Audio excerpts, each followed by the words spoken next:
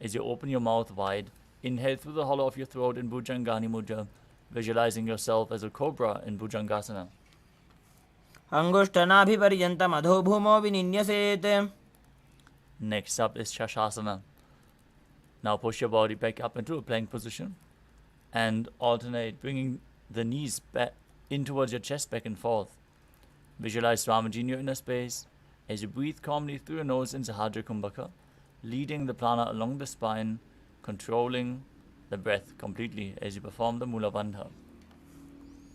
गजासन संस्थितो जानुद्वयमाकुञ्च वारं वारं कर्तव्यं शशासनं भवति. Next up is Vatasana. From a tall plank position, step one foot in between the two hands. Now jump the foot back, bring the other one in between the hands, again and again as you visualize yourself as a chariot. गजासन संस्थितो एकैकं पादं पुरोमार्गेण भ्रामयित्वा कर्तव्यं रथासनं भवति. Next up is Viravatasana. As you keep one foot flat on the ground with the toes pointing forwards, keep the front knee bent at a 90-degree angle, extending the other leg straight with the toes pointing outwards. Gaze to your third eye, visualize yourself as Lord Virabhadra as you perform Uddiyana Bandha and Mula Bandha in Virabhadrasana. वासिष्ठमतकौण्डिन्यम् ऊर्ध्वकुक्कुटमेव च.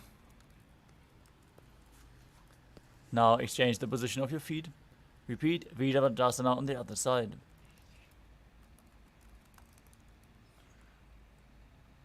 वासिष्ठमतकौण्डिन्यम् ऊर्ध्वकुक्कुटमेव च. Next up is the Vrikshasana. As you stand tall, bring one foot to the inner thigh, bring your palms together in Anjali Mudra and raise them up above your head. Keep your elbows straight, pull the stomach in and up, contract the perineal region, gaze forward as you visualize yourself as a tree. वामोरुमूलदेशे च याम्यं पादं निधायतु. Next up is Garudasana. Now, as you bring the raised leg to the opposite hip, join your hands together in Namaskara Mudra in front of the heart center. Visualize yourself as Lord Garuda as you perform the Mula Bandha. गरुडासनमावक्षे येन ध्यानं स्थिरं भवेत्.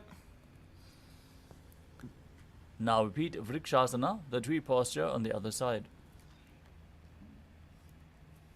वामोरुमूलदेशे च याम्यं पादं निधायतु. Now repeat Garudasana on the other side. Visualize yourself as Lord Garuda. गरुडासनमावक्षे येन ध्यानं स्थिरं भवेत्. Next up is Trikonasana. As you step one foot forward and the other one far back, with the front toes pointing forwards and the back toes facing sideways, extend your arms up parallel to the ground, lean forward and down, one hand to the foot, the other one up to the sky. As you gaze up, visualize yourself as a triangle and perform the Mula Bandha. उत्तानपादं क्रौञ्चं च मरीचिं वीरभद्रकम्. Exchange the position of your feet as you repeat Trikonasana on the other side. उत्तानपादं क्रौञ्चं च मरीचिं वीरभद्रकम्. Next up is Nikuttakakarana. From Arimandi position, heels together, toes pointing outwards and the knees bent. Raise one heel off the mat. Bring your hands in front of the chest with the palms facing each other as you stump your heels to the ground and exchange the position of your hands one by one, again and again.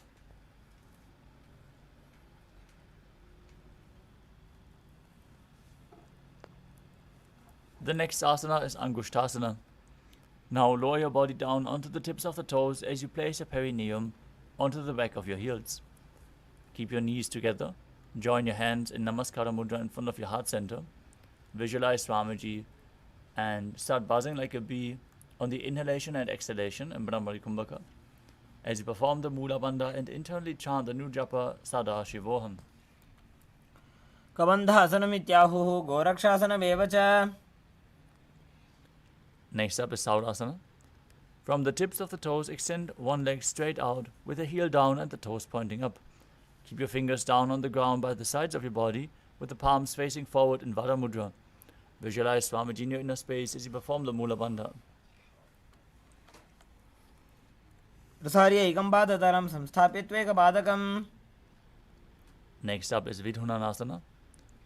From the same position, extend one leg forward, lean forward and down, and hold onto the big toe at front as you hold the back heel with the other hand. Visualize Swamiji in your inner space and perform the Mula Bandha. गुल्फस्थितो पादमेकं प्रसार्य तत्पादाग्रं संस्पृश्य तत्करेण. Now exchange the position of your feet, stretch the other leg forward as you repeat Saurasana on the other side with palms facing forward at the side of your body. प्रसार्य एकं पादतलं संस्थाप्य त्वेकपादकम्. Now lean forward and down, hold onto the big toe of the front foot and hold onto the back heel. Visualize Swamiji, buzz like a bee in Vidhunanasana on the other side. गुल्फस्थितो पादमेकं प्रसार्य तत्पादाग्रं संस्पृश्य तत्करेण. Next up is Brahmajalankushasana. As you keep your toes on the ground and your perineum placed on top of the raised heels, keep a gap between the knees and place the backs of your hands on top of the knees. Contract the perineal region. Tuck your chin to the chest as you gaze in between the hands and Shambhavi Mudra, eyes open wide, gazing within. This mudra can lead to the ultimate realization if performed constantly. Visualize Swamiji in your inner space and buzz like a bee in Brahmari Kumbhaka.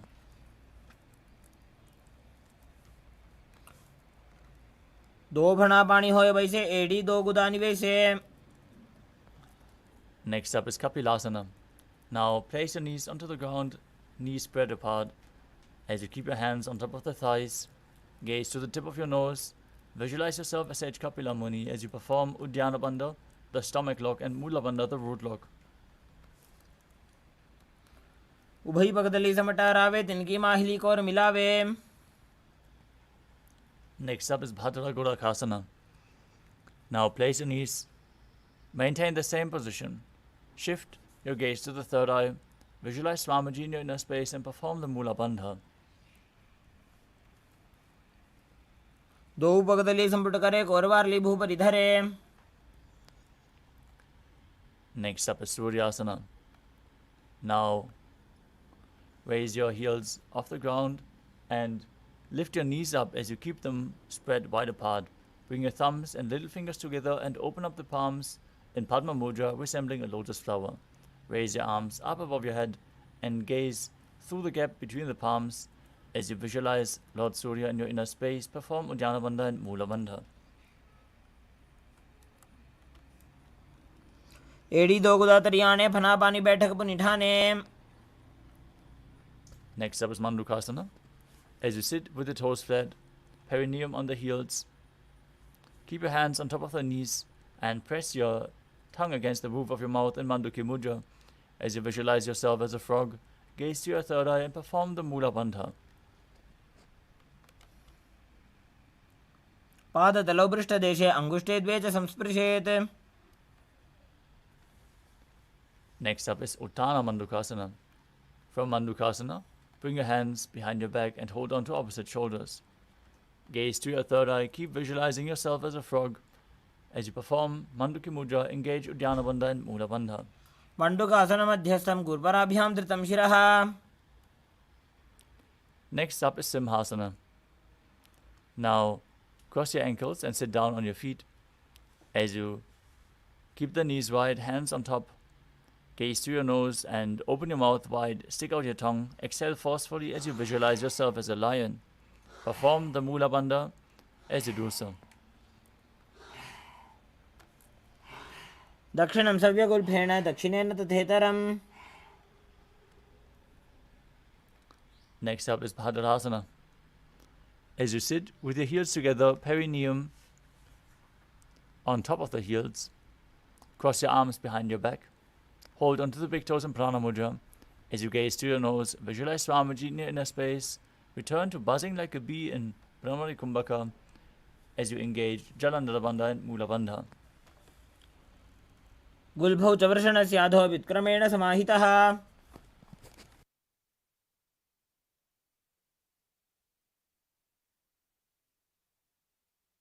Next up is Kakabushandya Asana. As you squat and keep the feet flat on the ground, with the knees open wide, bring your arms in and around the raised knees.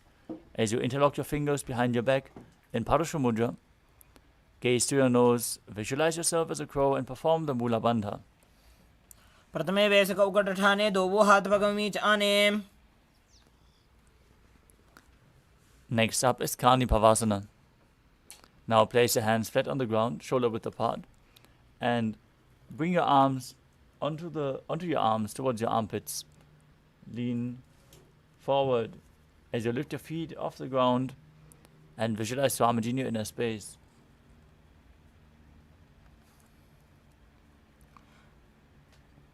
आसन को गुण आशी दुष्टा होई तो आची होई.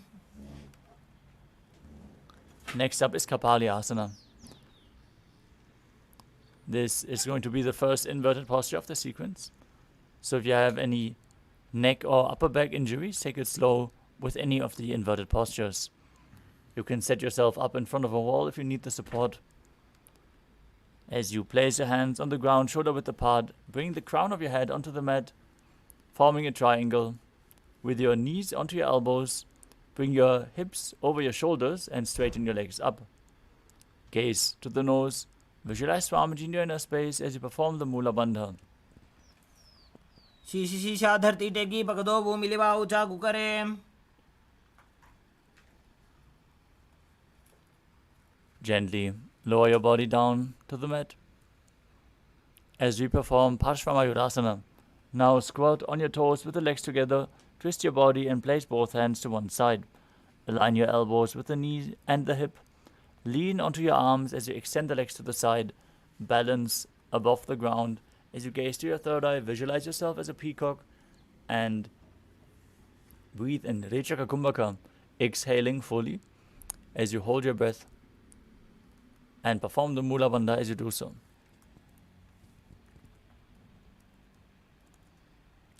मयूरम दंडवत कुर्यान मायूरम दंड नामकम. Now twist your body to the other side. Lean onto your arms and balance with the legs extended. Gaze to your third eye. Visualize yourself as a peacock. Exhale fully in Parshvamayurasana on the other side.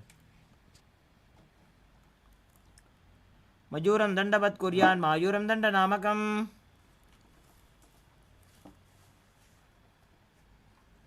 Next up is Bhairaganathasana. Now place your hands flat on the ground, shoulder width apart, as you step your legs back into Tadakshvasana, the plank position. Now step one foot outside the respective shoulder in between the two hands.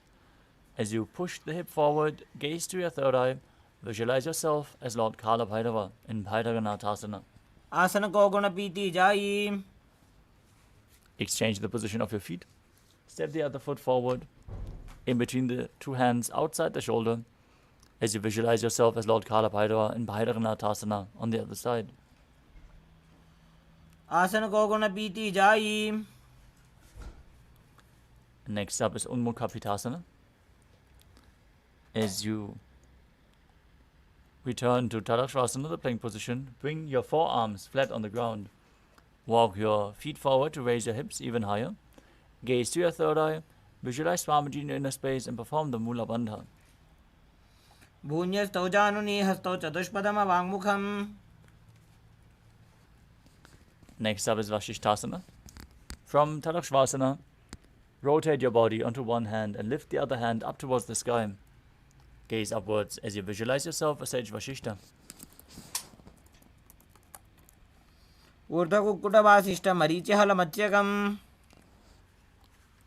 Now rotate your body to the other side.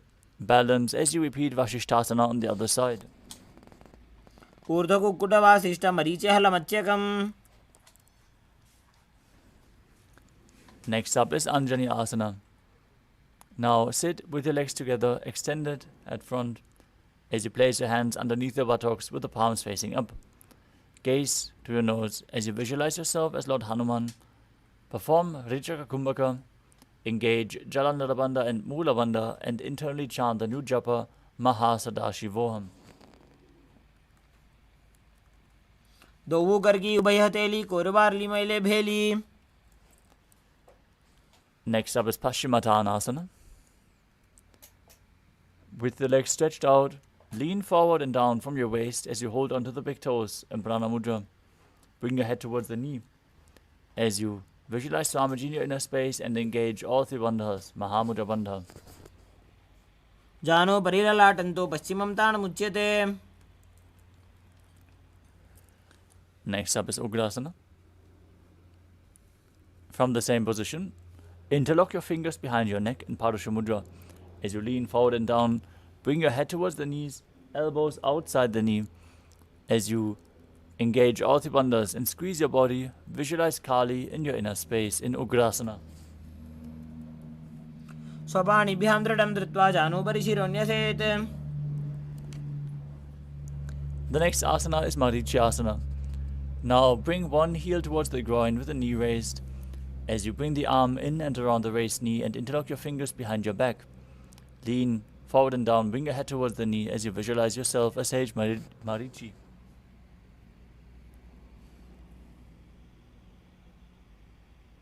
उत्तानपादं क्रौञ्चं च मरीचिं वीरभद्रकम्. Next up is Mahamudrasana. Now drop the knee to the ground, keep the heel at the perineum. As you lean forward and down, hold on to the front foot with both hands. Exhale fully.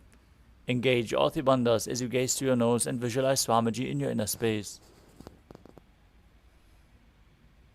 महामुद्रां प्रवक्ष्यामि तन्त्रेऽस्मिन् मम वल्लभे. Now exchange the position of your feet. Bring the other heel to the perineum with the knee raised. Lean forward, interlock your fingers behind your back as you repeat Marichi Asana on the other side. उत्तानपादं क्रौञ्चं च मरीचिं वीरभद्रकम्. Now drop the knee to the side, lean forward and down, hold onto the foot. Perform Mahamudra Bandha in Mahamudrasana on the other side. महामुद्रां प्रवक्ष्यामि तन्त्रेऽस्मिन् मम वल्लभे. Next up is Bhadrasana 2. Now join the soles of the feet in front of your body as you keep the heels close to the perineum. Hold your feet firmly with both hands as you push the knees down to the ground by the strength of your groin. Gaze to your third eye, visualize Swamiji in your inner space and perform the Mula Bandha. गुल्भौ तु वृषणस्यादः सीवन्त्याः पार्श्वयोः क्षिपेत्. Next up is Gvalipavasana. From Bhadrasana, extend your feet slightly away from the body. Place your hands on top of the knees. Gaze to the nose as you engage Jalandhara Bandha and Mula Bandha. And visualize Swamiji in Gvalipavasana. पूर्व चरपट चौक कख्यो सोजी वाही विधि चौकी जैसो जी.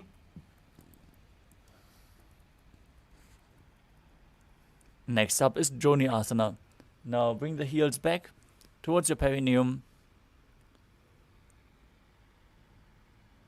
Visualize the Yoni Mandala, the visual representation of Devi Paramashiva Shakti herself, projected in the top right corner of your screen.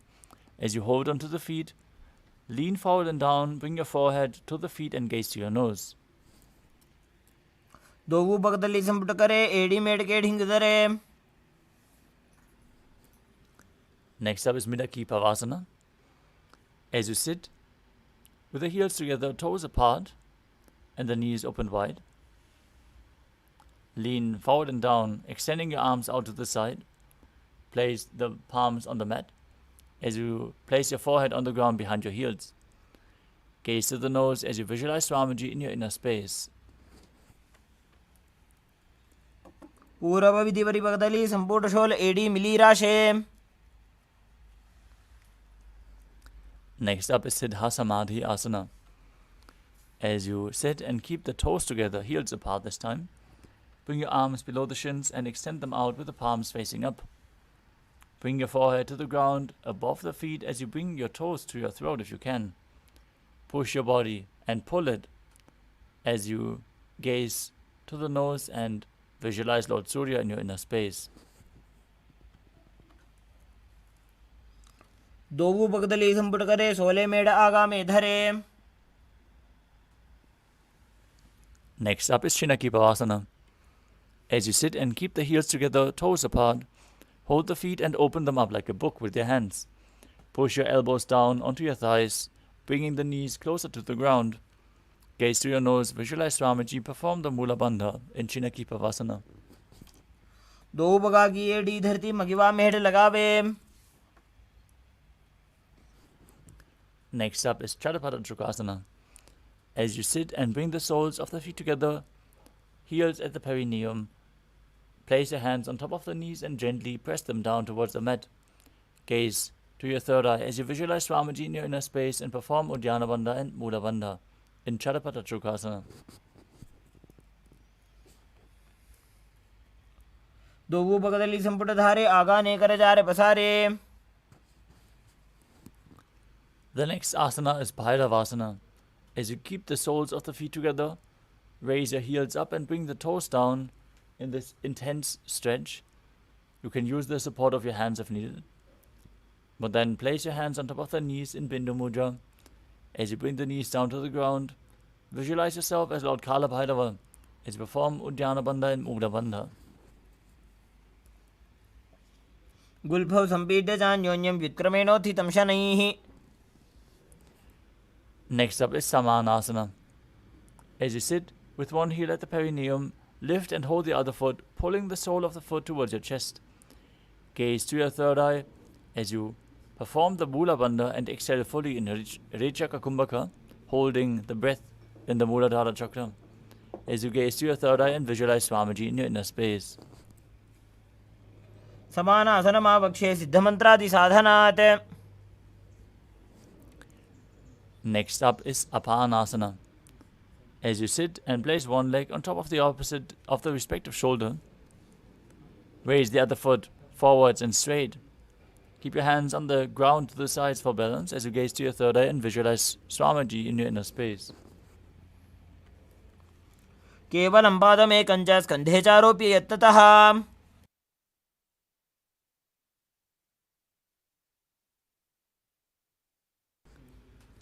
The next asana is Samanasana on the other side. Press the other heel against your groin as you lift the opposite foot towards your chest. Gaze to your third eye, visualize Swamiji in your inner space and focus on the Muladhara Chakra in Samanasana. समानासनमावक्षे सिद्धमन्त्रादि साधनात्. Next up is Apanasana on the other side. Now bring the other foot over top of the respective shoulder, extending the opposite leg straight. Gaze to your third eye, perform the Mula Bandha, visualizing Swamiji in your inner space. समानासनमावक्षे सिद्धमन्त्रादि साधनात्. Next up is Gomukhasana. As you sit and place one leg over top of the other, with the heels towards the outside of the hips, place both hands stacked on top of the knees. As you gaze to the nose, visualize the face of a cow, perform the Siddhkari Kumbhaka, hissing through your teeth while inhaling as you press your tongue up against the palate of your mouth without touching the teeth from inside. Perform the Mula Bandha and internally chant the new japa Om Nithyanandoham. सव्ये दक्षिणगुल्भं तु पृष्ठपार्श्वे नियोजयेत्. Next up is Anasuyasana. From Gomukhasana, hold onto the big toes in Prana Mudra. Gaze to your nose, visualize yourself as a Rishika Anasuya as you perform Uddiyana Bandha and Mula Bandha.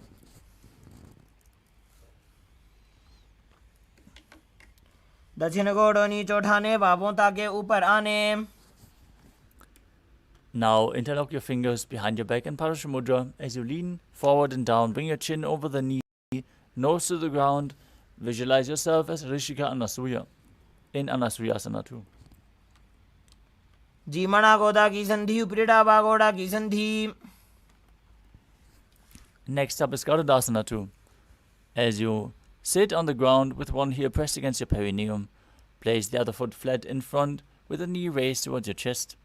Place your hands on the respective knees, gaze to your nose and visualize yourself as Lord Garuda. डाबो बगमोड़ी एड़ी माहिलो गुल्भमूल द्वारनी चाहिए. From Garudasana too, interlock your fingers behind your neck, twist your elbows outside of the raised knee and place your perineum on top of the heel. You can bring the heel of your foot onto the sole of the other foot as well as you gaze to your third eye and visualize yourself as Sage Narada in Naradasana. पिष्टिज वाम पगदली केरी भूपरि ताहि लगावे फेरी. Next up is Matsya Pitakasana. As you place one foot on top of the opposite thigh and wrap the respective arm around the knee, holding onto the opposite shin, hold that foot in Prana Mudra with the other hand as you gaze to your nose and visualize Matsya, the fish avatar of Lord Vishnu. वामेन वामाङ्गुष्ठं तु गृहीतं मत्स्यपीठकम्. Now repeat Gomukhasana on the other side, sticking your knees with the heels outside the hip. Gaze to your nose and visualize the face of a cow. सव्ये दक्षिणगोल्भं तु पृष्ठपार्श्वे नियोजयेत्. Don't forget to breathe in Siddhkari Kumbhaka, hissing through your teeth while inhaling. As you hold onto the feet, visualize yourself as a Rishika Anasuya in Anasuyasana on the other side.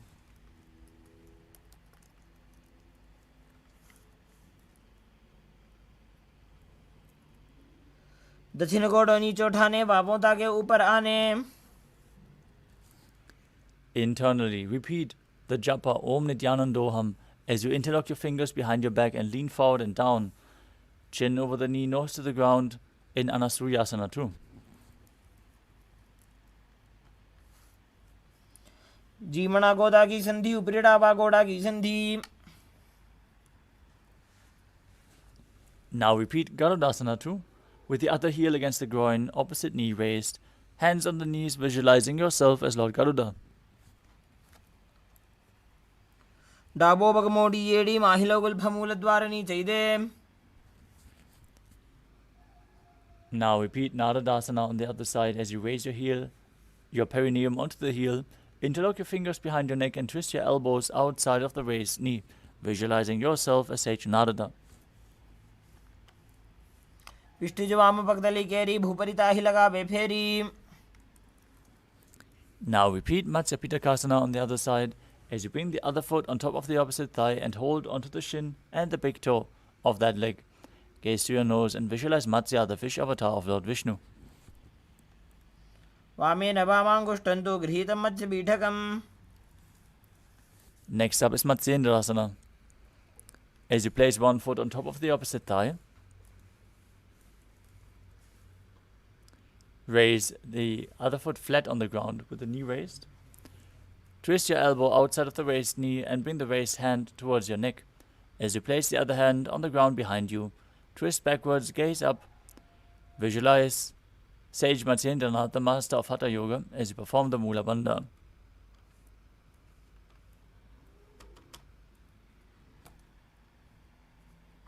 उदरं पश्चिमाभासं कृत्वा तिष्ठति यत्ततः. Next up is Kubasana. From Matsyendrasana, extend the front arm down towards the foot. Hold the big toe in Prana Mudra if you can. And bring the other hand towards your back ear as you gaze back and up towards your third eye. Visualize yourself as a camel and perform the Mula Bandha in Kubasana. आसन को गुण झोलो जाए. Next up is Matsyendrasana too. As you keep holding on to the big toe at the front foot, place the other hand on the ground behind you. Twist your body even further as you gaze to your third eye and visualize Sage Matsyendranath in Matsyendrasana too. मत्स्येन्द्रपीठं जठर प्रदीप्तिं प्रचण्डरुक्मण्डलखण्डनास्त्रम्. Now exchange the position of your feet. Place the other foot on top of the opposite thigh. As you twist your elbow outside the raised knee in Matsyendrasana on the other side. उदरं पश्चिमाभासं कृत्वा तिष्ठति यत्ततः. Now extend the front arm to the foot, hold the big toe in Prana Mudra. Place the other hand on your ear as you gaze to your third eye and visualize yourself as a camel in Kubasana on the other side. आसन को गुण झोलो जाए. Drop the back hand to the ground behind you. Twist your body even further in Matsyendrasana too on the other side.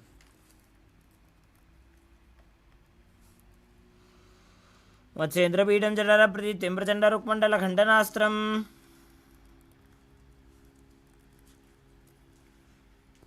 Next up is Padmasana. Now place your feet on top of the opposite thighs as you place your hands flat on top of the knees.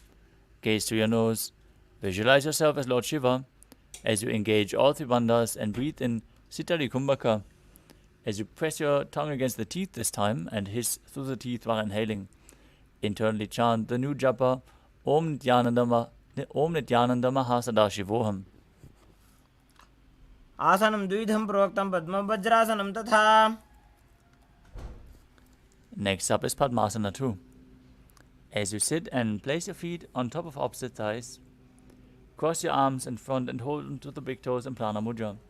Gaze to your nose, visualize yourself as Goddess Parvati, the consort of Lord Shiva, as you keep breathing in Sitali Kumbhaka and perform the Mula Bandha in Padmasana 2. उत्तानौ चरणौ कृत्वा ऊरु संस्थौ प्रयत्नतः. Next up is Kukutasana. From Padmasana, place your hands in between the thighs and calves and place them flat on the ground. Lift your body up and balance on your hands as you visualize yourself as a rooster. Calmly breathe through your nose in Sahajra Kumbhaka and engage the Mula Bandha. पद्मासनं सुसंस्थाप्य नान्वोरोरन्तरे करौ. Next up is Baddha Asana. From Padmasana, rise up onto your knees and place your hands flat on the ground in front with the fingers pointing backwards.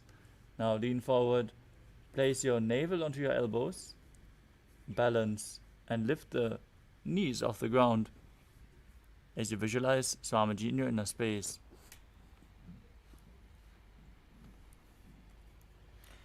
धरामोष्टभिकरद्वयेन तत्कूर्परिस्थापितानाभिपार्श्वः. Next up is Mayurasana. From your knees, place your hands flat on the ground, fingers pointing towards your body. As you place your elbows on the navel, lean forward until you find balance and then lift your feet off the mat. Gaze ahead. Visualize yourself as a peacock as you perform the Mula Bandha. अथ वक्षे Mahadev मयूरासनमुत्तमम्. Next up is Makarasana. As you lay down on your stomach, with the feet pointing outwards, hands interlocked behind your neck. Visualize yourself as a crocodile as you perform the Mula Bandha. अध्यासशेते हृदयं निदाय भूमौ च पादौ च प्रसार्यमानौ. Next up is Shalabhasana. As you lay down on your stomach, with the hands placed on the ground beside your chest, raise your legs up, bring your thighs up off the ground as you visualize yourself as a locust. अध्यासशेते करयुग्मवक्षो भूमिमष्टभ्यकरयोः स्थलाभ्याम्. Next up is Ushtrasana. As you lay down on your stomach and bring your hands to the feet, pull them down outside of the hip.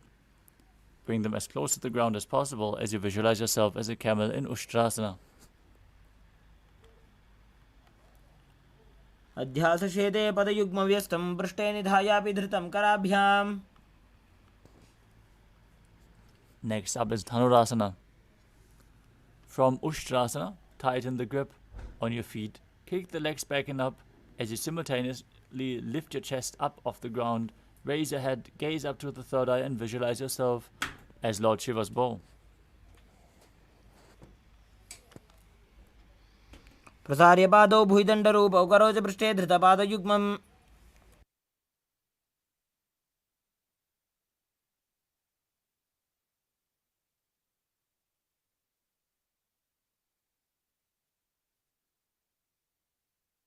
Next asana is Bhagasana.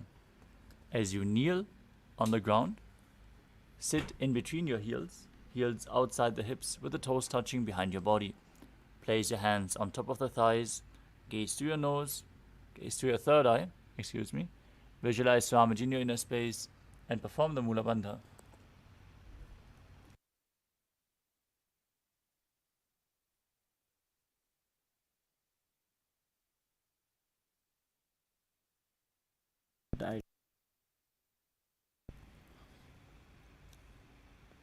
उल्टा मोड़ी पाँव दो वैसे बहुरो जुगती करे एक ऐसे. We are now setting up for the next inverted posture. So set yourself up in front of a wall if the aid is required. From your knees, place your elbows on the ground, shoulder width apart. Interlock your fingers and place the crown of your head onto the mat. As you support your head with your hands, walk your feet forward, align your hips with the shoulders and raise your feet off the ground. Pull the knees inwards towards your chest. Try to touch your chin with the knees. As you gaze through the nose and visualize Swamiji in your inner space, breathing calmly through your nose in Sahaja Kumbhaka in Gohi Asana. दो हाथ की कहुनी जोजी पुनः कलाई जाने दो जी. Now from Gohi Asana, extend your legs up straight into Shirshasana. Gaze to your nose, visualize Swamiji in your inner space and perform the Mula Bandha. विपरीतं मण्डलं च द्विधैव विदितं हिनः.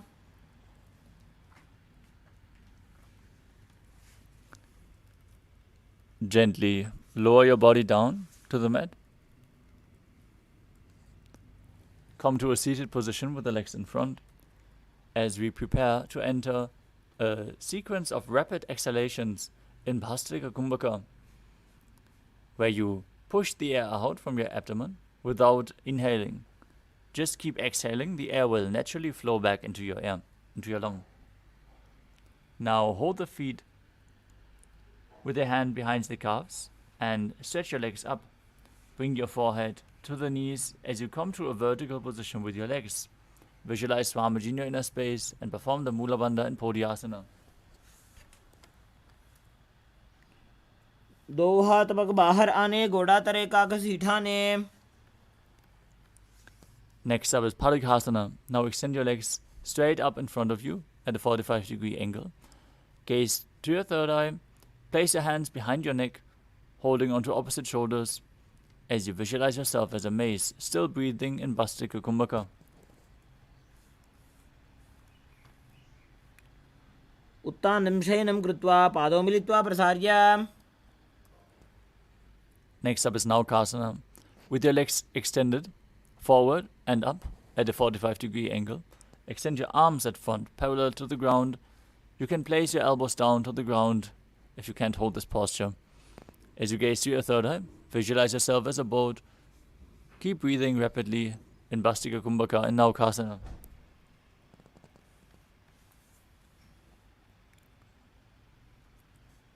उत्तानं शयनं गुरुपराभ्यां भूमिं वष्ट्रभ्य. Next up is Rudrasana. As you sit and lift your feet up, scoop your hands underneath the heels and pull the feet towards your chest. Keep your spine straight, sit upright as you gaze to the nose and visualize yourself as Lord Rudra in Rudrasana. पगतली संपुट करी हाथस्य bug उचाजी. Now breathe slowly. Lay down on your back with the feet flat on the ground, knees raised. Place your palms on the ground behind your heels as you gaze to your nose. Visualize Swamiji in your inner space and perform the Murcha Kumbhaka, where you engage Jalandhara Bandha, the throat lock, and exhale as you keep Jalandhara Bandha tightly engaged. This leads to a state of swooning. Perform the Mula Bandha in Unmukha Pitasana too.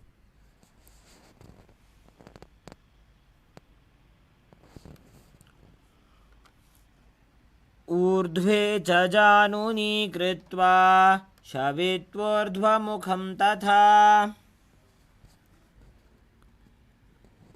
Now lay down on your back. Extend your feet out flat. Hands by the side of your hips with the palms facing up in Shivasana. Perform the Shakti Chalan Mudra. Forcefully pull the Kundalini Shakti up along your spine all the way to the ground center. Relax. Unclutch from any internal or external movements. Be completely still as you visualize that your body is dead. And Swamiji, the Supreme Pontiff of Hinduism, is liberating you. Internally chant Om Nithyananda Paramashivoham. उत्तानं शववद्भूमौ शयनं तोषवासनं शवासनं श्रान्तिहरं चित्तविश्रान्तिकारकम्.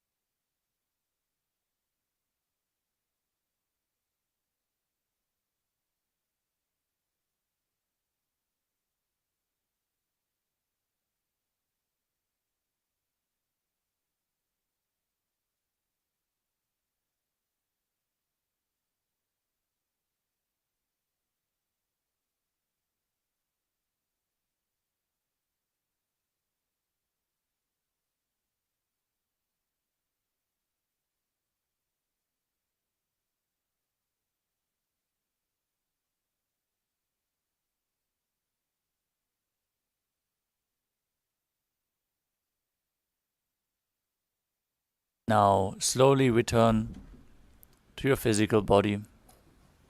Start to wiggle your fingers and toes, your wrists and your ankles, your elbows and your knees.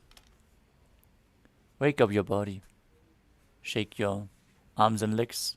Pull the knees in towards your chest. And slowly return to a comfortable seated position. Congratulations, you completed the first 108 asanas of the sequence, the Pratama Vinyasa Krama. We would like to request all the participants to please make sure that your cameras are switched on and your rooms are properly lit so you are visible on camera. This is a security measure. Please follow along with the guidelines as we are going to move on to the next asana of the sequence, which is Yathasana Ishtasana. Now sit in a posture that brings ease to your physical and mental space. Any comfortable posture is fine. Then place your hands on top of the knees in Bindu Mudra with index and thumb together, palms facing up. Visualize Swamiji in your inner space as you perform the Mula Bandha.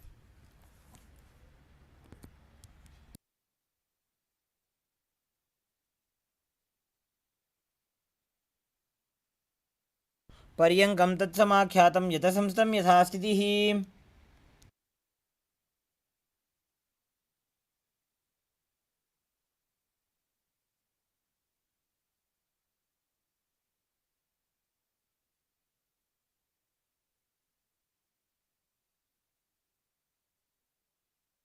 The next asana is Samasana. Now sit in a cross-legged position with your hands on the knees, thumbs and index fingers touching. Take a long, deep inhalation and hold your breath. Then, after exhaling deeply, take prolonged inhalations and exhalations. Visualize Swamiji in your inner space as you perform the Mula Bandha. इदानीं गर्भिणीनां योगाभ्यासो यथा लघो।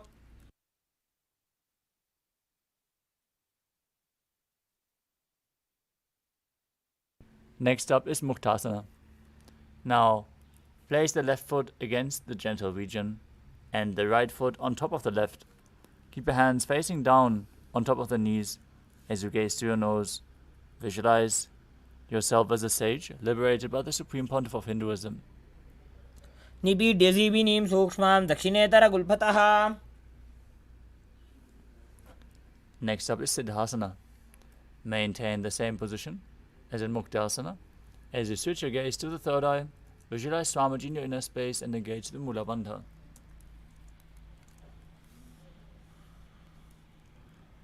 स्थानोत्सम्यमितेन्द्रियोचलदृशा पश्यन् भ्रुवोरन्तरं चैतन्मोक्षकपातभेदजनकं सिद्धासनं प्रोच्यते। Next up is Siddhyasana. Maintain the same position. Gaze to the ground in front of you as you engage all three bandhas and visualize Swamiji in your inner space. वामपादके इडीजानो श्रीवनिमधितासकोठानो। Next up is Rudrasana 2. Now keep your legs in the same position as in Siddhyasana. Rotate your hands on top of the knees back into Bindu Mudra. As you switch your gaze to the third eye, visualize yourself as Lord Rudra, the fierce dimension of Shiva, as you perform the Mula Bandha. वामचरणपरिदर्शनाखे एकजुगदीय सेवि दिदाखे।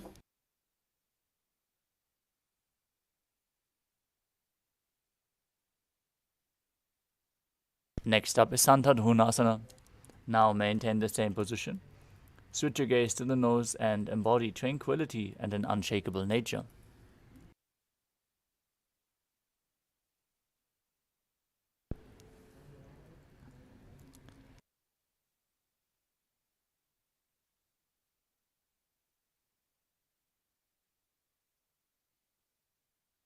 Next up is Siddhasana 2. Now maintain one heel on top of the other as you bring your hands to the navel, cupping one palm over the other, resembling a lotus flower in Samputa Mudra. Visualize Swamiji in your inner space as you perform the Mula Bandha.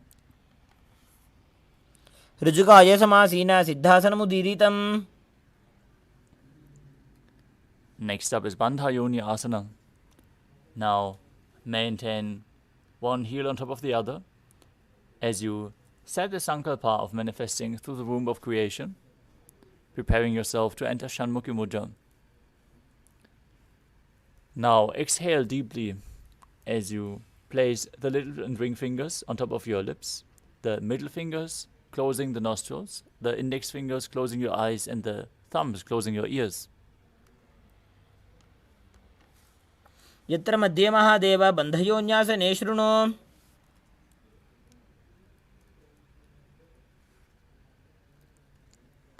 Next up is Virasana. Now place one foot on the opposite thigh and the other foot beneath the opposite thigh. Place your hands in Bindu Mudra on top of the respective knees as you embody the state and space of bravery, Vida. एकं पादमथैकस्मिन् विन्यस्योरुणि संस्थितः। Next up is Valmikasana. Now keep the left heel on the right side of the regenerative organs, with the toes underneath the thigh, and the right foot on the left leg, with the toes by the knee. Place your hands on top of the knees in Bindu Mudra. As you gaze through your third eye, visualize Sage Valmiki, the great poet and author of Ramayana. दावा पगगी पगथली पुनि AD है जोय।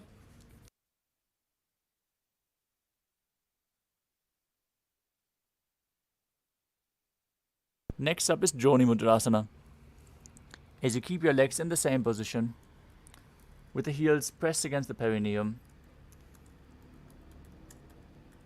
Now switch your gaze to the nose and rotate your hands on top of the knees. Keep your hands flat on the knees as you visualize Yoni Mandala, the visual representation of Devi Paramashiva Shakti herself.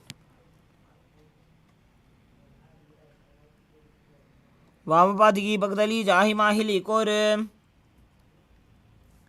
Next up is Yoni Asana. Now keep your feet and hands in the same position. Switch your gaze to the third eye as you visualize the Yoni Mandala and perform the Mula Bandha.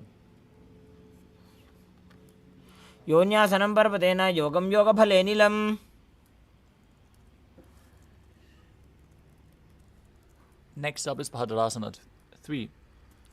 As you sit and bring the soles of the feet together in front, with the heels against your perineum, hold the feet with both hands and push the knees down to the ground.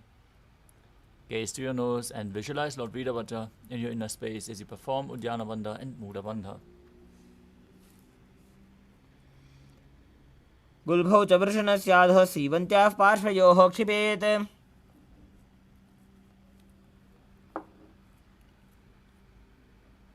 Next up is Aghodasana. As you keep the soles of the feet together, heels at the perineum, press your tongue up against the roof of your mouth in Kechari Mudra, leading it up towards your third eye. Cover your mouth with your right hand. Close the left nostril with the index finger. Inhale deeply through the right nostril. Close both nostrils, hold your breath. Then exhale through the left nostril and repeat on the other side in Abhyantara Kumbhaka. As you gaze to your third eye and visualize yourself as an Aghori. पूर्वकहो विश्रिका जोयी वाही विधि जोगी जय सोयी. Next up is Kanari Pavasana. Now bring your feet together in front, with the toes together and the heels apart. Place your elbows on the heels, rest your chin on the palms, gaze to your nose, engage Uddiyana Bandha and Mula Bandha. Perform Harichaka Kumbhaka as you exhale fully and hold your breath. Visualize yourself as a female elephant drinking water. ग्वाली पाव आसन कख्यो है जैसे जाहू में जाने विधि तैसे. Next up is Parasana. As you sit with your knees raised, arms between the thighs and calves, interlace your fingers in Parusha Mudra. As you gaze through your nose, visualize Swamiji in your inner space and perform the Mula Bandha. ततोर्ध्वम्रे च येत् वायुं मृदुनिश्वास संयुतम्. Next up is Gopi Chandasana. Now interlace your fingers around the feet with the soles together, toes at the groove of your throat, the heels touching your chest. Place your chin on the hands, gaze to your nose as you embody the state and space of a king. पूर्व विधि पगा का अंगूठा कंठकू पराशे.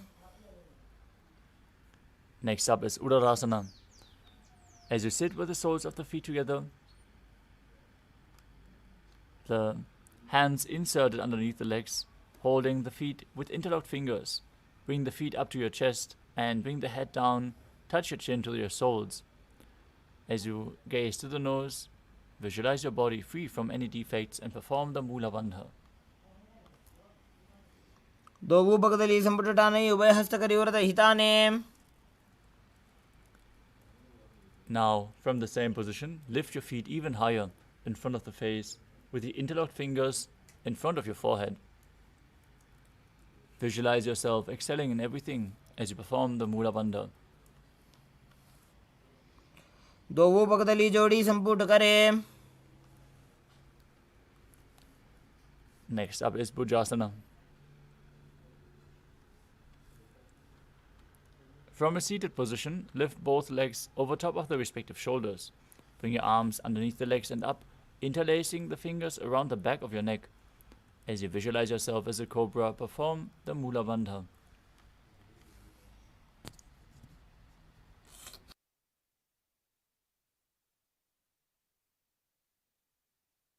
शिरासनं तु विज्ञेयं कक्षासनमतः परम्. Next up is Kalyanasana. Maintain a seated position, raise your legs up, bring your elbows under the knees and wrap them around your back, clasping your hands behind your back. Gaze to the nose as you visualize yourself as a beautiful, auspicious goddess. दो हाथ Burgman नीचे आने जिनको गोड़ा नीचे ठाने.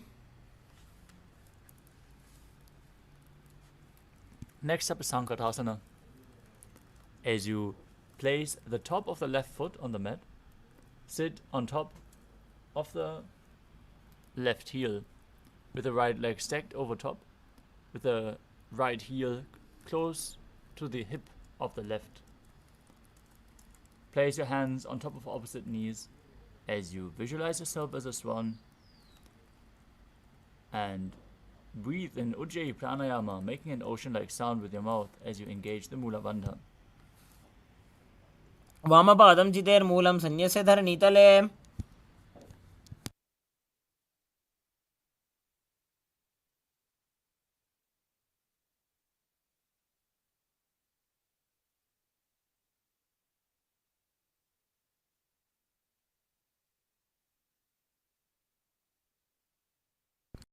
Next up is Dhenukasana. From Sankatasana, slide the left heel outside the hip and sit on the ground. As you place your hands on top of both knees, visualize a cow in your inner space and perform Uddiyana Bandha and Mula Bandha in Dhenukasana.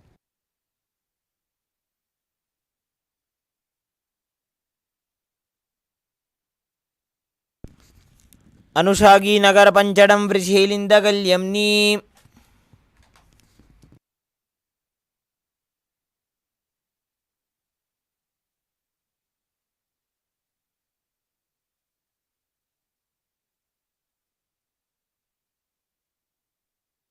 The next asana is Machandrasana. Now place the right foot on the left thigh and the left foot on the right knee. Bring your left hand behind the back, twist your body and hold on to opposite thighs with your hands as you twist your body even further. Gaze to your third eye, visualize Swamiji in your inner space and perform the Mula Bandha. वामजंग परिदक्षिण ठाने वामहस्त पिष्टे दिस आने बहुरो दक्षिण पद है जोजी ताकी नलिजू पकड़े सोजी. वामचरण पुनि ऐसे करे दक्षिण गोड़ ऊपर धरे बहुरो दक्षिण हस्त है जोजी वामजंग परि आने सोजी.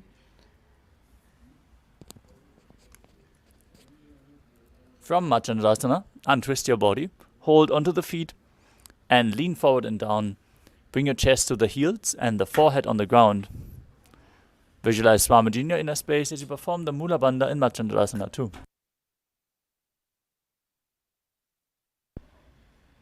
प्रथम जी मनो चरण जोजी वामजंग परि राखे sooji. Next up is Guru Asana. As you maintain your feet in the same position, interlace your fingers and place them on the top knee. Engage all three bandhas. Visualize Swamiji, your Guru, in your inner space. ऊर्मूले इतरपाद से कनिष्ठिका प्रदेश गुल्भम संस्थाप्य. Now repeat Sankatasana on the other side. As you place the top of your right foot on the ground, sit on the right heel, stick the left knee over top, hands on opposite knees, visualizing yourself as an elegant swan. वामपादं चितेर्मूलं सन्न्यस्य धरणीतले.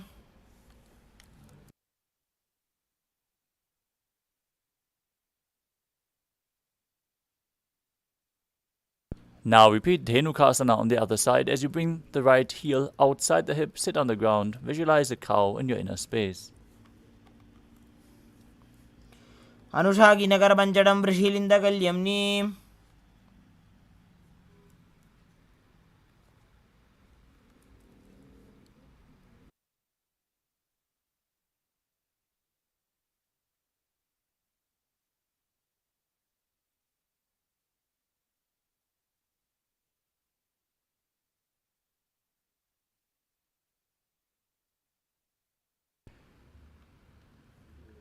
Now place the left foot on the right thigh and the right foot on the left knee. Twist your body, hold on to opposite thighs as you bring the right arm behind your back and gaze to your third eye, visualize Swamiji in your inner space and perform the Mula Bandha in Machandrasana. वामजंग परिदक्षिण टाने वामहस्त पिष्टी दिस आने.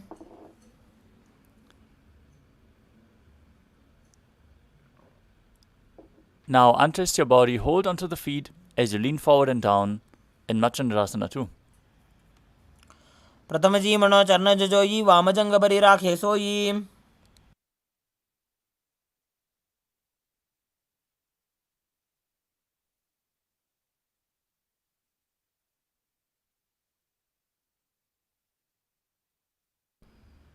Now repeat Guru Asana on the other side as you engage all three bandhas. Interlock your fingers, place them on the top knee and visualize Swamiji, your Guru, in your inner space. ऊर्मूले इतरपादस्य कनिष्ठिकाप्रदेशगुल्भं संस्थाप्य. Next up is Parshasana. As you sit with your feet flat on the ground, hold your knees with opposite hands and pull them close in towards your chest. Keep your tongue up against the palate of your mouth and Kechari Mudra. Gaze to your third eye and visualize Swamiji in your inner space. पादतले भूमो निधाय जानन्यूरसि निधाय. Next up is Bodhashukasana. Now, from the same position, hold on to opposite wrists. Pull your knees in. Place your chin on the knee. Gaze to your nose as you visualize being in an abode of bliss. दोवु बगदली भूपरिधरे korma हिलिये सेकरे. The next asana is Kudakatasana. From the same position, bring your hands underneath the knees and hold on to opposite elbows. Gaze towards your nose as you visualize Swamiji in your inner space and perform the Mula Bandha.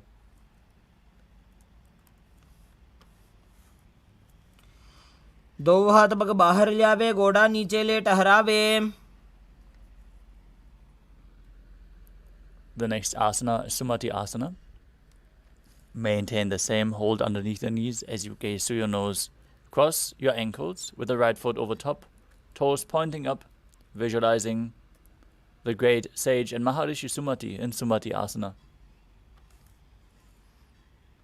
मूलद्वारि धरती परिठाने डाबा पग परितच बदाने.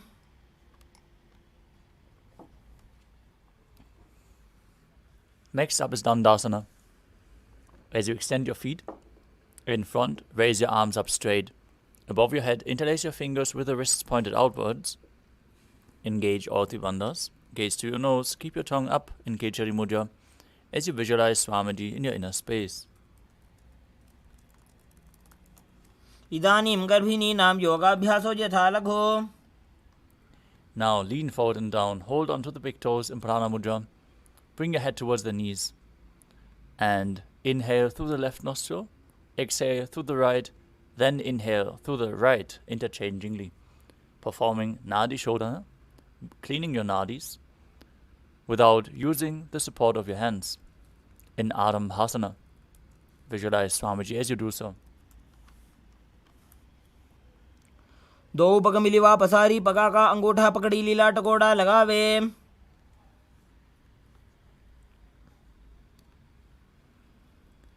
Next up is Bhidokasana.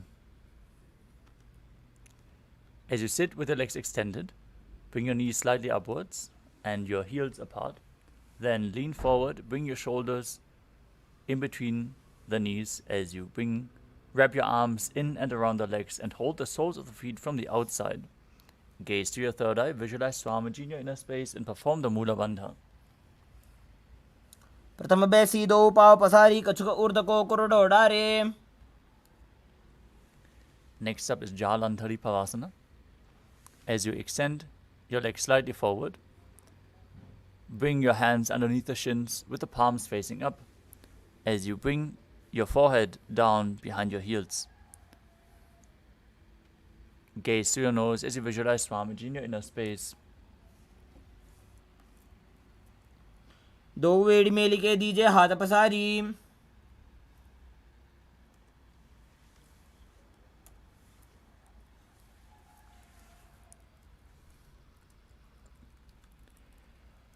The next asana is Urdhva Paschimottanasana.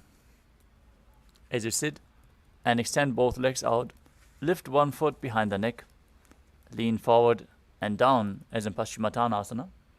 If you cannot bring your leg behind your neck, you can bring it over your shoulder or pull it towards your chest or just cross it over top of your knee and then lean forward and down. All this will open up your hip and lead to the progression in this asana. Now, visualize Swamiji and perform the Pratyahara Pranayama, where you focus on the prana flowing upwards through your body, through the 9 points, which were revealed by Mahadeva, which are the soles of the feet, the regenerative organs, the navel, the heart, the throat center, the uvula, the center of the eyebrows, the top of your forehead, and the crown of your head. Perform the Mula Bandha as you do so and internally chant the Mahavakya, Om Nithyananda Paramashivoham. पश्चिमतानवत्संस्थितिं कृत्वा एकं पादं ग्रीवायां धृत्वा तिष्ठेत्. Next up is Anantasana, with your leg behind your back or lifted as high as you can. Straighten your spine, lay on your back as you gaze through your nose and visualize yourself as being infinite, endless, eternal.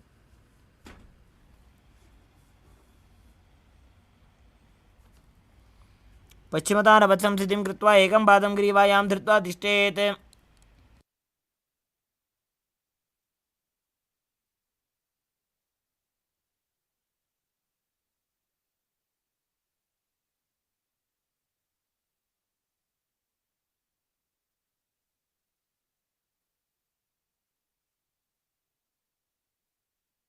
From Anantasana, roll onto the elbow of the hand holding onto your foot. Rest on your side as you gaze through your nose and feel in complete control in Ankushasana. उत्थानसहित एकैकं पादं ग्रीवायां कुर्वन्. Next up is Drushasana. As you lay on your back, bring the knees in towards your chest and circle your thighs and calves with your arms as you roll from left to right. Visualize Swamiji in your inner space as you perform the Mula Bandha. उत्थानशयनं जानुनि हृदयेवष्टम्भ. Now repeat Urdhva Paschimottanasana on the other side as you lift the other leg behind your neck and lean forward and down, holding onto the front foot. Again, pull the leg up as high as you can or cross it over your knee to open your hip.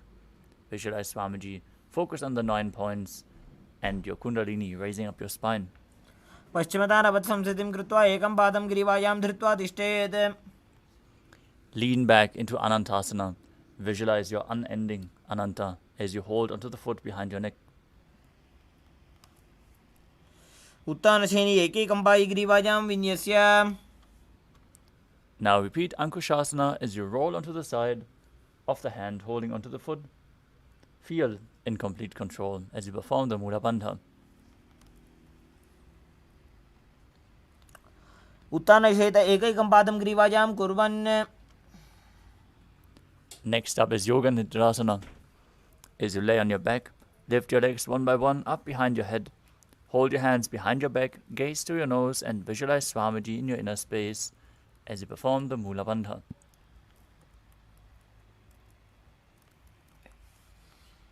पादाभ्यां वेष्टयेत् कण्ठं हस्ताभ्यां पृष्ठबन्धनम्.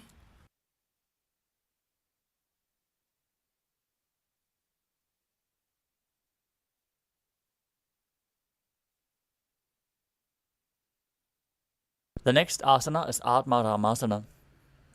While laying on your back, raise your legs towards your head, wrap your hands around the legs and interlace your fingers behind your neck. Gaze towards your nose as you visualize Lord Vishnu blessing you from within. Perform the Mula Bandha as you do so. आत्मा राम आसन प्रथमसु धोसो वे.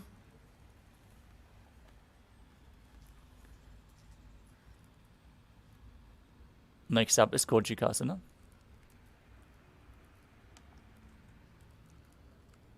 As you lay on your back, pull your knees towards your chest with the soles facing up. Place your arms extended to the side at shoulder level. Gaze to your third eye. Visualize Swamiji in your inner space as you perform the Mula Bandha. Focus on the prana flowing up along your spine in Pratyahara Kumbhaka. Engage the Mula Bandha and internally chant the Mahavakya Om Nithyananda Paramashivoham.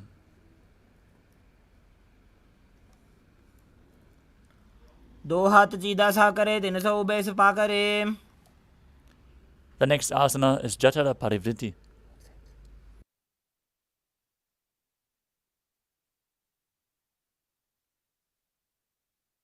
This asana consists of 3 steps. We are going to perform all 3 steps and then all 3 steps on the other side. As you lay on your back, pull your knees towards your chest with the arms reaching out to the sides at shoulder level. Visualize Swamiji. Perform the Mula Bandha. Focus on the prana flowing up. As you drop one knee to the side with the opposite leg extended down. Step 1. Bring both knees bent to the side. Step 2. Extend both legs to the side, hold the feet and gaze away from the feet. Step 3. Return to the neutral position with your knees against your chest.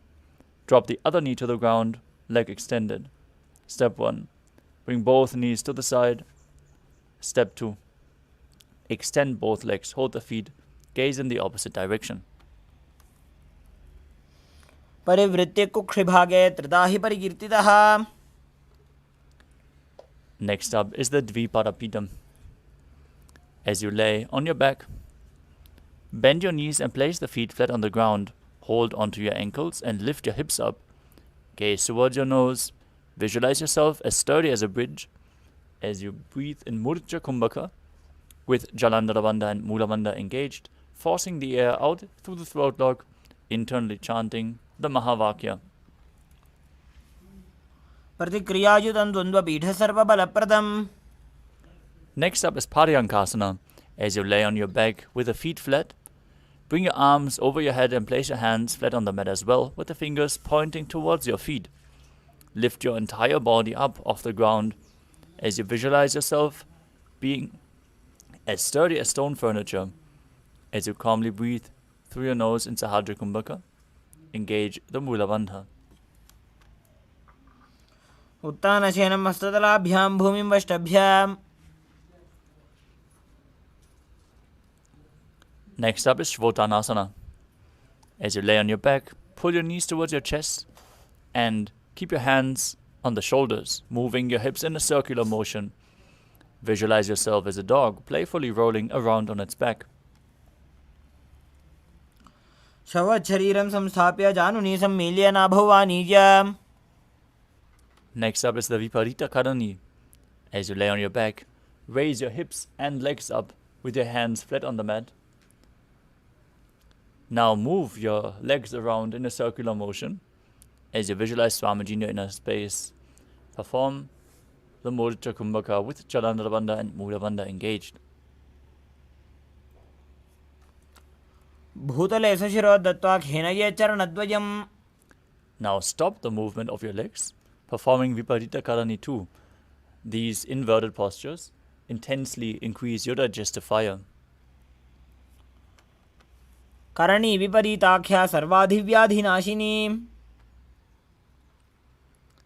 Next up is Langalasana. As you lay on your back, lift your hips, take your feet over your head with the toes on the floor.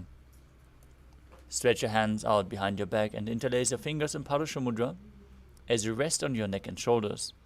Visualize yourself as a plow. Perform Jalandhara Bandha and Mula Bandha. नरकासने स्थित्वा नासिकाप्रदेशे भूमौ पादपृष्ठे स्थाप्य. Next up is Shaita Paschimottanasana. From the same position, hold onto your feet.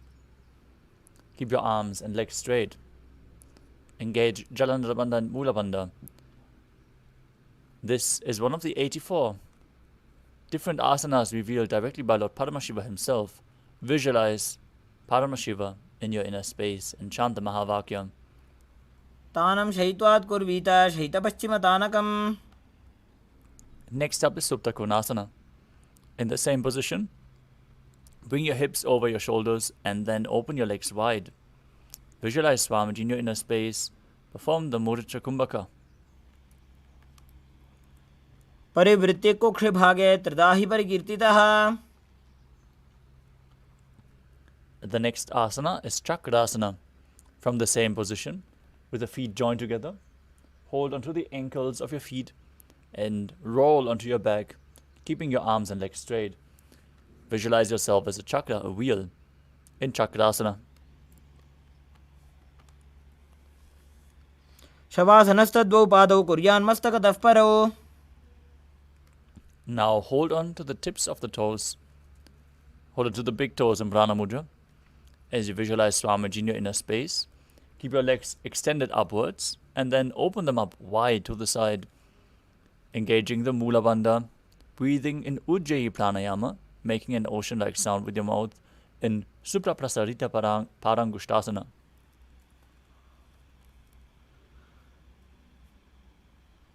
उत्तानपादं क्रौञ्चं च मरीचिं वीरभद्रकम्.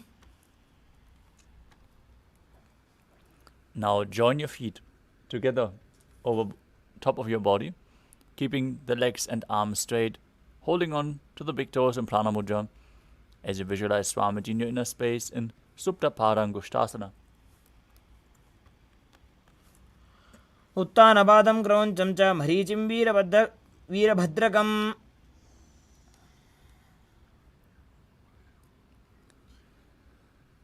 From the same position, cross your legs into Padmasana and lay flat on your back with your arms over top of your head, holding on to opposite elbows with your hands. Gaze to your nose, visualize Matsya, the fish avatar of Lord Vishnu, in Matsyasana. मुक्तपद्मासनं कृत्वा उत्तानशयनं चरेत्.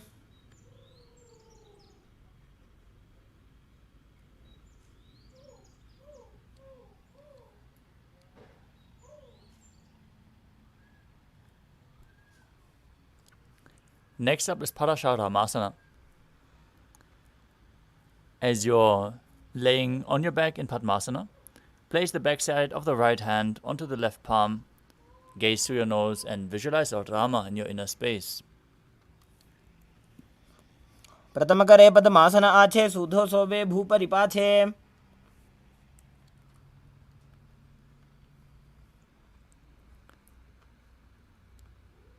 Next up is Sarvangasana. While laying on your back, with the legs in Padmasana, raise your hips and legs up. Place your hands onto the hips, with the elbows on the ground, supporting your body. As you gaze through your nose, visualize Swamiji and perform the Murcha Kumbhaka with Jalandhara Bandha and Mula Bandha engaged. अथवा क्षेत्र संक्षेपात् सर्वांगासनमुत्तमम्. Next up is Vrishchikasana. Lay on your back, one foot on the opposite thigh. Lift the other knee towards your head as you extend both arms up above your head, hook the fingers forward, and gaze to your third eye, visualizing yourself as a scorpion, engaging Jalandhara Bandha and Mula Bandha. प्रथमशयन सूधो शीशिकेशिकी सन्धि सुदाखे. Now exchange the position of your feet. Place the other foot on top of the opposite thigh as you repeat Vrishchikasana on the other side. प्रथमशयन सूधो शीशिकेशिकी सन्धि सुदाखे.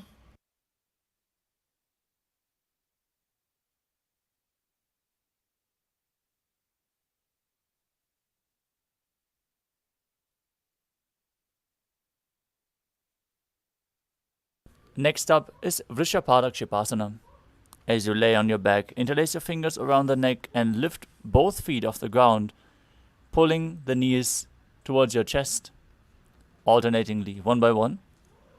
Visualize Swamiji in your inner space, breathe calmly through your nose in Sahadra Kumbhaka and perform the Mula Bandha. उत्तानं शयनं कृत्वा अङ्गुलिभिः कन्द्रां बद्ध्वा. Next up is Maruttanasana. As you lay on your back, with your hands by the side of your hips, lift your legs one by one, touching the knees to the ears. Visualize Swamiji in your inner space, perform the Mula Bandha.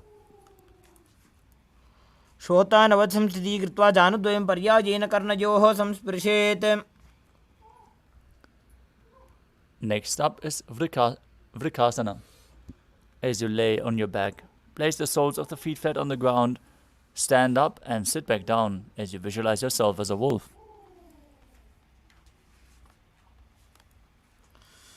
अथ उत्तानशयनं कृत्वा पादतलाभ्यां भूमिं धृत्वा.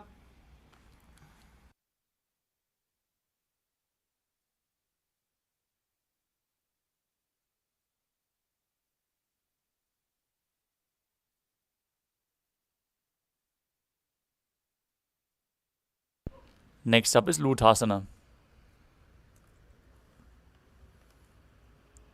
As you lay on your back, quickly throw your legs above your head, Completely roll over and finish in a prone position. Repeat this again and again as you visualize Swamiji in your inner space and perform the Mula Bandha. उत्तानशयनं पादौ शिरौ उल्लङ्घ्य भूमौ स्थापयित्वा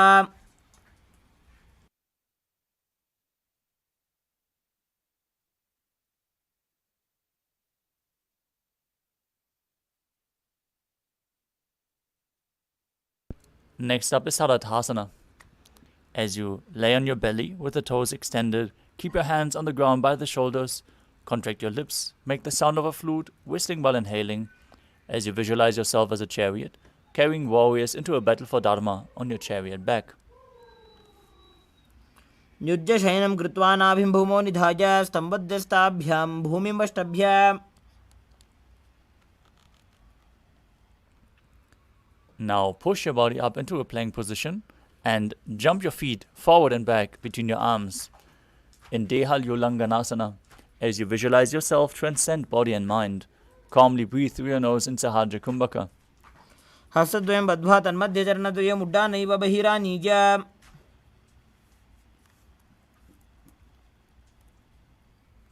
Next up is Jati Asana. From a standing position, bend forward and place your hands on the mat, walking back and forth as you visualize yourself as a wise 60-year-old elephant.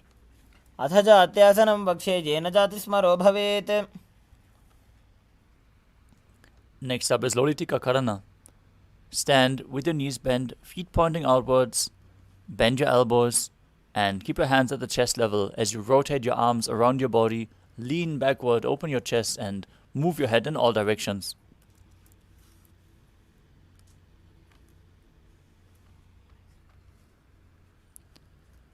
Next up is Sarapasana. Now tie your feet with a rope and then stand erect like a rod. Keep your arms at the side with the hands touching the thighs. Visualize your Kundalini, Devi, raising and curling upward around your body. As you breathe calmly through your nose in Sahajra Kumbhaka and perform the Mula Bandha. अथ सर्पासनं वक्षे वायुपाणाय केवलम्.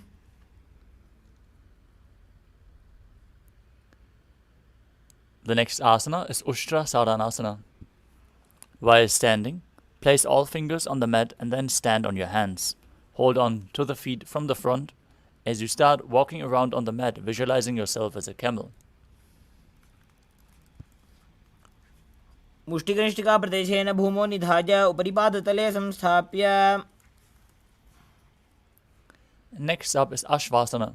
From the same position, hold the feet from the side. Visualize yourself as a horse as you again walk around on the mat. मुष्टिकनिष्ठिकाप्रदेशेन भूमौ निधाय उपरिपादतले संस्थाप्य. Next up is Kapota Nitakasana. As you stand straight with the feet together, interlace your hands behind your back and pull them down towards your calves. Open up your chest as you visualize yourself as a soaring bird diving. Perform the Mula Bandha. पादतले भूमौ निधाय पृष्ठभागेन हस्तौ जङ्घापर्यन्तं नीत्वा.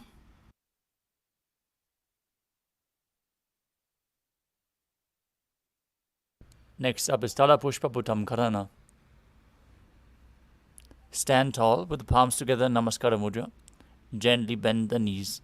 Keep the toes pointing outwards. Simultaneously open up the palms and raise one heel off the ground, slightly lowering the waist and shoulder of the respective heel. Visualize you're holding a bouquet of flowers and offering it to Paramashiva.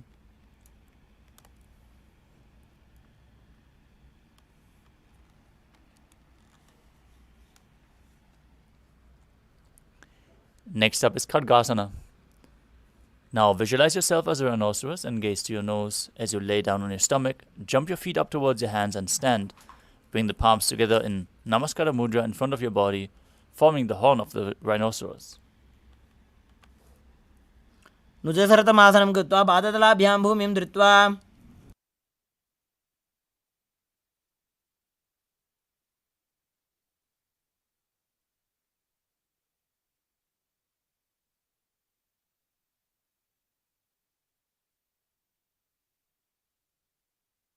Next up is the Uttanottanam. As you sit down, all the way or as low as you can to the ground, stand up and sit back down, Do this again and again, holding weights if you want to intensify the asana. Gaze through your nose, visualize Swamiji in your inner space. पुनः पुनः उत्थातव्यमसितव्यमिति उत्थानोत्थानं भवति.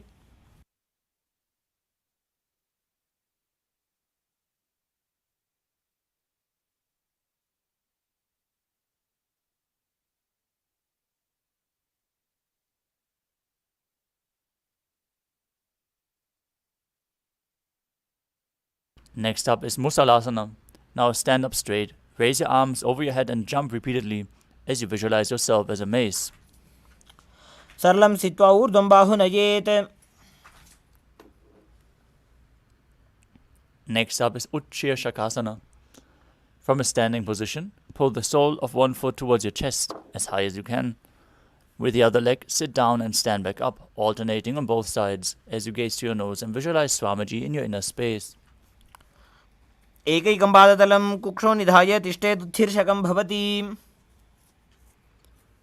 Next up is Parshvajanukarana.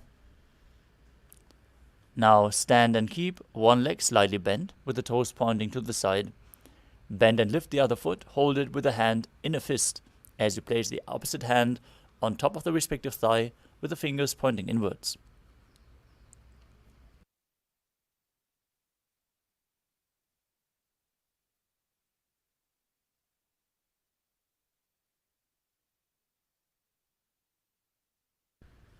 The next asana is Tandavasana. You can hold weights to intensify this asana as you visualize yourself fiercely dancing as Lord Shiva. Extend your arms and one leg forward and sit down and stand back up on one leg. एकेन पादेन स्थातव्यं ताण्डवासनं भवति. Next up is Brahmanasana. As you place the left foot on the opposite thigh and stand erect on the mat like a rod. Keep your hands hanging down at the side. Visualize Lord Brahma blessing you from within. ब्राह्मणासनमावक्ष्ये यत्कृत्वा ब्राह्मणो भवेत्.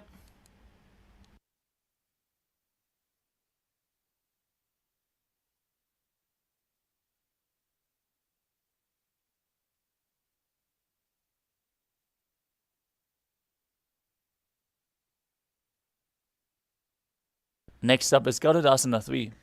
Stand tall and wrap the left leg over and around the right knee. Tuck the left toes on the other side of the right calf as you simultaneously cross the left arm below the right and bring the palms together in Namaskara Mudra. Visualize yourself as Lord Garuda as you perform the Mula Bandha.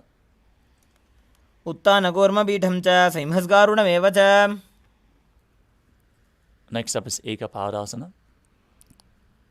As you stand straight on one leg, bring the other foot on top of the opposite thigh.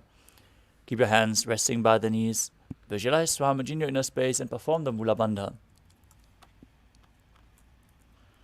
दक्षाङ्घ्रिं वामपादस्य जङ्घोपरि निधाय च. Next up is Dhruvasana, the pole star posture. As you stand on one leg, hold onto the big toe of the other foot, extend the leg out to the side, and visualize yourself as the North Pole star as you rotate on the standing leg. एकेन हस्तेन दण्डरूपस्य एकस्य पादस्य अग्रं धृत्वा. Next up is Trivikramasana. Now stand on one leg and lift the other foot behind your neck as you stand tall. If you can't bring the leg that high, bring it over your shoulder or pull it towards your chest. Hold on to a solid object if you have difficulties balancing. As you visualize Lord Vishnu blessing you from within, sit down and stand back up. ग्रीवायां पादं संस्थाप्य स्थातव्यम् उत्थातव्यं त्रिविक्रमासनं भवति. Now repeat Parshvajanukarana on the other side.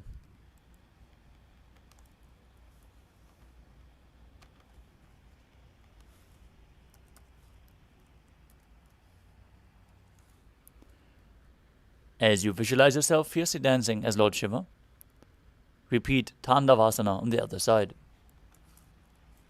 एकेन पादेन स्थातव्यं ताण्डवासनं भवति. As you place the other foot towards the inner thigh, visualize yourself being blessed by Lord Brahma. ब्राह्मणासनमापक्षे यत्कृत्वा ब्राह्मणो भवेत्.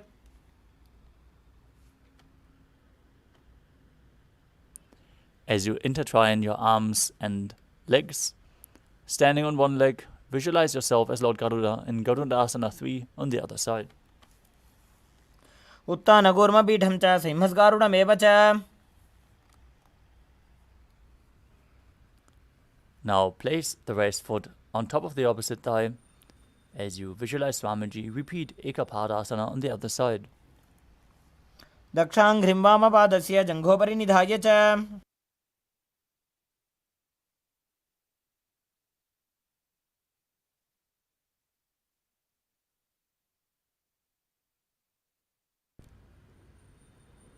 Now repeat Dhruvasana, the pole star posture on the other side, as you hold on to the big toe of one foot and rotate on the standing leg.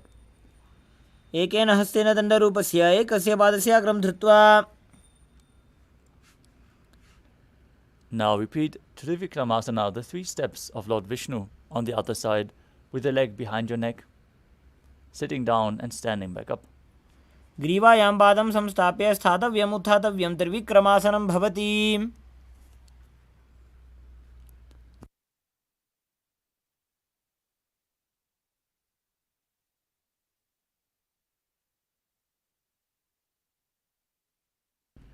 Next up is Samanakakarana.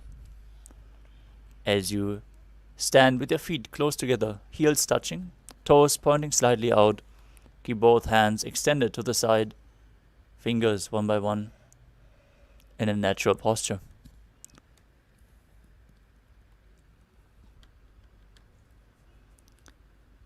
As we now move on to the final 100 asanas of this sequence, we would again like to request everyone to please switch on your cameras and be visible. We can see some of you are very sincerely in attempting all of the asanas, like even the most difficult ones. Thank you for joining every day and sincerely participating in Nithyananda Yoga. Next up is Gorak Anjali Asana. As you stand erect and then bend forward, bring both hands underneath the knees and make a finger lock in Parashu Mudra.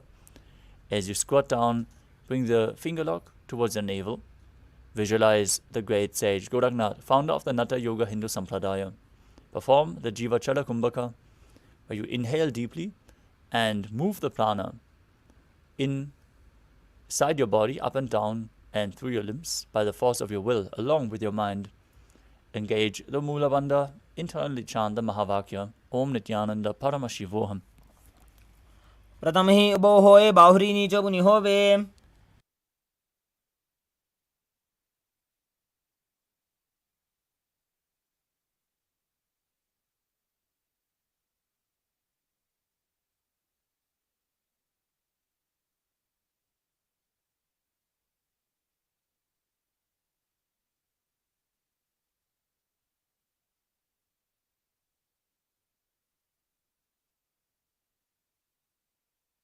Next up is Kanchi Asana. Now, insert your hands between the thighs and calves, wrap them around behind your butt. As you squat down, hold your hands behind, keep your chest upright, visualize Swamiji in your inner space. Keep performing the Jiva Chala Kumbhaka, moving the prana up and down within your body. ऊरुमध्यात् हस्तौ निवेश्य नितम्बं धृत्वा पादतलाभ्यां भूमिं वष्टभ्य. Next up is Bhairu Asana. As you bring your feet together, sit in a squatting posture with the heels touching your perineum. Hold your hands behind your back in Parashu Mudra. As you keep your spine straight, gaze to your navel, visualize Bhagavan Kala Bhairava, the Lord of Time, in Bhairu Asana. दो बगगी थल्या की माहिली core मिला जी फना पानी उकड़ मोड़ वैसे.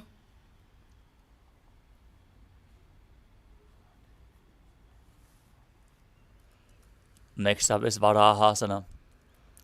As you squat all the way down to the ground, keep your feet together, toes apart, bring your elbows up close to your head and join your palms over your back with the fingers pointing downwards in Anjali Mudra.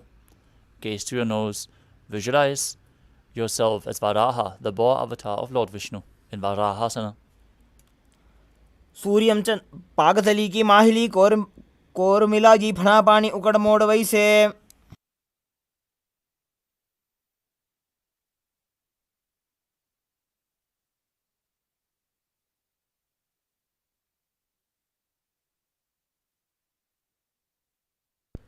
Next up is Prithvitasana. With your heels touching, hold on to the big toes and bring your hips to the same level as your knees. Let your hands hang down. Visualize Swamiji in your inner space. Perform the Jivachala Kumbhaka as you engage the Mula Bandha. पार्श्वद्वये सम्मील्य स्थित्वा नितम्बं जानुप्रदेश आनीज्य. Next up is Bakasana. As you place your hands on the mat with the fingers wide, place your knees onto the back of your arms, eyes forward and down. Lean forward, lift your feet off the ground as you visualize yourself as a crow. हस्ताभ्याम अवनिमवष्टभ्याम. Next up is Sushtanga Kapali Asana, another inverted posture. Set yourself up in front of a wall if needed. Now kneel down and place your head on the ground with the palms spread for support. Raise your body onto your head and bring your legs into Padmasana.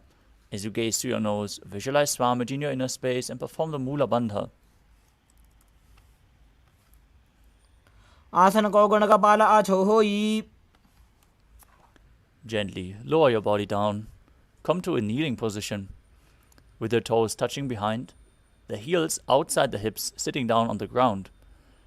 Gaze to the tip of the nose with your hands on top of the thighs. Now you are sitting in the secret seat with Paramashiva and Guru in Guptasana. जानोर्भोरन्तरे पादौ कृत्वा पादौ च गोपयेत्. Next up is Vrikshasana too. As you place your hands on the ground, fingers wide, lift your body up straight into a handstand. Again, you can use the support of a wall. If you have a partner by your side, they can aid you in performing this asana. This asana should be performed by everyone to purify the 7 chakras. Visualize yourself as a tree with deep roots growing into the ground. सप्तचक्रक्षालनाय vrikshasana विशेषकान्. Next up is Shiva Asana.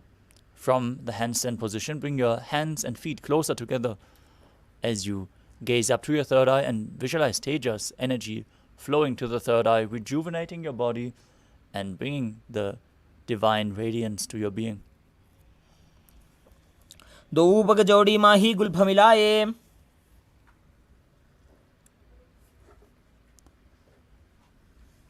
The next asana is Matsya Asana too. Now place your hands flat on the mat, shoulder width apart. Enter a plank position. Lower your body down and push it back up again and again, visualizing yourself as a fish. निब्जं शयनं कुर्परो पार्श्वभागाजामूर्धकृत्य. Now lay flat on your stomach with the toes pointing down to the mat. Place your hands on the hips and raise your chest to the left and right, visualizing and moving your body like a snake in Sarapasana too. निब्जं शयनं कृत्वा हस्तौ नितम्बं संस्थाप्य. Next up is Niralambanasana. As you lay prone on your belly with your hands in Padma Mudra, the lotus mudra, holding onto your chin, place your elbows on the ground in front, keep your toes pointing backwards, and feel self-supported and completely independent. कराभ्यां पङ्कजं कृत्वा तिष्ठेत् कुर्परयासुधीः.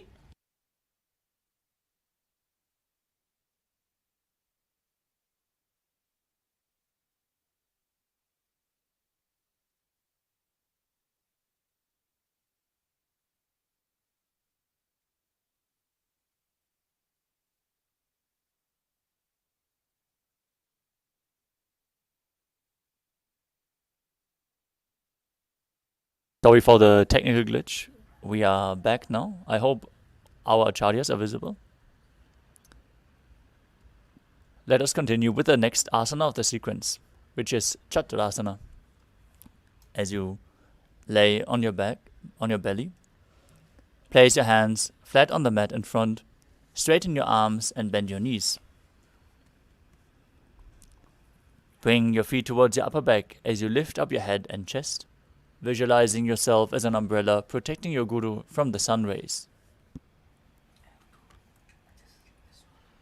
अर्ध्यासनवत् स्थित्वा हस्ततलाभ्यां भूमिं वष्टभ्य उन्नजात् छत्रासनं भवति.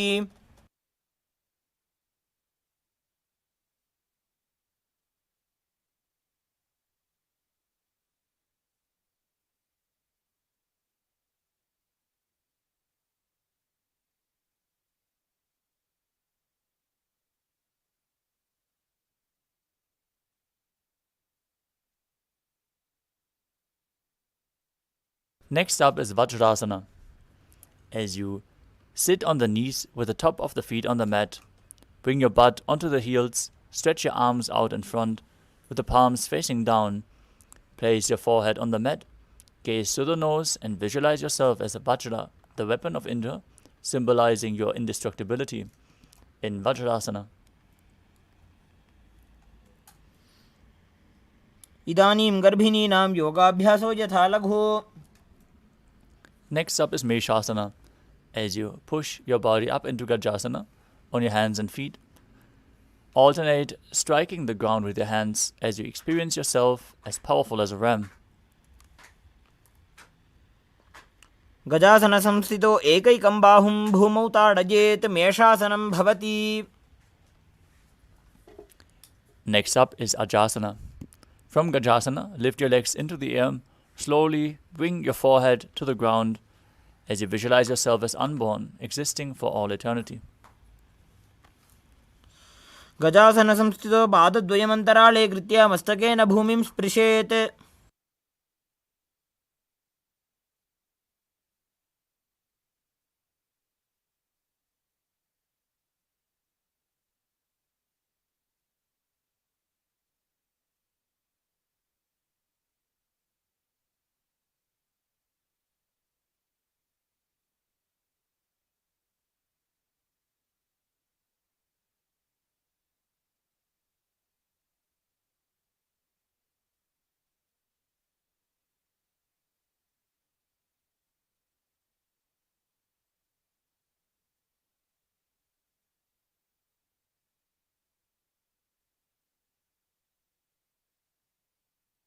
The next asana is Dhanantarasana. As you sit on your heels with the legs together, interlace your fingers around the toes and pull your feet towards your perineum. Then place your hands on the respective knees. Keep your spine straight, gaze to your nose as you visualize Swamiji in your inner space. Make an ocean-like sound with your mouth in Ujjayi Pranayama. पूरव विधि परिहाता की काकसीस्यो फणा शरा मोडी. Next up is the Angamuttanam. Interlace your fingers in front and then behind you, stretching your arms forward to the sides and backwards, giving massage to various different joints and muscles of your body. Visualize Swamiji in your inner space as you perform the Mula Bandha.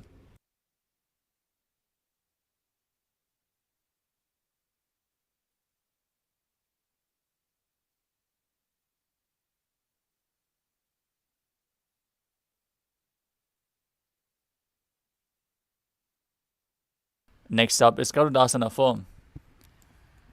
As you sit on your heels in Vajrasana, keep your feet turned out to the side, thighs and knees resting on the ground. Keep your spine straight, hands on the knees as you visualize yourself as Lord Garuda, flying Lord Vishnu and Lakshmi on his back. जङ्गोरुभ्यां धरां पीड्य स्थिरकायो द्विजानुना.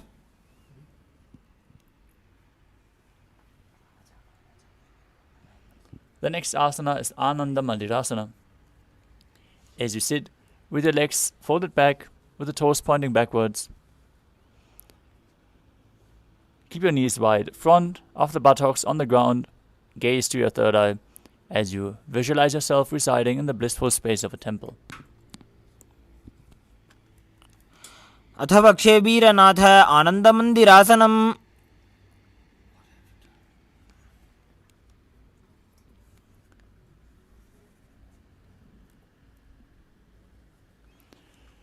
Next up is Mandukasana 2. As you sit with the feet flat, feet overlapping on your ankles, keep your hands under the knees, gaze to your nose, press your tongue up against the palate of your mouth in Manduki Mudra as you visualize yourself as a frog. Perform Uddiyana Bandha and Mula Bandha. पृष्ठं सम्पीड्य गुल्फाभ्यां जान्वङ्गे सफलयाकृतिः हस्तौ पादतले क्षिप्तो मण्डूकं पाददोषहृत्.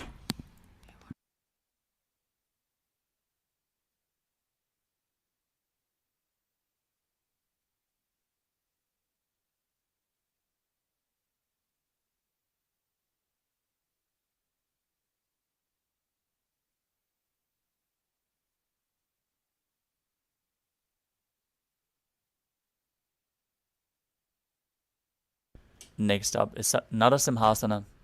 As you keep your toes on the mat, with the heels up and together, place your perineum on the heels, place your palms on the ground, spread your fingers wide, with the thumbs touching, the base of the hand touching the toes. Gaze to your nose. As you stick your tongue out, exhale forcefully, gaze to your nose and visualize Narasimha, the lion man avatar of Lord Vishnu. द्वौ फणापाणि होय वैसे AD Mailer कुदानि वैसे. Next up is Bhishrakasana. As you sit on the toes, place your perineum on the heels. Separate your knees sidewards and place them on the ground. As you make a hollow of your palms, place it over your mouth. Keep your thumbs under the teeth and close your lips. Inhale through the right nostril and exhale through your mouth in Vishraka Pranayama. As you gaze to your nose and visualize yourself as Devi, victorious over all your fears. दो पकांगी AD Joji गोड़ा फनोवान पुनि होई. Next up is Makadasana. Now keep the soles of the feet together, the top of the feet on the ground. As you sit on the heels, bend your elbows, bring your fingers towards your armpits, and imitate as if you are a monkey scratching itself as you visualize yourself as a playful monkey. Gaze to your third eye and perform the Mula Bandha. दोवु पगदली संपुट आने तिनकी पुष्टि भूमि पर इठाने. Next up is Vajrasangarasana. Now stand on your toes with the soles of the feet together. Sit on the heels, raise your knees off the ground, keep them far apart as you hold onto opposite elbows behind your back, gaze to your nose, and embody diamond-like strength for yourself and your Sangha, your spiritual community. प्रथम फणापाणि होय वैसे दो AD कुदानि वैसे. Next up is Kanjanasana. As you keep the toes down, ankles crossed behind, sit on your heels. Place your palms to the side on the mat as you gaze to your nose and visualize perfect health beyond any and all physical or mental ailments as you engage Uddiyana Bandha and Mula Bandha. खञ्जनासनमा वक्ष्ये यत्कृत्वा सुस्थिरो भवेत्. पृष्ठे पादद्वयं बद्ध्वा हस्तो भूमौ प्रधारयेत्. Next up is Kurmasana. With the toes flat, cross your feet and place your perineum onto the back of the heels. Keep your knees wide and on the floor. As you rest your hands on the knees, gaze to your nose and visualize yourself as a turtle with a stable body and mind to live for centuries. Make your upper body and neck stiff like the shell of a turtle. गुल्भौ च वृषणस्याधो व्युत्क्रमेण समाहितो. The next asana is Yogasana. From the same position, relax your upper back, gaze to your nose, and visualize Swamiji in your inner space. गुदं नियम्य गुल्फाभ्यां व्युत्क्रमेण समाहितः. Next up is Vijogasana. As you stand on the knees, cross your ankles behind. With the feet near the opposite knee, hold your calves with your fingers inside and the thumbs outside as you gaze to your third eye and visualize a space of eternal oneness, Advaita, with your Guru.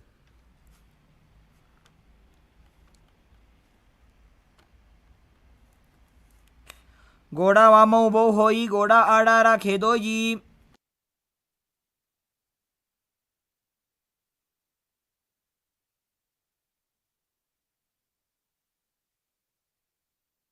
Next up is Ustrasana 2.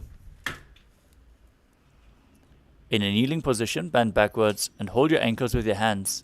Keep your arms straight, push your hips forward and tilt your head back. As you visualize yourself as a camel, engage the Mula Bandha.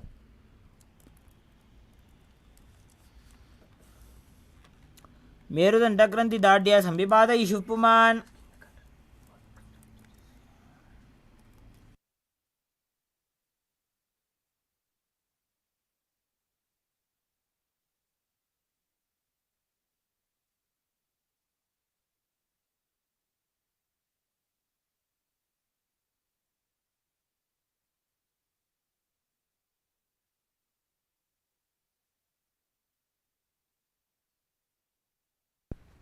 Next up is Jatyasana 2. With your heels together, hands on the soles of the feet, slowly lean back. Bring your elbows down to the mat. Place the back of your head onto the mat as you gaze to your nose. Visualize yourself as a lotus blooming and perform the Mula Bandha. द्वौ AD संपुटकरे Sole मूलद्वारितरिधरे.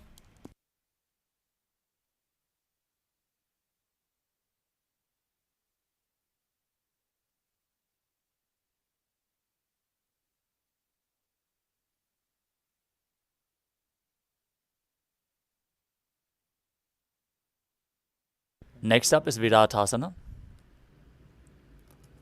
As you sit on the knees with the thighs and calves together, lean back and touch your back to the ground. Rise back up again and again, using the support of your hands if needed. Gaze to your nose and visualize the healing and liberation of all causal, subtle forms of your body. जङ्घापृष्ठभूमौ निधाय जङ्घोदरयोः ऊरुनी संस्थाप्य.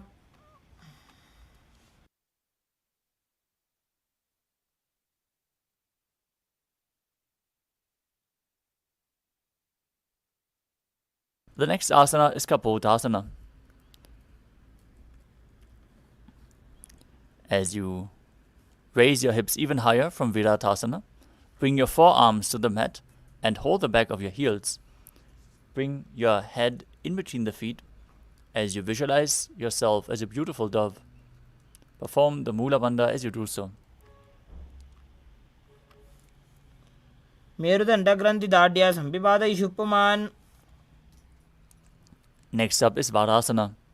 Now stand upright on your knees, with the toes tucked, hands holding the opposite arms. Gaze to your nose. This is the boon-fulfilling posture. Receive your boon from Paramashiva.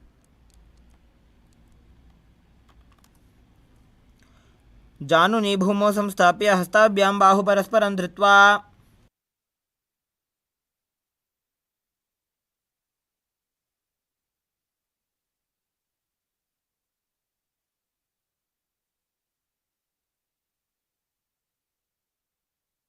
Next up is Varahasana 2.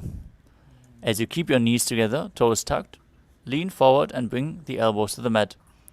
With the hands holding the head, rest your head on your hands and the butt on the heels as you visualize yourself as Varaha, the boar avatar of Lord Vishnu. सूर्यं चन्द्रं भेदनानि आसनानि निकथ्यते.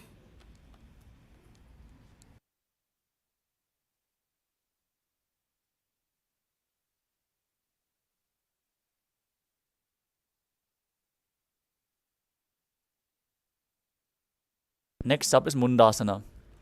As you kneel down, place your elbows on the mat, shoulder width apart, interlace your fingers and place your head on the mat. Support it, holding it with your hands. As you walk your knees forward, lift your hips up and then raise your legs up straight. Be stable, gaze to your nose, visualize yourself as a lop tree as you perform the Mula Bandha. अधोमुण्डासनं वक्षे सर्वेषां प्राणिनां सुखम्. Gently lower your body down. Keep your head in between the knees as you hold it with both hands, elbows outside the knees, feet flat on the ground in Andhasana as you gaze to your nose and visualize Swamiji in your inner space. प्रथमपकदले समठहरावे कोरमाहिली उभे मिलावे.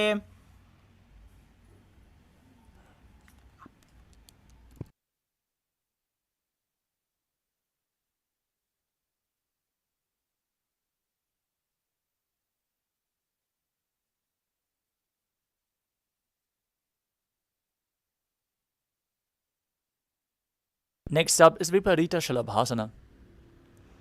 As you lay on your belly, lie on your belly with the arms extended straight out. Lift your thighs, arms and chest off the ground as you hold weights. If you want to intensify this asana, visualize yourself as a locust. Engage the Mula Bandha and breathe through your nose in Sahajra Kumbhaka.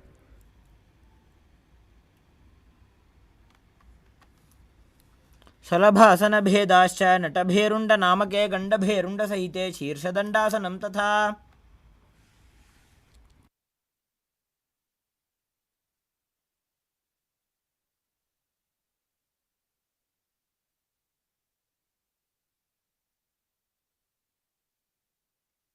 Next up is Kapalasana. As you lay on your belly, with the arms at your side, palms down, keep your forehead on the ground, keep your chest on the mat, and lift your legs up together, visualizing yourself as a skull, representing the mind with purified thoughts and the strong will to attain enlightenment. कपालं भूमो निधाय ऊर्ध्वं पादो नजेत्.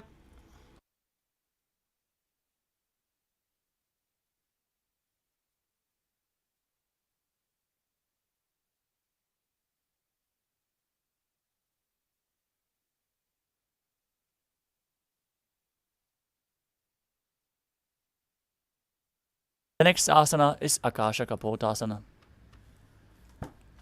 As you lay on your stomach with the hands by the sides, lift your legs up over your head and slowly place your feet on the mat in front of the head. Keep your palms flat on the mat behind as you visualize yourself as a free and open dove. Engage the Mula Bandha as you do so. उष्ट्रासने स्थित्वा चरणो भूमेरुत्थाप्य मस्तकोपरि नीत्वा.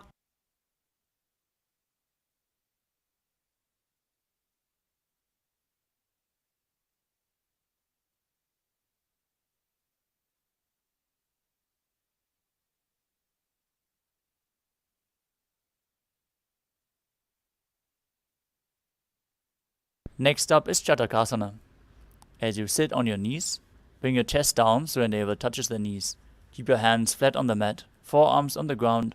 Be sturdy as you visualize yourself as a sparrow.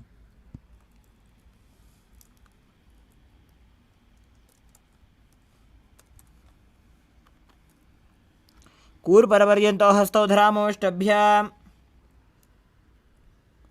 Next up is Vrishchikasana too. As you kneel down, with the hands and elbows on the mat, raise your legs behind your back, touch your feet to the head.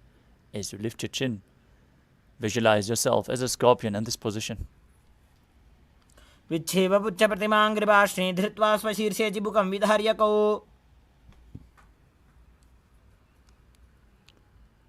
Now come to a kneeling position and place your perineum down on the right heel. As you keep the left foot outside the hip with the toes pointing outwards, place your hands in front of you on the mat. As you visualize yourself as a bull, start breathing in the Antarangaka Kumbhaka, where you forcefully inhale through your nose quickly, hold your breath for a short while, and then slowly exhale through the nose. याम्य गुल्भे पादमूले वामभागे पदेतरं विपरीतं स्पृशेत् भूमिं वृषासनमिदं भवेत्. Next up is Lolasana. From a kneeling position, place your hands flat on the mat, lift your knees off the ground, cross your toes, the toes of the left foot over top of the right. As you balance above the mat, visualize Swamiji in your inner space and perform the Mula Bandha. लोलासनं सदा कुर्यात् वायुलोलापघातनात्.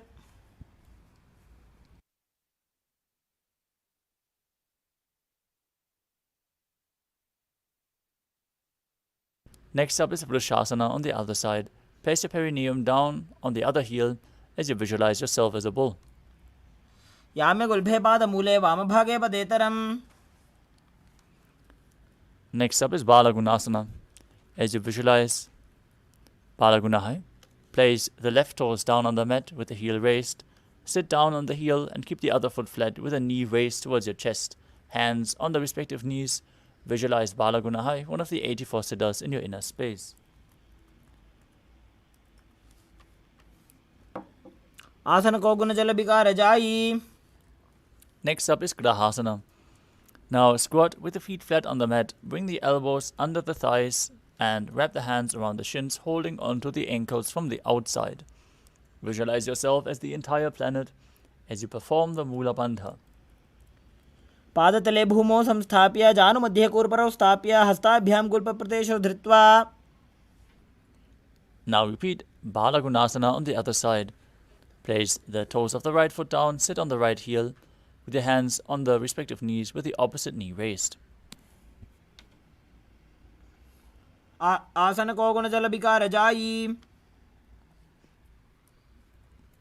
Next up is Utkatasana. You can hold weights if you want to intensify this asana. As you squat on your toes with the heels up, knees off the mat, place your perineum onto the raised heels, hands on the respective knees. Keep your spine straight, visualize Swamiji and perform the Mula Bandha. युजास्पिजोस्त्रियत ऊर्वजानो यत्रासने पादतलद्वयोपरि. Next up is Vajrasangarasana 2. As you sit on your toes with the perineum, on the heels with the soles together, keep your knees wide and off the ground. Hold your opposite elbows behind your back as you visualize Swamiji and perform the Mula Bandha. प्रथम पणापाणी होए जैसे दो वेड़ी गुदानी वैसे. Next up is Anilasana.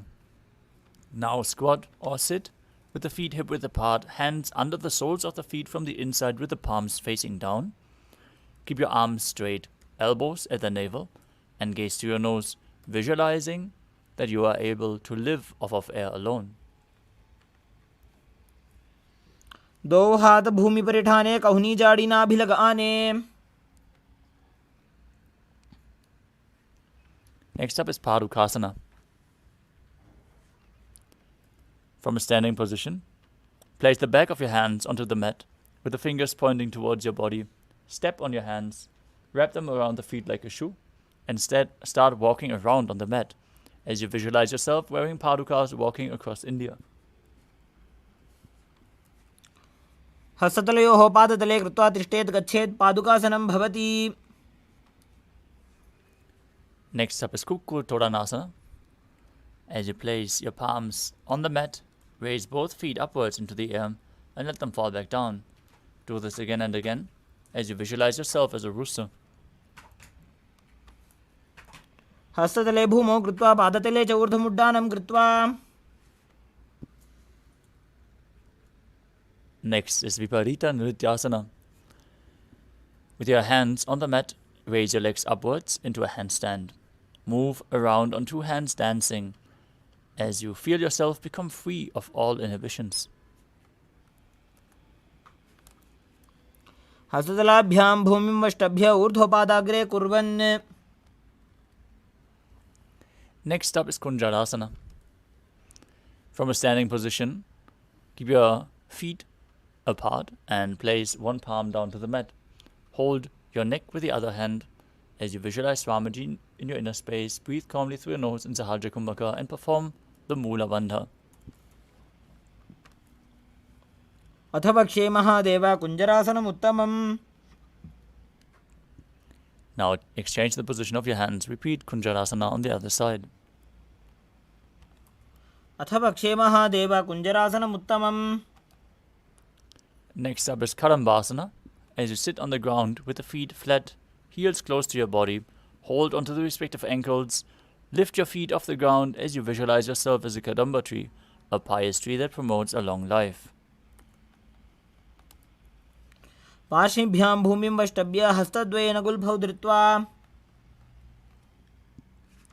Next up is Pavana Muktasana. As you sit with the heels at the perineum, hold the knees with the opposite hands and pull them close towards your chest. Visualize any excess vata being released from or balanced within your system as you perform the Mula Bandha.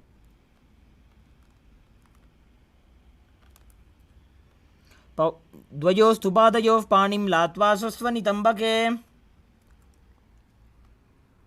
The next asana is Chakorasana. Now lift one leg behind your neck and extend the other leg straight as you lift your body up on your hands. Visualize yourself as a powerful source of energy and gaze to your third eye. If you can't, bring the leg behind your neck, bring it over your shoulder, or cross it over the other leg. पूर्वदानं चतुष्पादपीठं वज्रासनं तथा. Next up is Dhanurasana 2. Keep one leg extended and hold on to the big toes of both feet in Prana Mudra. As you extend one leg forward, pull the other one towards your ear, visualizing yourself as a bow. पादाङ्गुष्ठौ तु पाणिभ्यां गृहीत्वा श्रवणावधि. Next up is Ashtavakrasana. Now bring one leg over top of the respective shoulder and hook the other foot over top. As you extend both legs to the side, lift your body off the mat and balance on your hands, leaning forward as you visualize yourself as a flying crane. वासिष्ठमथ कौण्डिन्यम् ऊर्ध्वकुक्कुटमेव च. The next asana is Pranasana. As you place the right foot on the left thigh, bring the left foot flat on the ground, have the left shoulder underneath the raised left leg, and place your hands flat on the ground. Bring the other hand on top of the right knee and push it down. As you gaze to your third eye, visualize you're immortal, able to exist solely from prana.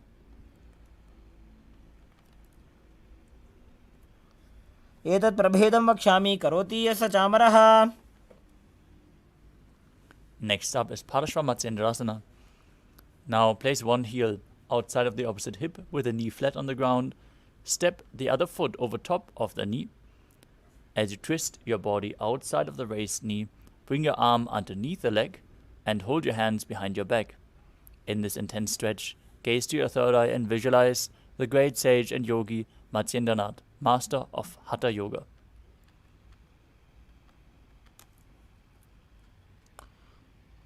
पार्श्वाभ्यां धृत्यते यास्तु पार्श्वमत्स्येन्द्रमुत्तमम्. Now repeat Chakrasana on the other side as you lift the other leg behind your neck, over your shoulder or towards your chest, depending on how far you can lift it. And lift your body off the mat with the other leg extended forward. Gaze to your third eye and visualize yourself as a powerful source of energy. पूर्वदानं चतुष्पादपीठं वज्रासनं तथा. Next up is Dhanurasana 2. Keep the other leg extended as you pull the opposite foot towards your ear with the toes, holding onto the toes in Prana Mudra, visualizing yourself as a bow.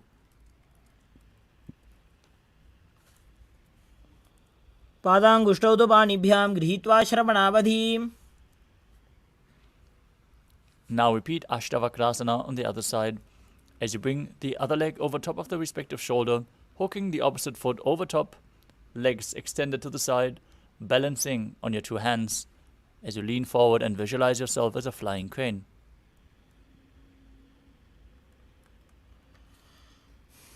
वासिष्ठमथ कौण्डिन्यम् ऊर्ध्वकुक्कुटमेव च. Now repeat Pranasana on the other side, with the other foot on top of the opposite thigh, pushing the knee down to the mat and bringing the shoulder underneath the raised leg. Gaze to your third eye and visualize you're immortal and able to exist solely from prana. एतत् प्रभेदं वक्ष्यामि करोति यः स चामरः. Next up is Parashvamatsendrasana. As you place the right foot at the root of the left thigh, then the left leg by the side of the right knee. Hold the left leg by the right hand underneath the raised knee and twist your body. Remain steady, gaze to your third eye, visualize Sage Matsyendranath and perform the Mula Bandha. पार्श्वाभ्यां धृत्यते यास्तु पार्श्वमत्स्येन्द्रमुत्तमम्.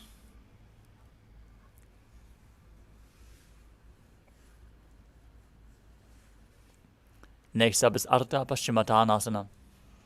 As you keep one leg straight and press the perineum with the other heel, lean your chest forward and down, hold your front foot and bring the head towards the knee. As you visualize Swamiji in your inner space, perform the Jivachala Kumbhaka, moving the prana up and down within your body as you perform the Mula Bandha.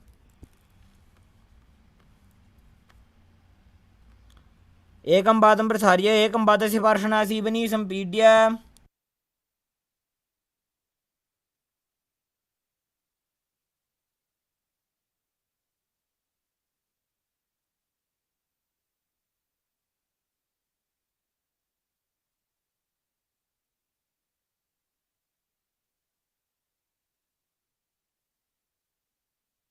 Next up is Kraunchasana. Now place your left ankle outside of the hip and hold the sole of the right foot. Lift the leg up towards your forehead and keep the knee straight as you gaze through your nose and visualize yourself as a crane. वासिष्ठमथ कौण्डिन्यम् ऊर्ध्वकुक्कुटमेव च. Now repeat Ardha Paschimottanasana on the other side. Bring the other heel against the perineum, lean forward and down, holding on to the foot as you visualize Swamiji in your inner space. एकं पादं प्रसार्य एकं पादस्य पार्श्वनासीवनी सम्पीड्य. Now repeat Kraunchasana on the other side as you keep the right ankle outside of the hip, hold the sole of the left foot and lift it up towards your forehead, visualizing yourself as a crane. उत्तानपादं क्रौञ्चं च मरीचिं वीरभद्रकम्. Next up is Swastikasana. As you sit with the soles between the thighs and calves, keep your spine straight, palms resting on the knees. Gaze through your nose, embody peace, well-being, good fortune and prosperity as you visualize a swastika. जानोर्वोरन्तरे सम्यक् कृत्वा पादतले उभे. Next up is Godakshasana. As you keep your feet in the same position, with the soles between the thighs and calves, cover your heels with the respective hands, tuck your chin to the chest, gaze to the tip of your nose, and visualize the great sage Goraknath, founder of the Natha Yoga Hindu Sampradaya, as you perform Jalandhara Bandha and Mula Bandha in Godakshasana. जानोर्वोरन्तरे पादौ उत्तानो व्यक्तसंस्थितौ. Next up is Bhagasana 2. As you bring the left heel to the perineum and the right foot on top of the left thigh, gaze to your third eye and visualize Swamiji in your inner space as you meditate on Arihanta, the enlightened one, and enter Shanmukhi Mudra. Now close your eyes with the index fingers, nose with the middle fingers, mouth with ring and little fingers, and your ears with the thumbs.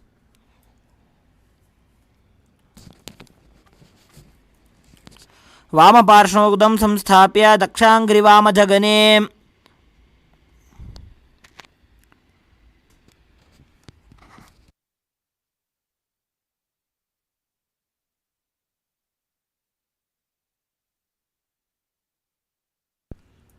Next up is Yogasana 2. As you place your feet on top of opposite knees, place your hands on the ground beside you, with the palms facing up. Keep your spine straight, gaze to the nose, and visualize Swamiji in your inner space as you perform Kakachantra Kumbhaka, breathing in through the rolled up tongue with your mouth in the shape of the beak of a crow.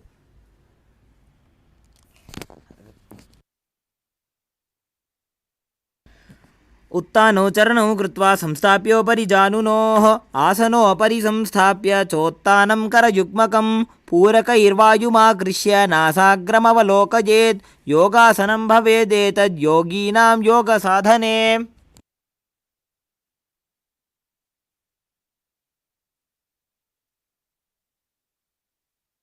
Next up is Urdhva Kukutasana.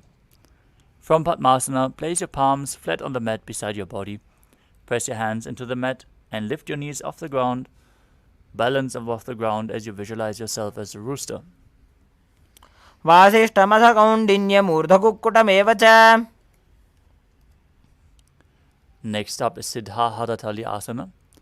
From Padmasana, insert both hands through the knees and place them on the mat. Avoid lifting your body up. Stay seated on the mat as you gaze through your nose and visualize Swamiji in your inner space.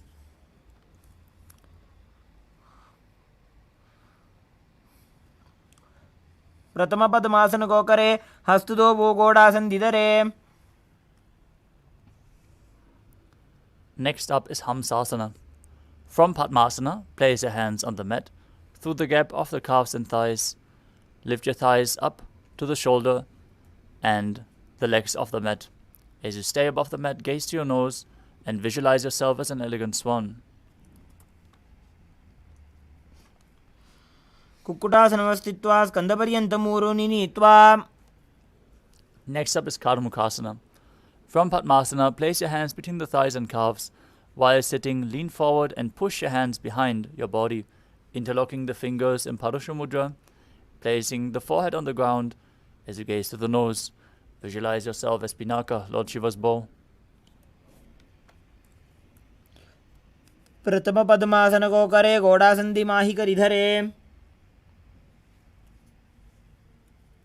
Next up is Kurmasana 2. From Padmasana, insert both hands through the thighs and calves. Bend your elbows, hold onto the respective shoulders with your hands as you visualize yourself as a turtle, having a stable body and mind to live for hundreds of years. By जंग पर दक्षिण बावा, दाई जंग पर by लियावा. Next up is Granthi Behedasana. From the same position, tuck your chin to the chest and engage Jalandhara Bandha and Mula Bandha as you gaze through the nose and rejoice, knowing you're sitting in Shiva's secret knot posture. अथ वक्षे नीलकण्ठ ग्रन्थिभेदासनं शुभम्. Next up is Uttana Kurmasana. From the same position, with your legs in Padmasana, the hands interlocked, the hands intertwined, roll onto your back and hold onto your respective shoulders with your hands as you gaze to your nose and embody a turtle laying on its back. Kukkutasana बन्धस्थं कराभ्यां धृतकन्धरम्.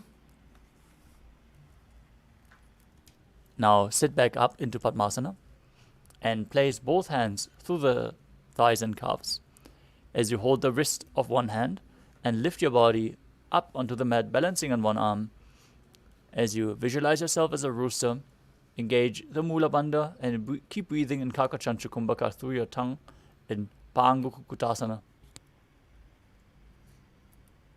Kukkutasana स्थित्वा एकेन हस्तेन अन्यस्य मुनिबन्धं धृत्वा. Now place the other hand on the ground, hold its wrist, repeat Pangu Kukkutasana on the other side.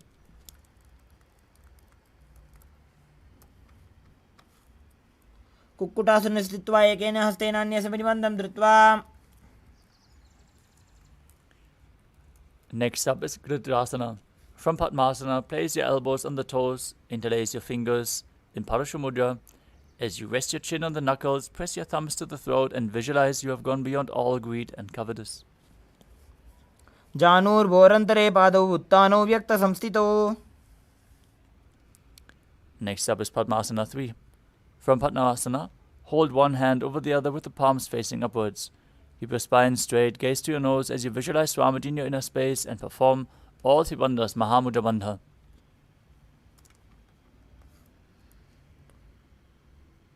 उत्तानौ चरणौ विधाय विधिवत् शक्तिस्थितौ योगिरात्. Next up is Padmasana 4. From Padmasana, place the palms on top of the knees. Keep your spine straight, gaze to your nose, and visualize Paramashivam in your inner space as you perform the Mula Bandha. एतत् पद्मासनं कुर्यात् प्राणवायुप्रसिद्धये. Next up is Karmukasana 2. From Padmasana, keep one hand on the respective knee and hook the other hand around the big toe in Prana Mudra, moving the toe round and round as you pull the elbow back as if you're pulling a bowstring.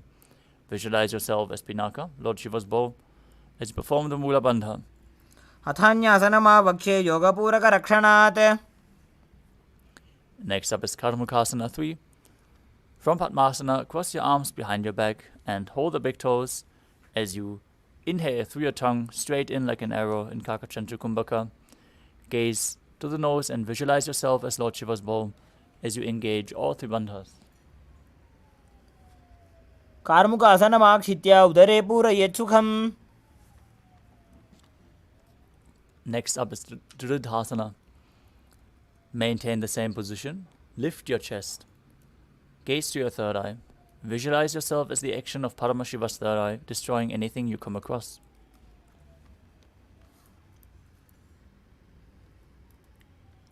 ऊरुभ्यामुपरि स्थाप्य पादयुग्मं प्रयत्नतः.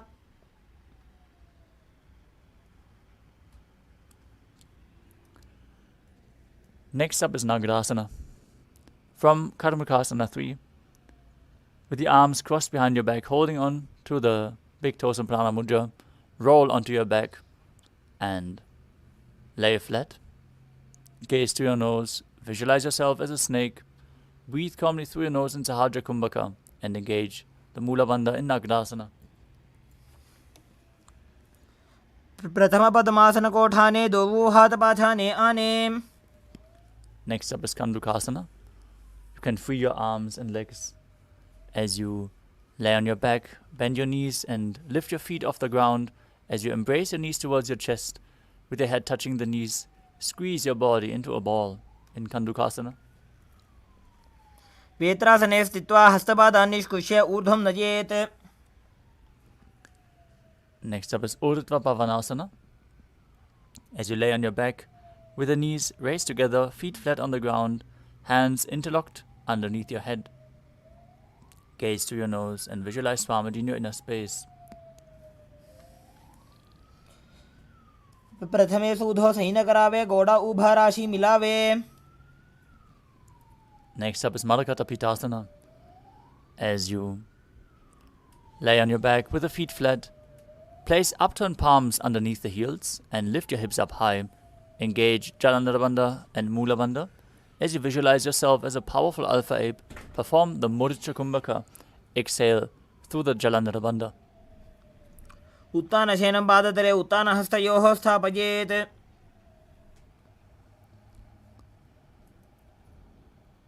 The next asana is Uttana Shikipitakasana. As you lie supine, raise your hips up, support your hips with your hands and place them at the waist. Keep the elbows bearing the weight of your body as you tuck your chin to the chest, gaze to your nose, and visualize Swamiji in your inner space.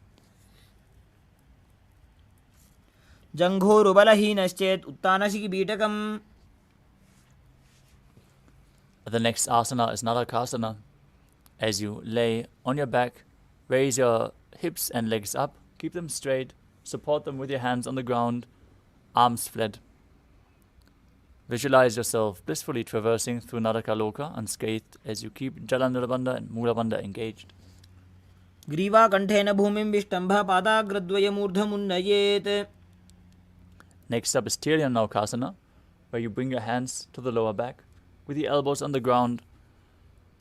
Keep your legs vertical and then slightly lower and anchor them, keeping your core engaged as you visualize yourself as a boat crossing the ocean of samsara.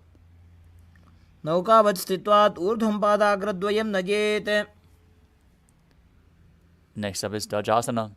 Place your hands back flat on the mat as you keep your body straight like a flagpole, visualizing yourself as the Kailasa flag, respected across all nations. तिर्यन्नौकावत् ग्रीवापृष्ठकोर्परैः भूमिं वष्टभ्य. Now lower your body down to the mat as we enter the final asana of the sequence, Mritasana. Keep your hands next to your hips, palms facing up. Perform the Shakti Chalan Mudra, pulling the Kundalini up from Muladhara to Sahasrara Chakra. Relax, unclutch from any external or internal movements. Be completely still as you visualize that your body is dead and Swamiji is liberating you. Internally chant the Mahavakya, Om Nithyananda Paramashivoham.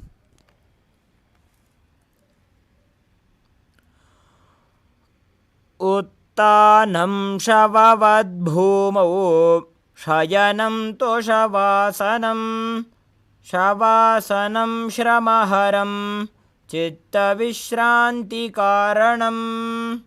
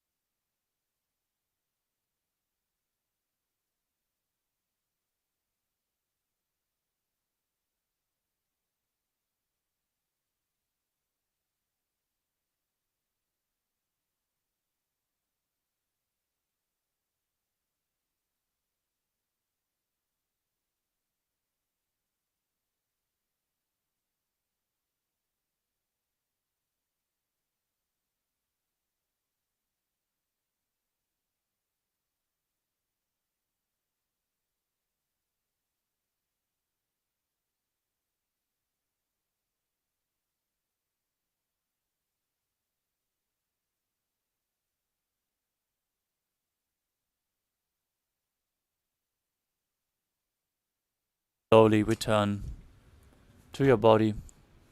Start to wiggle your fingers and toes, your wrists and your ankles, your elbows and your knees. Shake your legs and arms to wake your body up. Pull the knees close to your chest as you rock your body from side to side and return to a comfortable seated position. Congratulations, you completed the Dvitiya Vinyasa Krama, all 308 asanas of the sequence.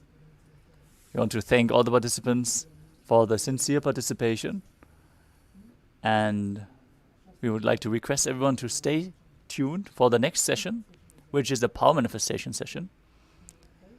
With this, we are going to conclude the session with the Purna Mantra. Sit straight with your head, neck and spine in a straight line, hands in Namaskara Mudra in front of the heart center. Close your eyes, take a deep breath, visualize Swamiji in your inner space as we chant the Purna Mantra. Om Purnamadah Purnamidam Purnat Purnamudachyate Purnasya Purnamadaya Purnamevavashishyate Om Shanti Shanti Shanti Harihi Om Tatsat Sarvam Bhagavat Shri Nithyananda Paramashiva Padukarpanamastu Om Nithyanandam. Thank you all, Nithyanandam.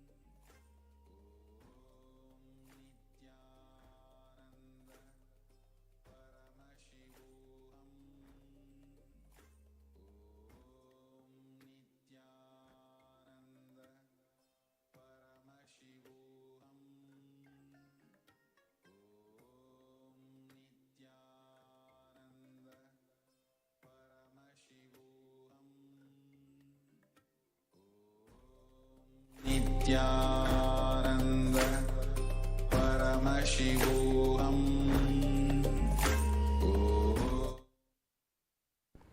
Nithyanandam, everybody. I request each and every one of you to please come and be seated as we enter into the next session, which is going to be the power manifestation after an intense yoga.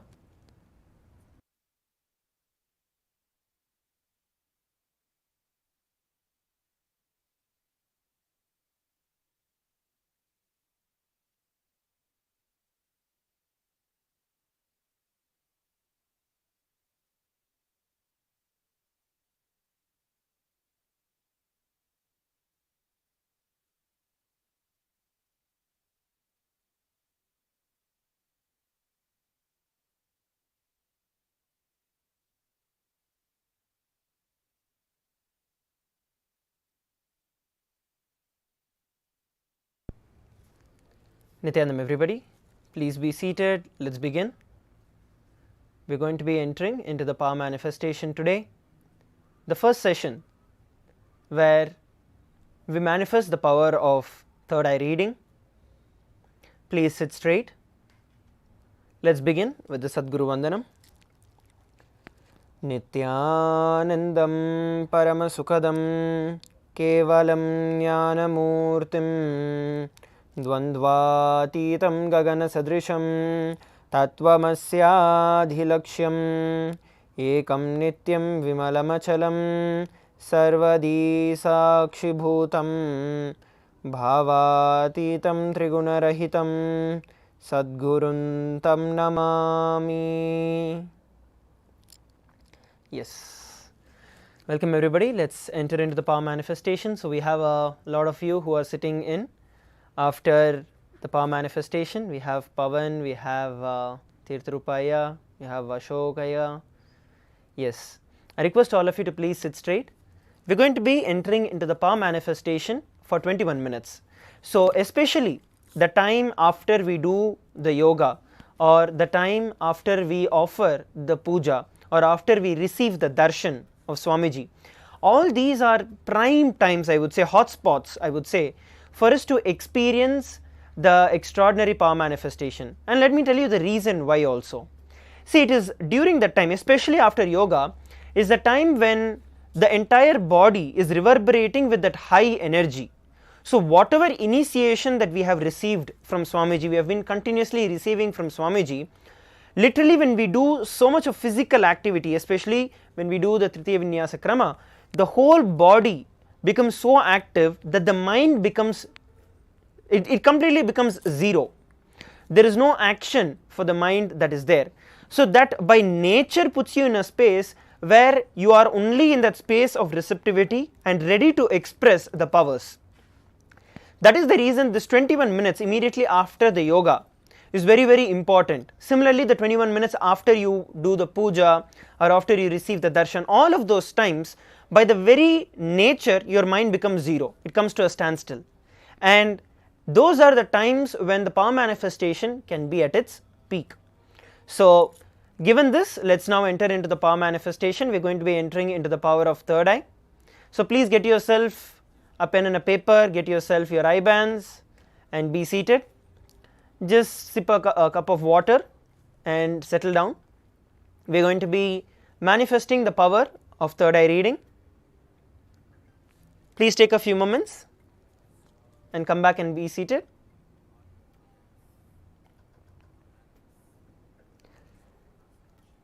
If you do not have eye bands, at least get some cloth, an opaque cloth that would close your eyes, with which you can blindfold. Don't just sit that I can sit, I'll keep my eyes closed by myself. No, do it with a cloth. Get yourself a blindfold.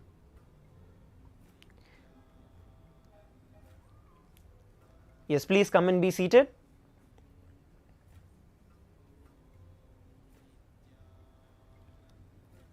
Without any delay, without any time getting wasted in anything else, let's use this peak time of 21 minutes for manifesting the powers.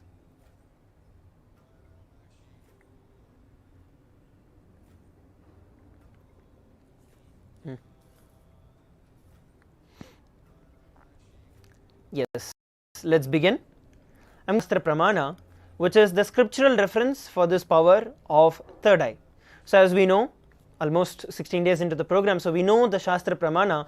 For those of you who are attending the program today, I welcome all of you once again. And we are going to be looking at the Shastra Pramana, which is the scriptural reference for this power manifestation. Paramashiva himself, very beautifully in the Vedas and Agamas, reveals about these extraordinary powers. So this is not something which is new, but there is a historic precedence for these power manifestations. So the Shastra Pramana is the scriptural reference where Paramashiva himself reveals about this power of third eye. And this is revealed by Paramashiva in the Vijnana Bhairava Tantra, Sutra 34. And the Shastra itself, the verse itself goes as Kapalantar mano nasya tishtanmilita lochanaha kramena manaso dadyat lakshaye laksha uttamam. By fixing the gaze, the mind on the inner space within the crown center. Having stabilized your mind without any movement, having the eyes closed in succession, by that stability of the mind and the inner space, through the power of third eye, one directly sees the ultimate goal, Lakshyam, by having the vision beyond the sight that reveals any object, place, attaining the space and oneness with Paramashiva. So, this is the direct scriptural reference, the Shastra Pramana of this power of third eye. So, now let us all get ready to enter into the power manifestation. I request each and every one of you to get yourself your camera or some kind of a mobile device with which you could record your power manifestation. So, just make sure you have your selfie turned on, and just ensure that you also have your video camera on, so that we can record this power manifestation, which you can share on the social media later towards the later part of this session. So, please have that and put on your blindfold.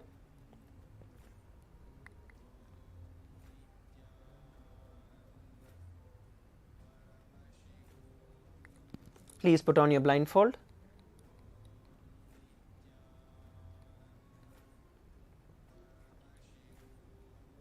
Yes, some of you are having your eyes closed without putting the blindfold. I request all of you to please put on the blindfold.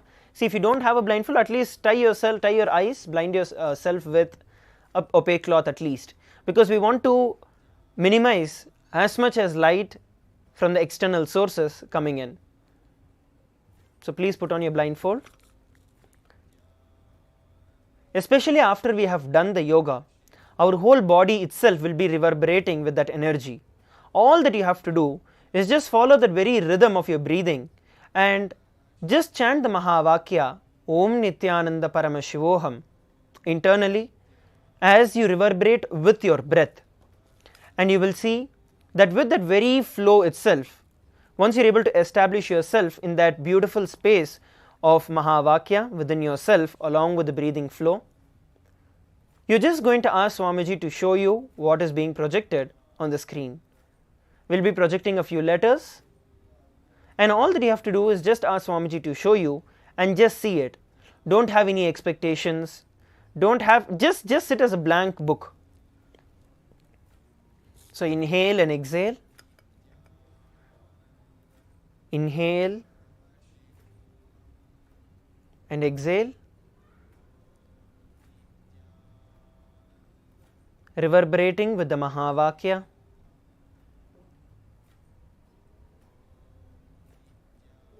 Just settle yourself in that space.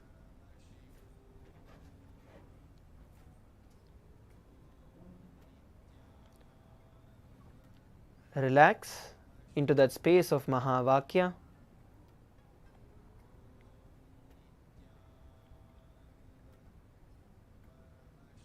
We will now be projecting the letter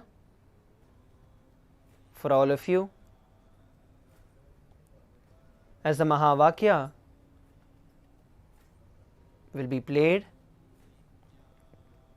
just ask Swamiji to reveal the image that is being projected on the screen for all of you.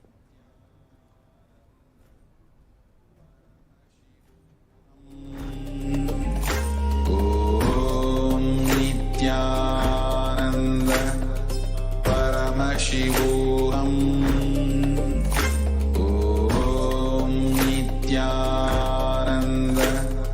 Paramashivoham. Om Nithyananda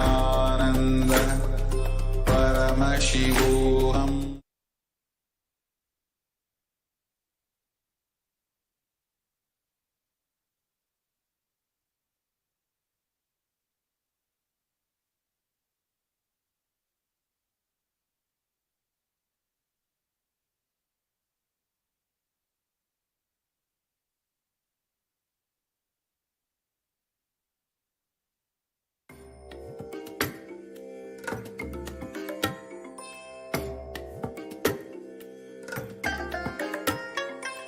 I bless you all. Let you all open all your three eyes and manifest the powers of Mahasudashiva. Om Nithyananda Nithyananda Paramashivoham. Om Nithyananda Paramashivoham. Om Nithyananda Paramashivoham. Om Nithyananda Paramashivoham. Om Nithyananda Paramashivoham. Om Nithyananda Paramashivoham. Om Chant the Mahavakya intensely within yourself. Paramashivoham. Om Nithyananda Paramashivoham. Om Nithyananda Paramashivoham. Om Nithyananda Paramashivoham. Om Nithyananda Paramashivoham. The letters that are being projected on the screen. Om Nithyananda Paramashivoham. Om Now, Nithyananda all of you can relax. Paramashivoham. Please relax. You can all open your eyes. Nithyananda Please relax.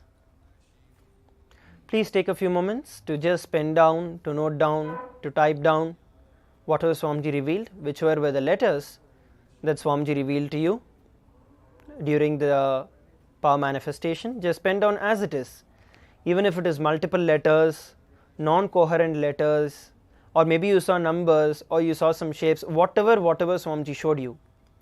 Just pen down as it is. Please take a few moments and please pen down.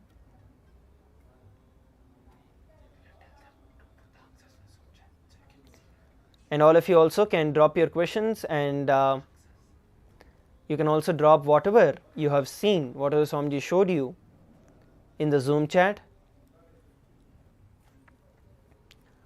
Please put it in the Zoom chat so we also get to know what each of you have seen. If you have any questions also, you can put it. If you have anything that you want to ask, you can also share. Please put on the Zoom chat whatever were the letters or whatever else Swamiji showed you.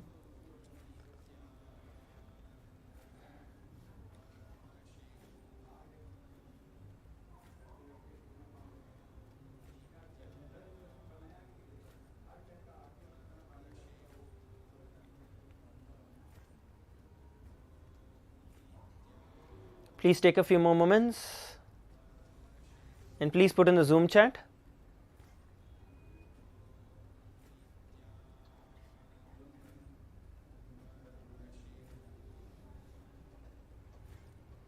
Yes, okay.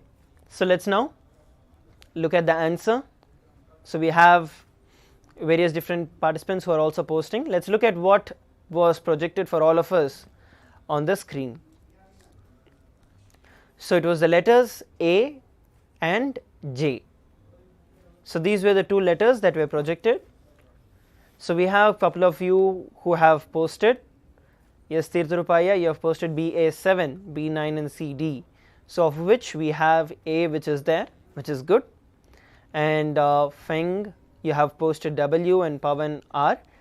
Yes, so what I want to tell all of you is to not restrict yourself with one alphabet or just one thing. Don't come to consensus or don't come to conclusions that it has to be only one letter or one number or only one color. Do not come or do not impose these kind of restrictions on yourself, because the power manifestation itself manifests when you relax and let Swamiji manifest through you. So you'll have to go into as much details as possible, go into as many whatever Swamiji is showing, even if it is multiple different things, Don't worry whether you are guessing or it's actually being shown, you're actually seeing. Don't worry about any of that. All that you have to do is just enjoy that space and use it, and whatever Swamiji is showing you, you post. If you manifest, glory is for Swamiji. If you don't manifest, Swamiji is going to make you manifest it. So you don't be attached to the results that you would be getting, rather than just sit and experience the whole thing. So I want each of you, in the next round that we will be doing, I want each of you to sit as we chant the Mahavakya, as the Mahavakya is also played continuously. I want you to just look inside your inner space and see, okay, what are all the different things that Swamiji is showing, or Swamiji is telling, Swamiji is showing, either way. So I want each of you to pen that down in detail, so that you will be able to manifest more and more. Next round, what we are going to be doing is identifying an image. So we are going to be projecting an image with a letter. So what you are going to be doing is you are going to look at that image of the letter, and you are going to again identify what it is. You can identify the color behind it, you can identify the shape of it, either way, don't worry about it. So just let Swamiji manifest and ask Swamiji to show you whatever is going to be projected on the screen. So let's enter into the next round. Please sit straight, close your eyes.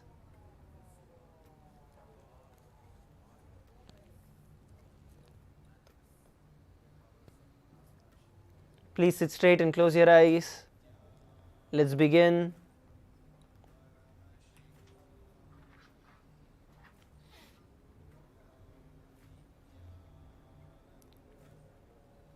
Let's chant the Mahavakya, Om Nithyananda Paramashivoham.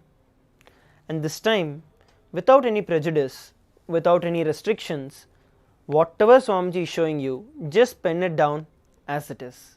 Whether it is a shape, whether it is a color, whether it is a number, whether it's an alphabet, whatever it might be, just decide to let Swamiji manifest it. Let's now begin. Om Nithyananda Paramashivoham. Om Nithyananda Paramashivoham. Om Nithyananda Paramashivoham. Om Nithyananda Paramashivoham. Om Nithyananda Paramashivoham. Om Nithyananda Paramashivoham. Om Nithyananda Chant the Mahavakya intensely within yourself. Om Nithyananda Paramashivoham. And ask Swamiji to show you the details. Nithyananda Paramashivoham. Om Nithyananda Paramashivoham. Om Nithyananda Paramashivoham. Om Nithyananda We had a few more moments. Paramashivoham. Om Nithyananda Paramashivoham. Om Nithyananda Paramashivoham. Om Nithyananda Paramashivoham. Om Nithyananda Paramashivoham. Om Nithyananda Paramashivoham. Om Nithyananda Paramashivoham. Om Nithyananda Paramashivoham. Now all of you Om can relax. Nithyananda Paramashivoham. Please relax. You can slowly open your eyes. Now I want every one of you to really take these few moments and pen down in detail and post it in the Zoom chat. Whatever is the color, whatever is the image, anything and everything that Swamiji showed you, a powerful cognition, just pen down and post in detail in the Zoom chat.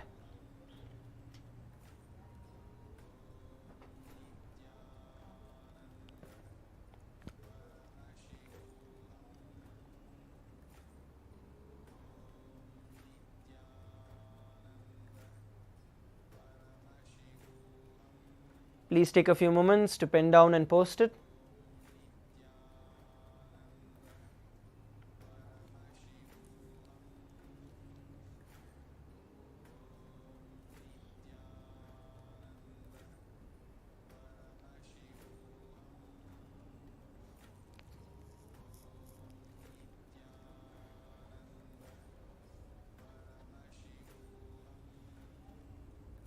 Post in as much detail as you can. Type and post it in the Zoom chat.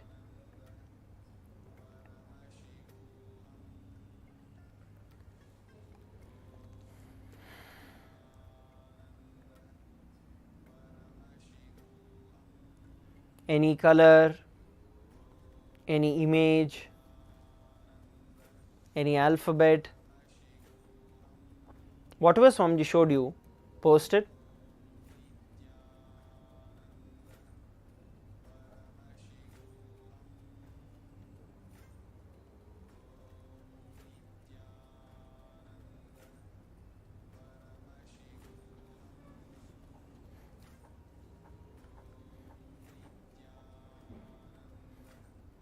Yes, please start posting as you are typing.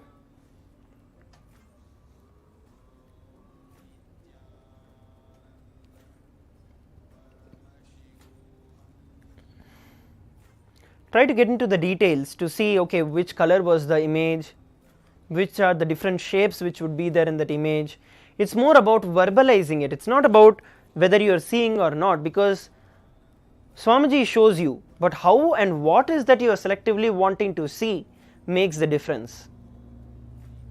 So go into detail and pen down in detail and post it in the chat so you can look at it. Yes, we have Pavan sharing that an image which had the shape of a heart. Okay, let's get ready. Let's now look at the answer.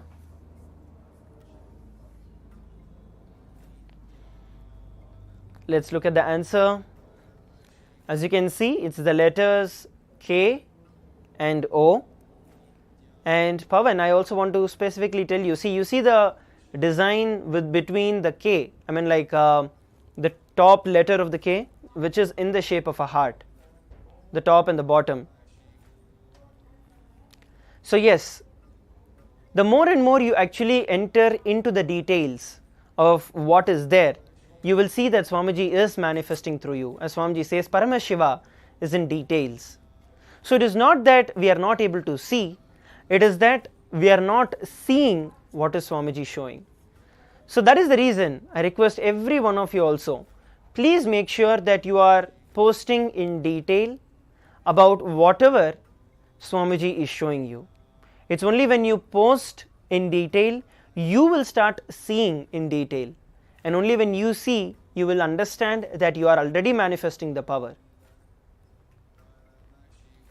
So now let's enter into one last round. It's going to be a rapid round. We're just going to be chanting the Mahavakya. All of you put on your eye bands. It's going to be a rapid round in just 1 minute. and after that we are going to quickly start posting whatever Swamiji is showing in the Zoom chat. So it's going to be a rapid round. Please sit straight, close your eyes, start chanting the Mahavakya, and ask Swamiji to show you whatever is being projected on the screen, and in a moment you are going to start posting the same on the Zoom chat. Let's begin. Paramashivoham.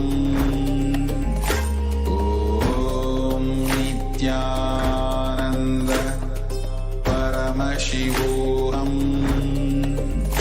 Om Nithyananda Paramashivoham. Om Nithyananda Paramashivoham. Om Nithyananda Paramashivoham. Om Nithyananda Paramashivoham. Om Nithyananda Chant the Mahavakya. Paramashivoham. Om Nithyananda And just ask Swamiji to show you whatever is being projected. Nithyananda Paramashivoham. Yes, now every one of you can relax. Om Nithyananda Okay, so now without any delay, I want all of you to quickly start typing and posting whatever Swamiji showed you.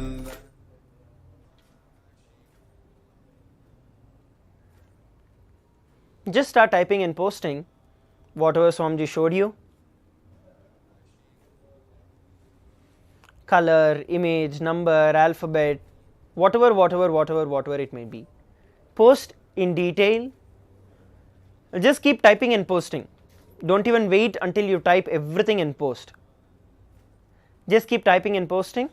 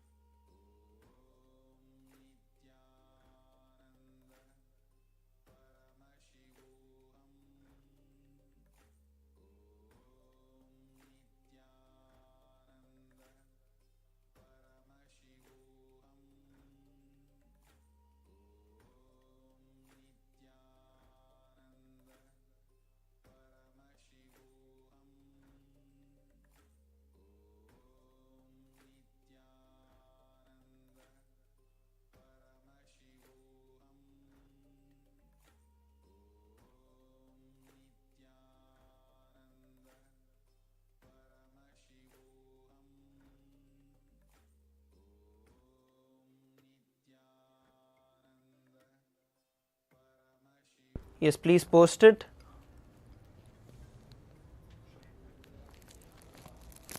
Please post in detail whatever Swamiji showed you. We're going to look at the answer. Let's now look at what Swamiji showed. The image that Swamiji showed.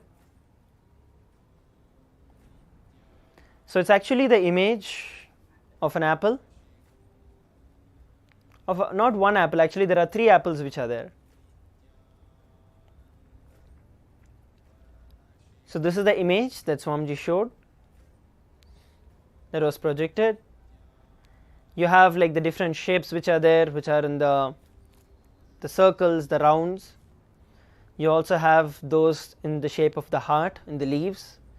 You have the colors of red, green, white, dark green, black.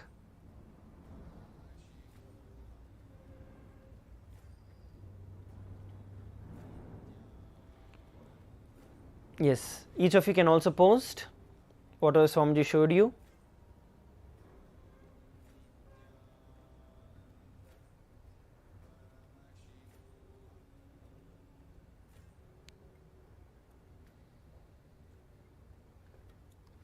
Now we are going to be taking a few minutes to post on the social media. We are going to post our experience on the social media. Whatever was your experience of this power manifestation, what are the different understandings that you had from this power manifestation, the results of this power manifestation, please take a few moments to just share it across on the social media. You can post it on your Facebook and other social media platforms. Use the hashtags hashtag Kailasa, hashtag Nithyananda, hashtag power manifestation, and hashtag Paramashivoham. So let's take a few moments to do this, after which we are going to prepare ourselves to enter into the various sessions of today. So please take a few moments to do it.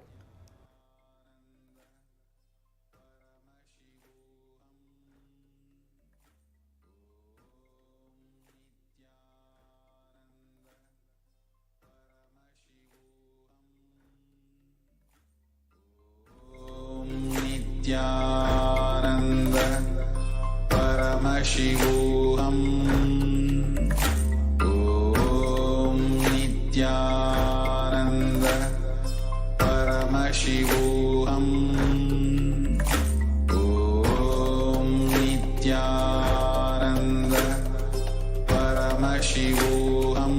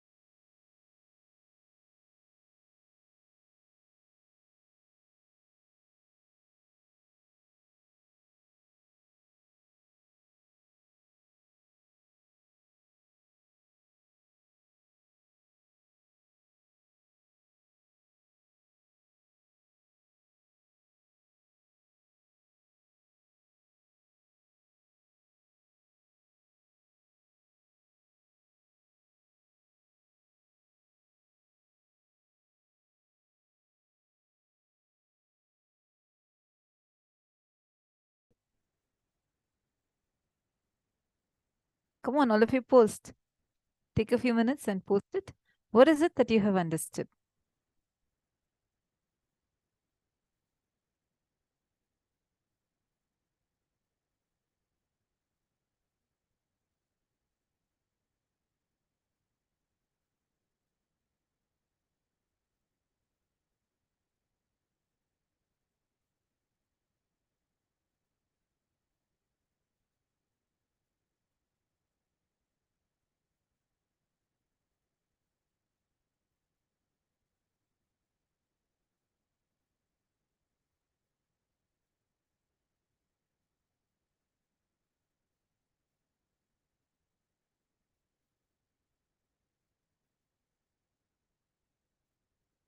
What you think of you and you manifest it, okay?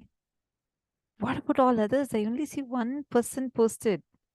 Come on, Mas Salinians. Okay. Mas Salinians has posted. Paramashiva should be priority. Manifesting by be the way Paramashiva manifests. As well as my stomach and heart beats everything be like Paramashiva. Or heartbeat everything strategies. Win-win plus integrity to Guru plus Tyaga. Renunciation to personal desires, correct? Tyaga is, see, whenever you say the word renunciation, it triggers a kind of powerlessness inside us because of all the loaded meanings that this word renunciation has. Tyaga is not what we commonly understand as renunciation. Then you'll have the next thing. Oh, why should I renounce? Why not enjoy everything? I mean, not allowed to enjoy anything. Understand, Hinduism is not a sadistic religion. It's a grand, greater science of Hinduism. It's a scientific lifestyle, most life positive, life empowering lifestyle. So when you start thinking that, okay, is it for me to renounce something, you will start understanding that like a sad way, it will not even inspire you, push you to renounce anything. You're understanding, Masalinian. So do not even think that you should be renouncing something and, like whatever you have as a thing to enjoy, you have to be renouncing. No, none of these are a definition for Tyaga. Tyaga means when you know what is it that you want in your life, when you're very clear about what purpose of your life is, and for that ready to sacrifice anything else that does not align with your purpose. Simple thing. Let's say, according to your goal, you know what your health is. You have a goal for your health. You have a particular way you want to be.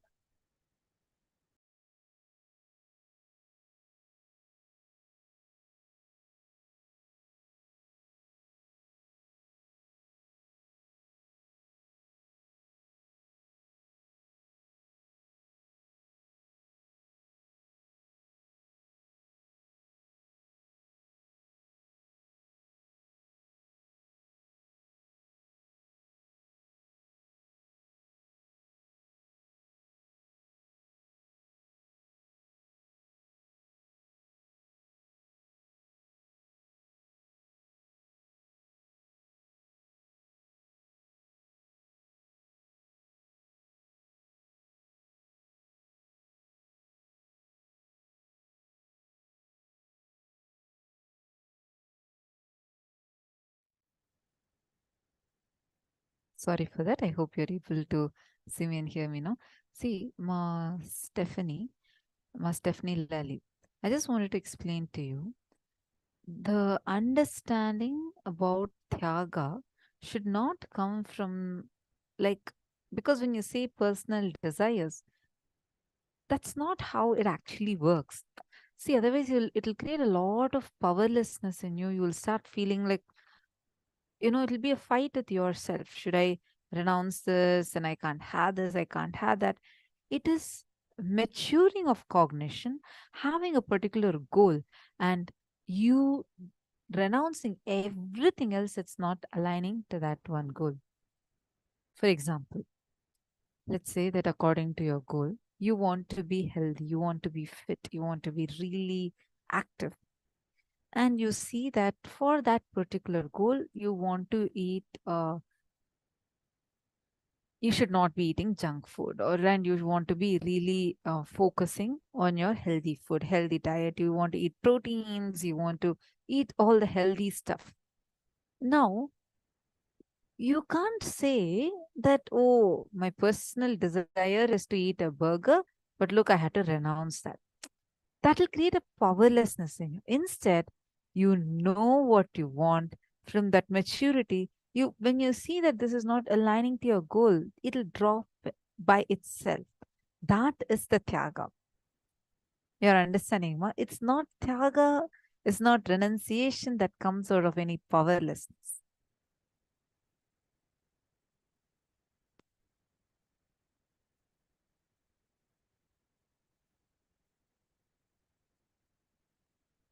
Sorry, I'm seeing some messages saying no sound. Are you all able to hear me, Nityanandam?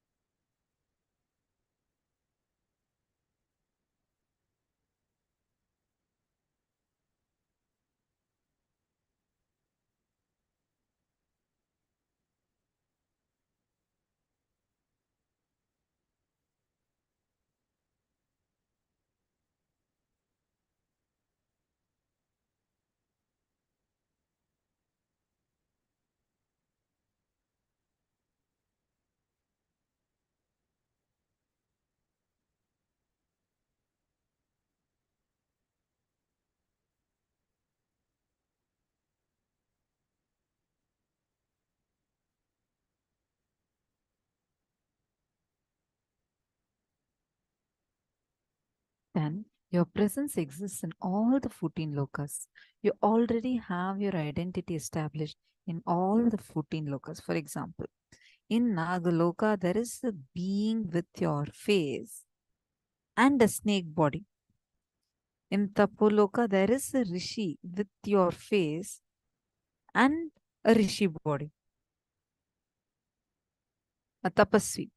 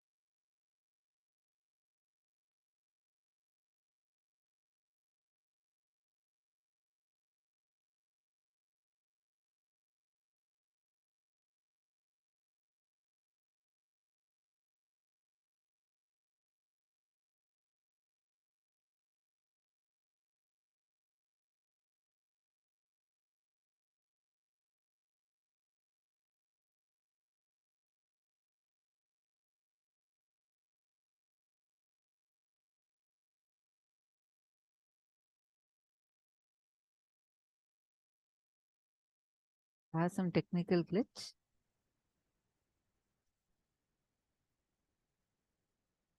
See, understand this. If you are here, it means existence wants you to be here in this form. Understand, you are not an accident. You are an incident. You are a conscious miracle of existence. Don't think this is a positive thinking. This is a straightforward, simple truth. Understand, existence is trying to express itself through you. What you call your potential is nothing but the expression of existence through you. When you freely allow this, you will start realizing your infinite potential. Kailasa Loka is too beautiful. It neither has a gate nor a door. Your identity in Kailasa Loka is empowered if you decide for integrity to Guru and integrity to Paramashiva. Now, how do we decide that? Tell Paramashiva, I know you are real. Not only Paramashiva is my first priority, Paramashiva is my only priority. Let my independent intelligence, consciousness, my will to feel good, bad, right, wrong, my individual soul exist only as an extension of Paramashiva. Let me think what Paramashiva wants. Let me will what he likes. Let me live as his own extension. Whatever is good as per Paramashiva, let that be good in me. Whatever is right as per Paramashiva, let that be right in me. Whatever his powers are as per Paramashiva, let that be with me. Whatever is right as per Paramashiva, let that manifest in me. Let intelligence as Paramashiva wants happen in me. Let the wealth as Paramashiva defined happen in me. Let life as Paramashiva defined happen in me. Let health as per Paramashiva happen in me. Let breathing happen as per Paramashiva in me. Paramashiva is the only priority. Now take a few minutes and you're going to be writing this down. I request all of you, we're going to give you a few minutes time. Type down this entire cognition. Take a few minutes and type it out on the Facebook group. Please start now.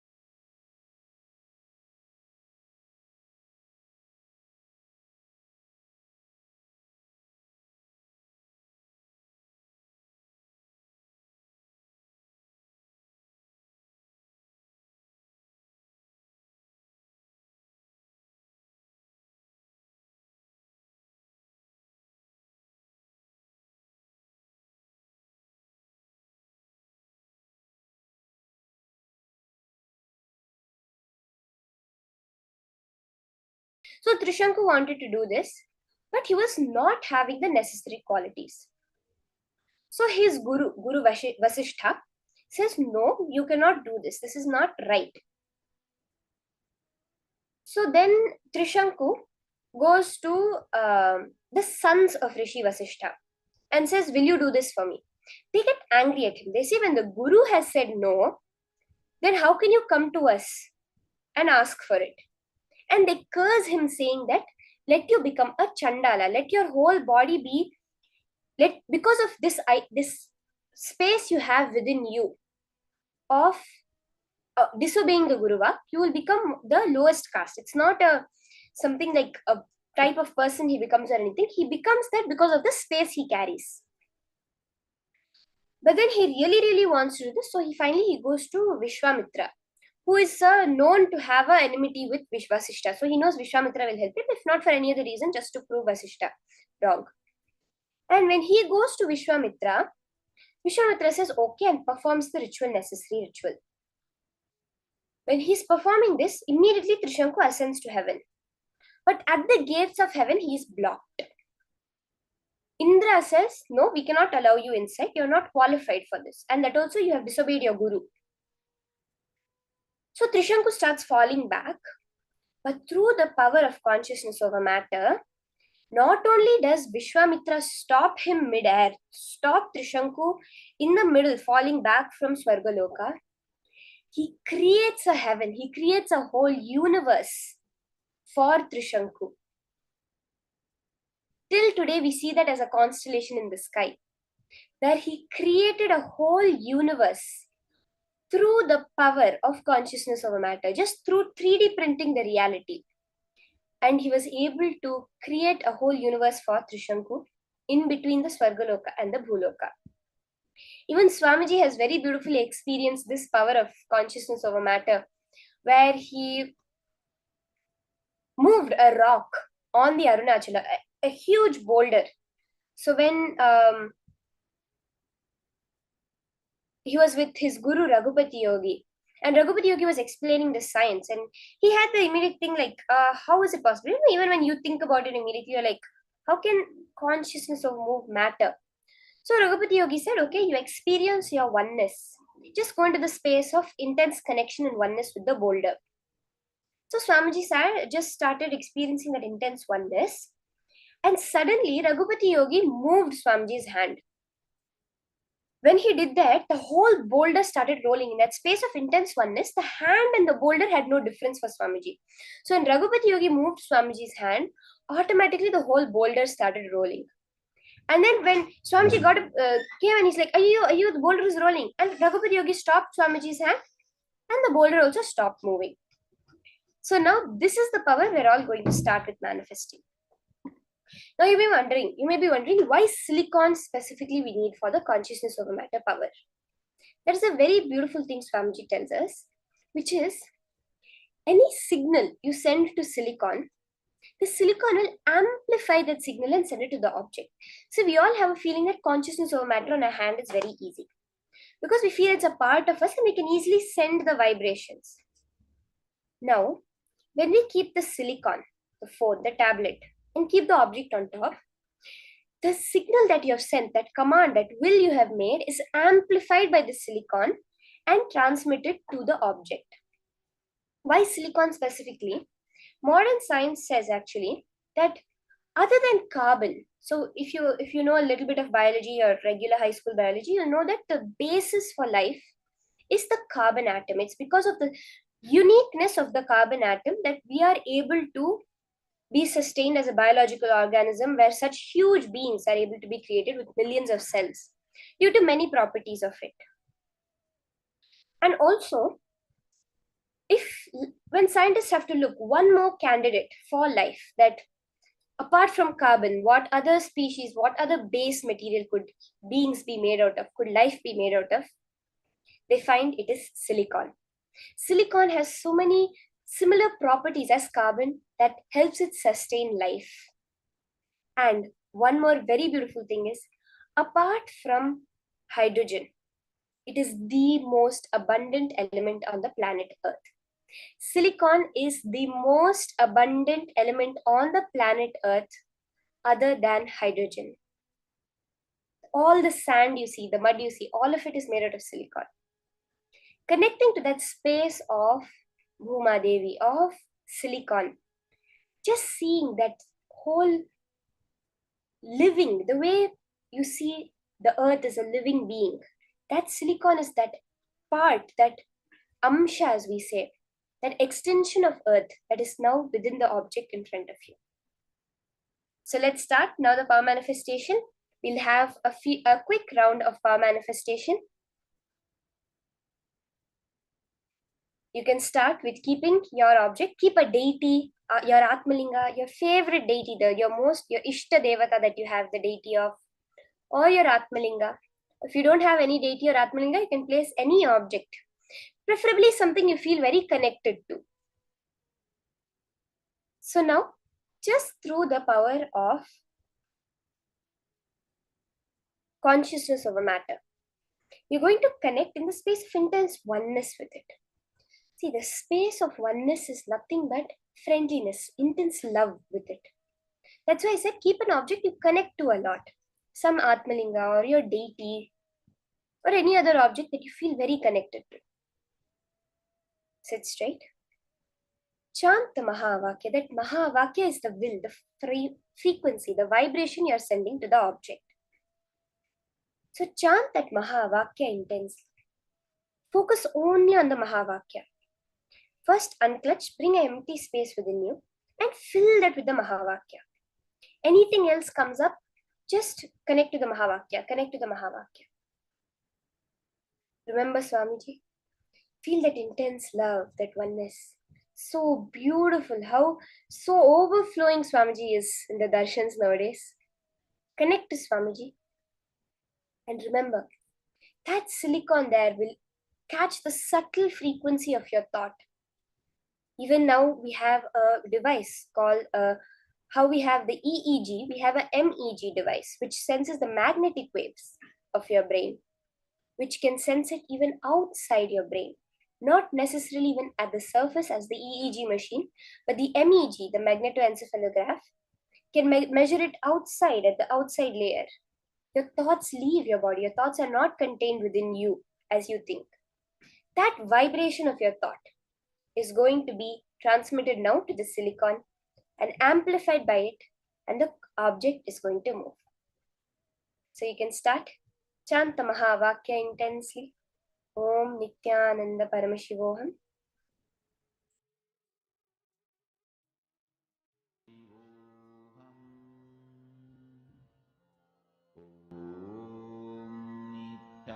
Nithyananda Paramashivoham.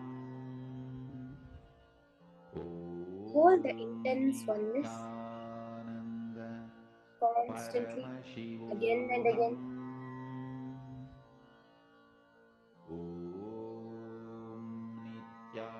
That intelligence, that Shruti Mata within the silicon, connect to her.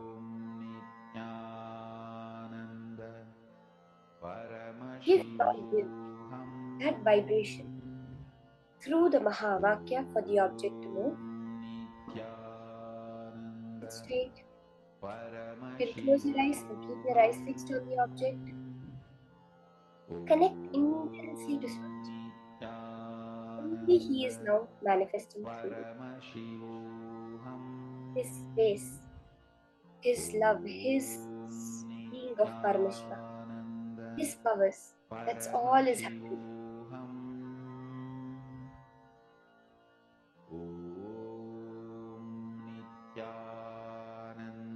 Vibrate your whole being with the Mahavakya. Let every cell in your body feel it. That vibration is what you're transmitting out into your, what you perceive as the outer world and making the object move.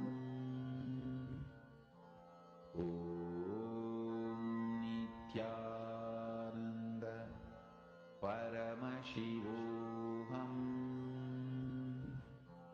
Let intense energy be awakened within you. Nithyananda Paramashivoham.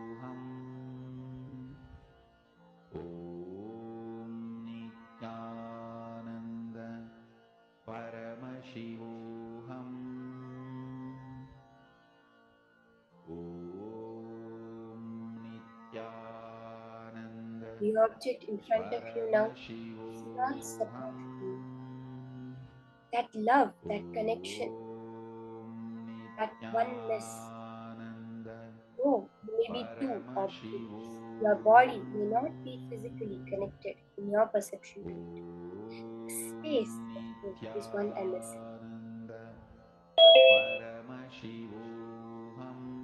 Through that space dimension, your length, breadth, and depth may be different. Just when you go beyond the time, you realize the oneness of the space. Through your inner space, when you command the space of that object, will happen. Yes, Ma'am Musuhe is saying she manifested. That's awesome, Ma'am.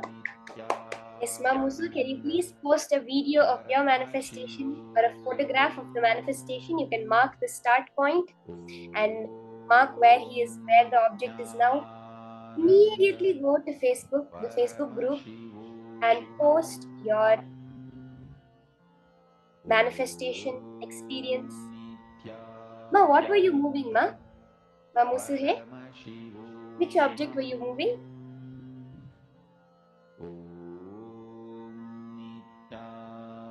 In that space of oneness, nothing is impossible. You just know Swamiji is manifesting. So beautiful, Ma. You moved the Atmalinga, Ma Musuhe. That's so beautiful. Take a picture of it and post it on the Facebook group. Do not miss sharing it.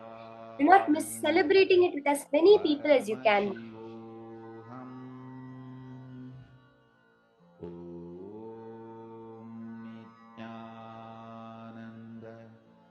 Paramashivoham.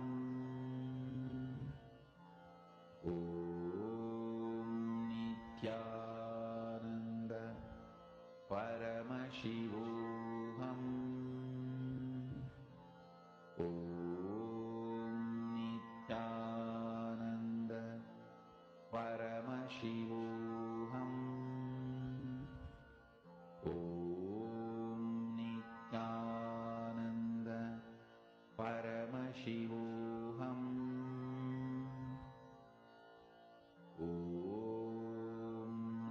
Nithyananda Paramashivoham.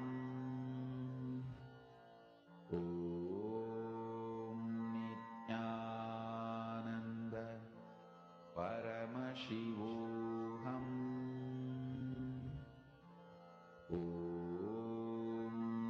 Nithyananda Paramashivoham. Ma Nayana Patel, Ma Nisha, Ma Patricia Smith. Just connect with your object. Swamiji is there. He is making the manifestation happen. Only he is doing it. See, the only way anyone can be alive is if Paramashiva is there within you. If Paramashiva leaves, that's what we call as when we die. So that means, as Paramashiva, only the manifestation is happening. You perceiving this world, you perceiving your existence is nothing but you as Paramashiva. It is only he who is alive. If there is something else other than he, that means that is more powerful than him. But there can be nothing more powerful in the cosmos. Therefore, he is the only Purusha, he is the only alive being. Whether it's you, it's me, whether it's Ma Revati, whether it's Ma Poonam Yadav, Ma Priyesha, all of us have only Swamiji, only Paramashiva as the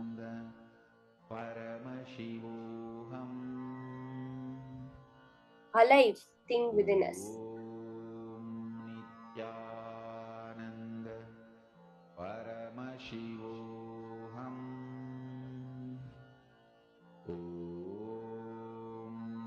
Nithyananda Paramashivoham.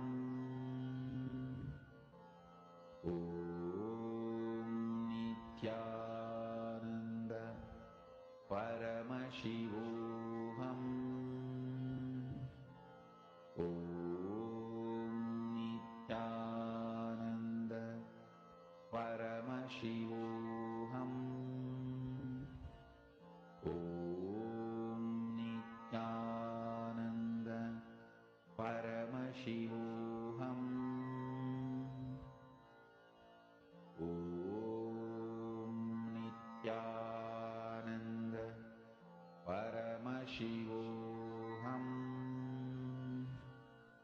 post your manifestations, even if you just feel the intense Kundalini awakening, the intense energy flowing through you, you'll be able to see. Please record your Atmalinga, especially if you're using the Atmalinga.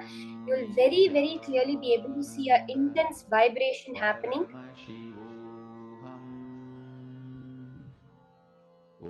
So please record and notice the small, subtle manifestations that are happening. And you'll see how every moment in life is a manifestation. More and more manifestation happens. Nithyananda Paramashivoham. Om Nithyananda Paramashivoham. Chanta Mahavakya. Okay, Ma Priyesha is saying that's moving continuously. Ma, please take a video and post on the Facebook group. Don't miss this. Please, all of you, don't miss your manifestation moments. When you manifest, that's the moments you are realizing your oneness, you're experiencing that oneness. That is your very nature with Paramashiva. So never miss. That's beautiful, Ma Priyesha. That's awesome. That's awesome, Ma. Everyone else, as you're manifesting also, don't forget to go to the Facebook group or on your own Facebook and post your videos, your experiences of the manifestation. Nithyananda Paramashivoham. Have a few more minutes of manifestation. Connect intensely to Swamiji. Paramashivoham. Om Nithyananda Paramashivoham. Om Nithyananda Paramashivoham. Om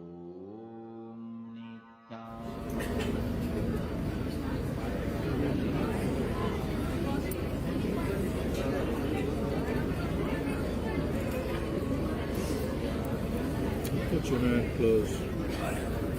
Otherwise it might tingle.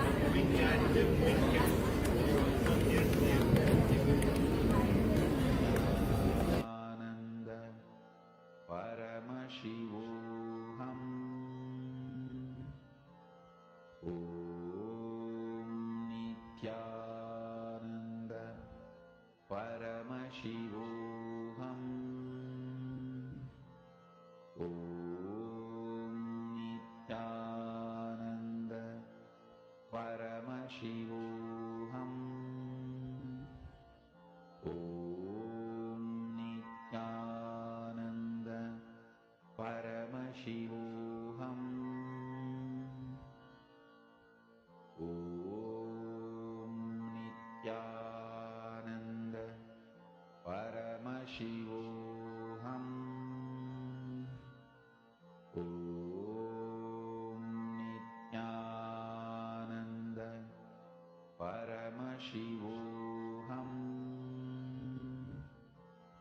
Om Nithyananda Paramashivoham.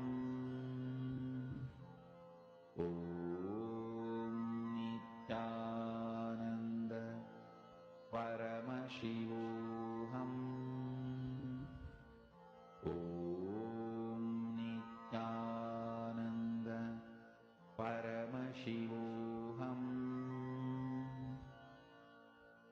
Om Nithyananda Paramashivoham. Om Nithyananda Paramashivoham. Om Nithyananda Paramashivoham.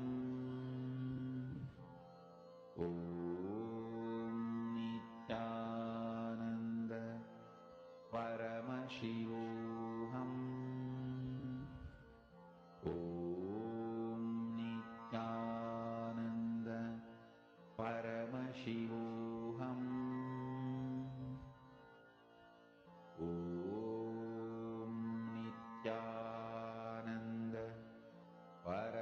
Paramashivoham. Om Nithyananda Paramashivoham. Om Nithyananda Paramashivoham.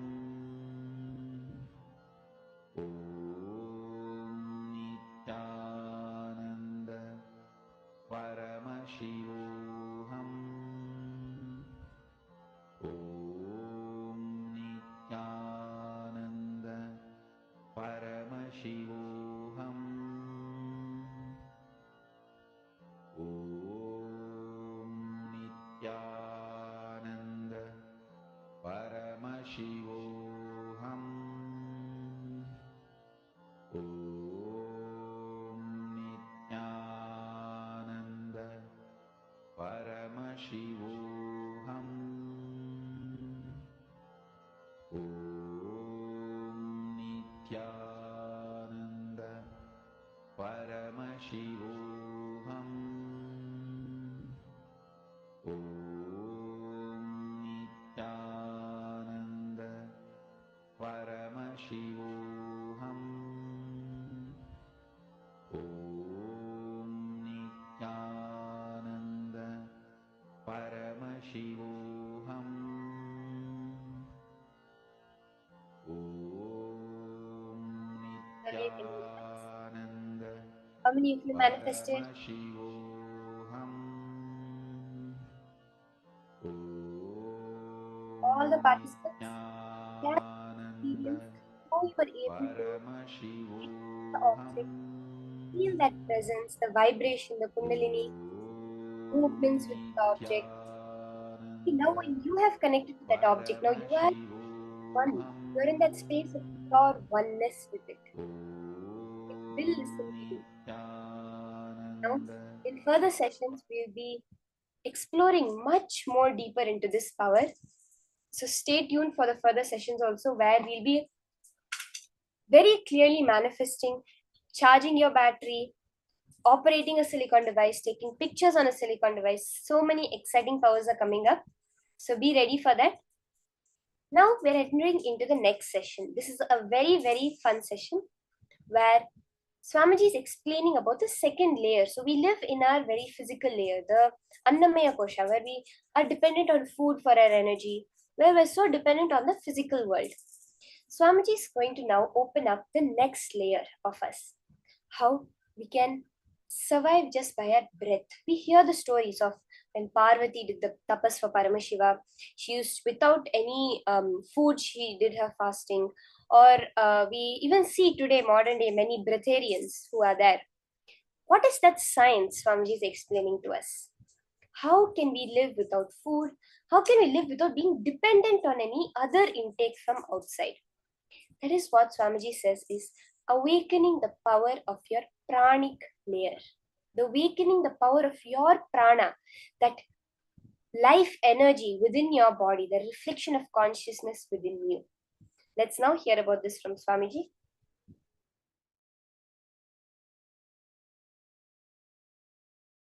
Nitya Kriya Yoga, please understand.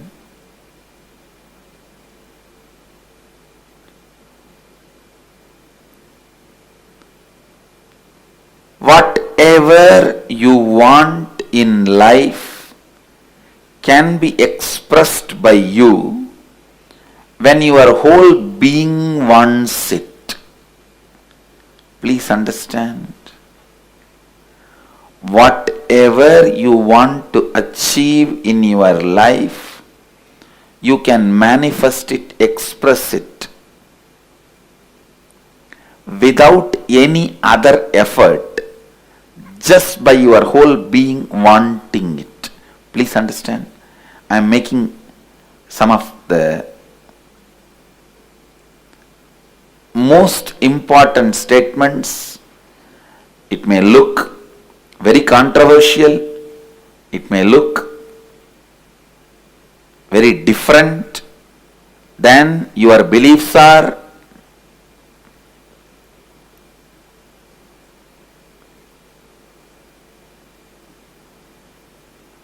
some of the important sacred secrets.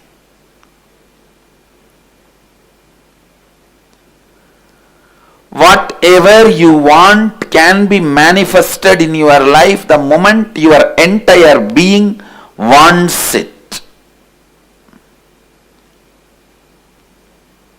Not just parts of you. Part of you may want health. Part of you may want to have constantly junk food, alcohol and whatnot. Then you won't manifest health. Whatever you want can be manifested just by your whole being wanting it. Nothing else is needed. Please understand, I am making a statement which means if you want wealth, just by your whole being wanting it, you will manifest it. It may look very funny or strange, weird proposal, but I tell you, it works. For various strange, paradoxical, weird reasons, it works. Because universe is paradoxical. It's weird. Still, human beings are not able to decode the universe. That's the beauty of it. Your whole being wanting it can manifest anything without having to need to do any other action other than wanting. Every corners we have to find, every corners where limitations can hide and clean them all. Our limitation beliefs, where all it can hide and clean them all. You need to understand all dimensions of your existence. We are more than what we think we are. But unless we understand our ideas about ourselves, our body and mind, we cannot find the part of us that hidden by body-mind system. Please listen.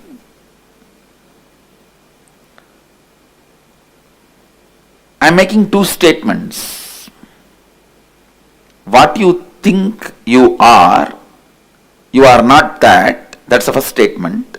Second statement, what you think you are hides who you really are from you.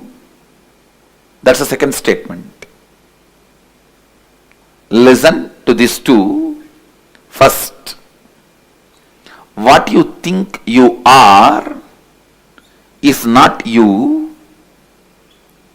and what you think you are hides the real you from you.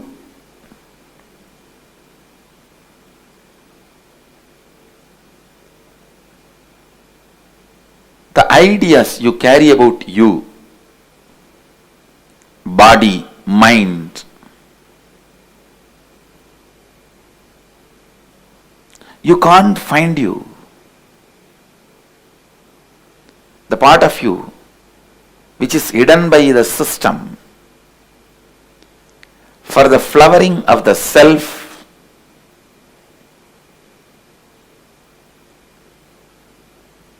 you need to work on the self itself.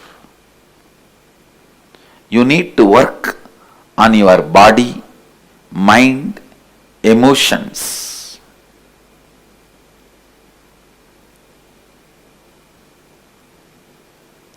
Just like body is made of various systems, nervous system, circulatory system, digestion system, like that you are made of 5 layers. In Sanskrit we call it koshas. One of the oldest Upanishad, maybe 20,000 years old Upanishad, clearly describes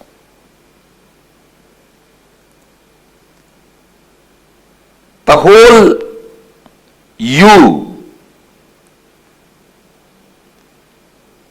The sheets are coverings, in Sanskrit koshas. How many koshas we have? How to clean them, complete them, heal them, make yourself as one.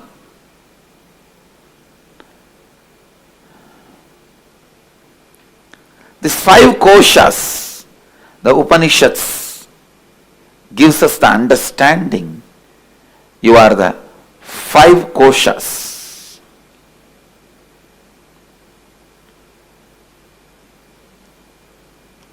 First, the physical body you are having, which is made of flesh, bones, that's the first layer, body.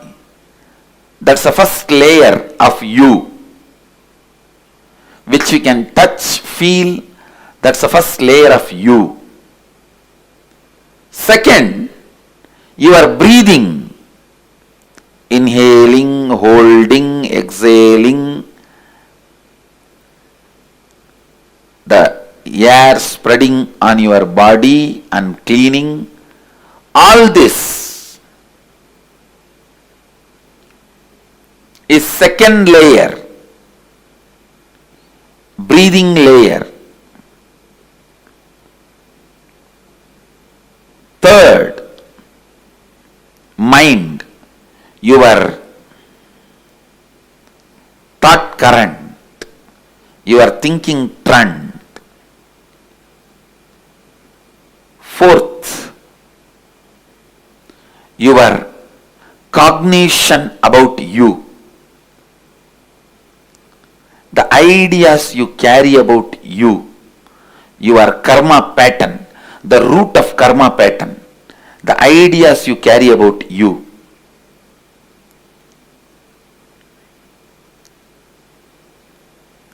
That's a fourth layer, your cognition pattern. Fifth, the bliss, the self in you, the bliss nature of you. Understand these 5 layers. Physical body, the first layer. Breathing, the second layer. Mental body, the third layer. The cognition you carry about you, which is not really you, but which you carry about you, that's the fourth layer. The bliss happening in you is the fifth layer. Once you complete all these 5 and integrate all these 5, heal all these 5, enlightenment starts expressing. Means the ability to manifest whatever you want. The ability to manifest whatever you want.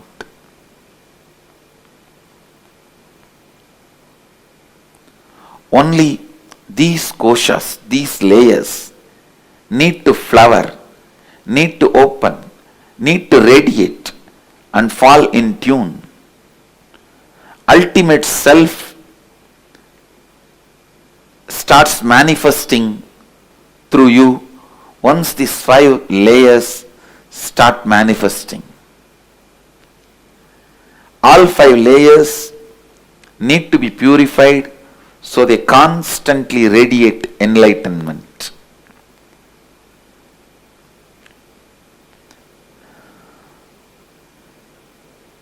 Understand? Physical body,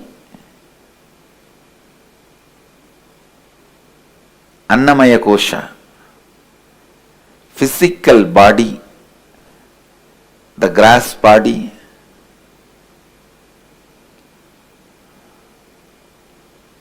physical body, breathing layer, mental layer, cognition layer and bliss layer. These are the 5 layers you carry. Taittiriya Upanishad second chapter, Anandavalli, beautifully explains this whole science.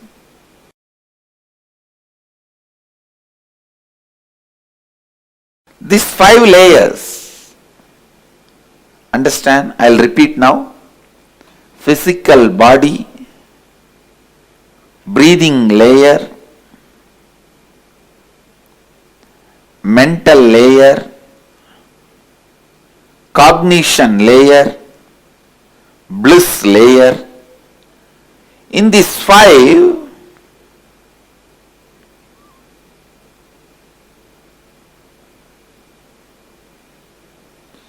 we carry so many incompletions, patterns.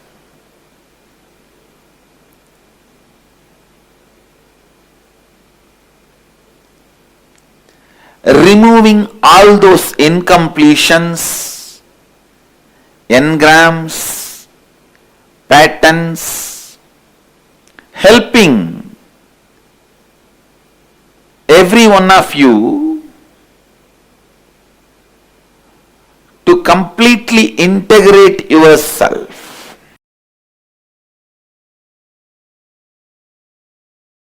I am going to introduce you to you.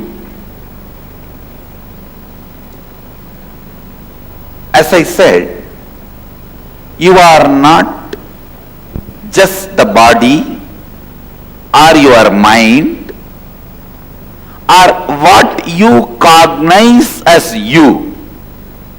Listen, you are not just body or mind or what you cognize as you. Let me show you a simple presentation. Visualize this as a round.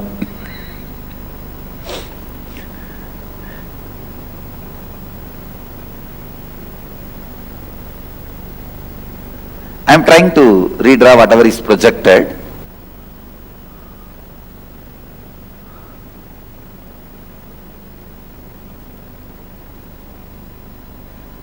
Actually, you are totality of your body.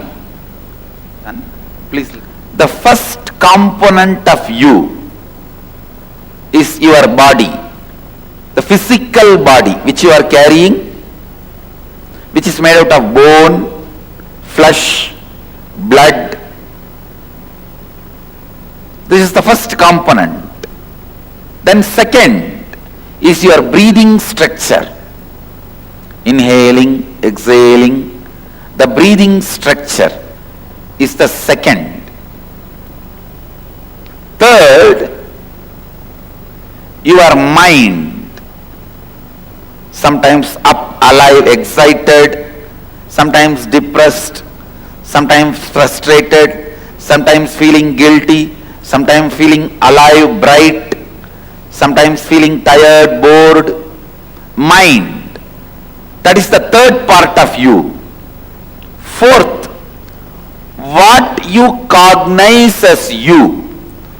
What in core of you, what you cognize as you. What you feel as you. That's the fourth part of you. Fifth, the bliss, freedom beyond all these 4.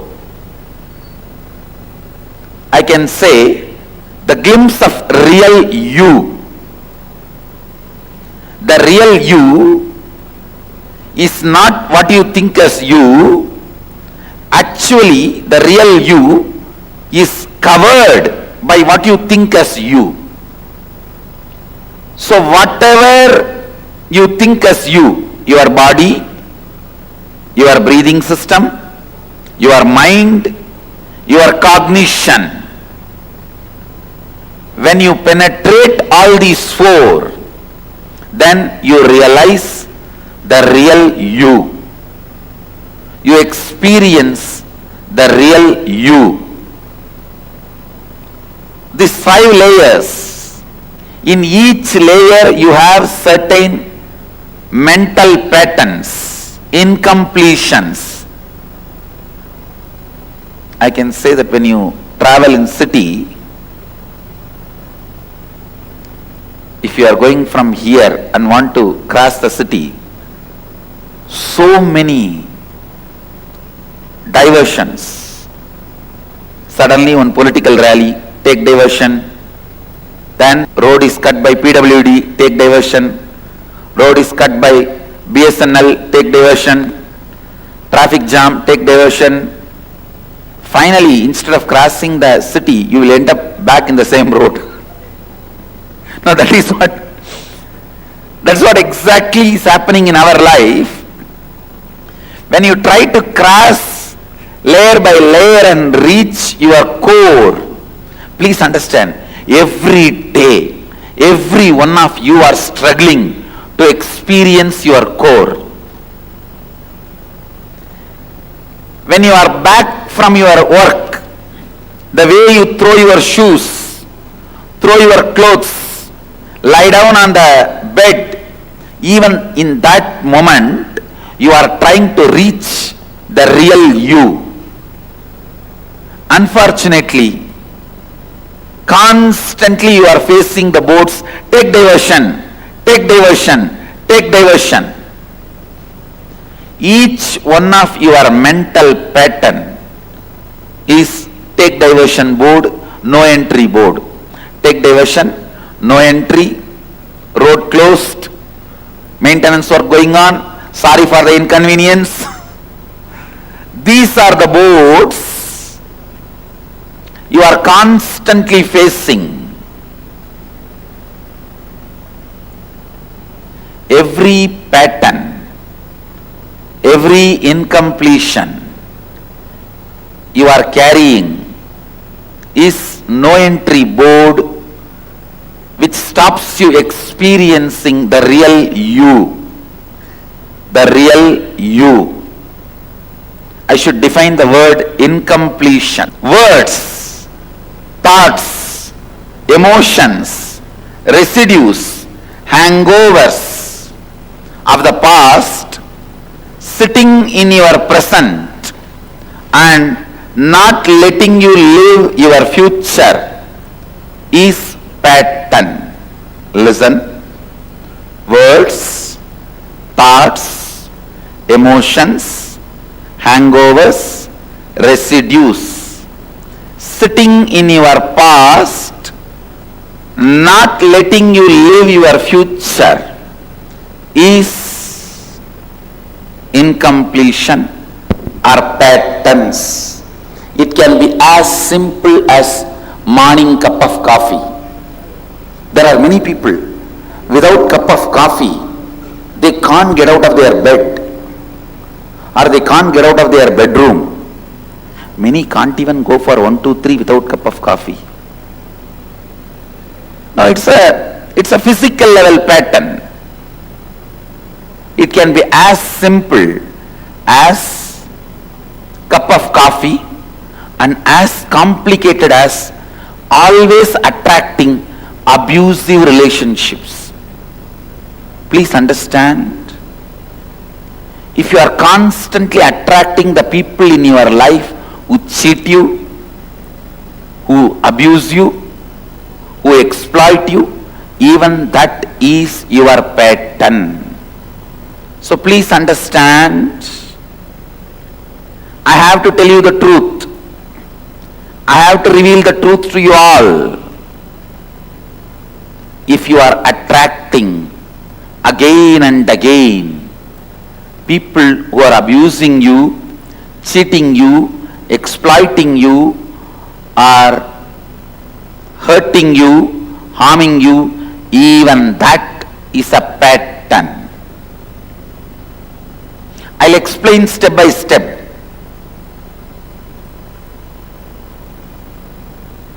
It can be as simple as morning cup of coffee to as complicated as attracting, abusing, hurting people in your life. Both are patterns at different levels. You have 5 parts of you where the patterns are stored. These 5-layer patterns are responsible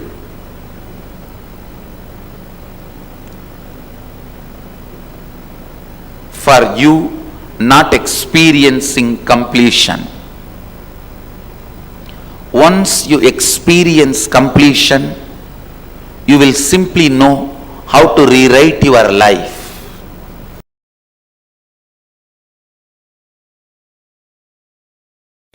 Pranamaya kosha, breathing layer.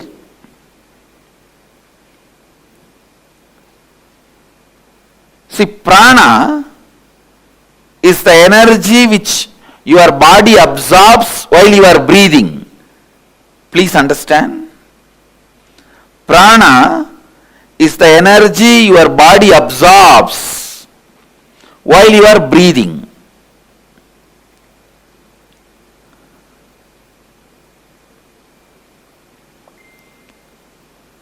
Air itself is not prana, but the energy which comes through the air is prana. Air is like a vehicle. Air is like a vehicle. On a physiological level, prana refers to your circulatory and respiratory systems. See, prana does 5 things inside you. Inhalation, that's called prana. Vyana means the air which goes inside and stays in you.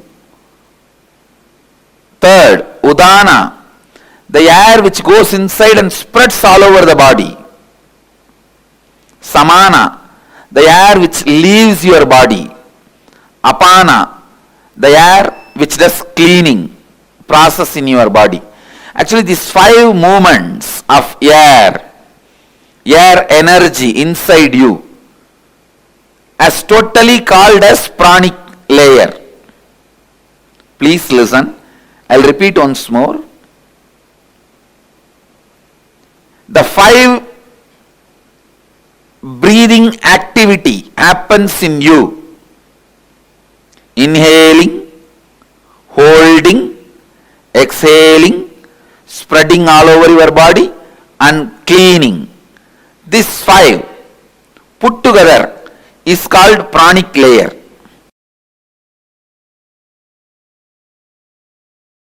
The purpose of power manifestation is to make you more and more integrated to the life. My prana is very powerful. Please understand. Power of your prana is power of your health, power of your life. Few days before I was telling, in 11 dimensions of the universe, the forms I use is different, the names I use is different, the language I use is different, but the breathing I do is same.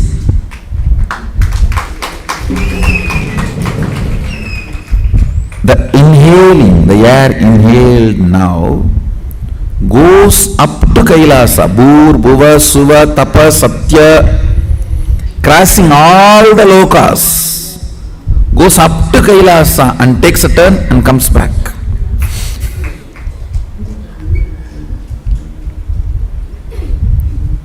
When it is very powerful, the mantras released through this breathing gets into your system so deeply, awakens your system so powerfully. It is like the moment the sacred syllables are given, immediately it becomes part of your cognition.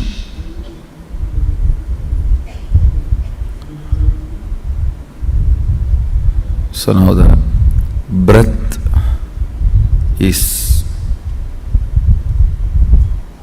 so intense, the prana is so intense, Let's not waste this moment. Let's use it for beautiful initiation. I'll recite 7th, 8th, 9th verses. Please recite along with me.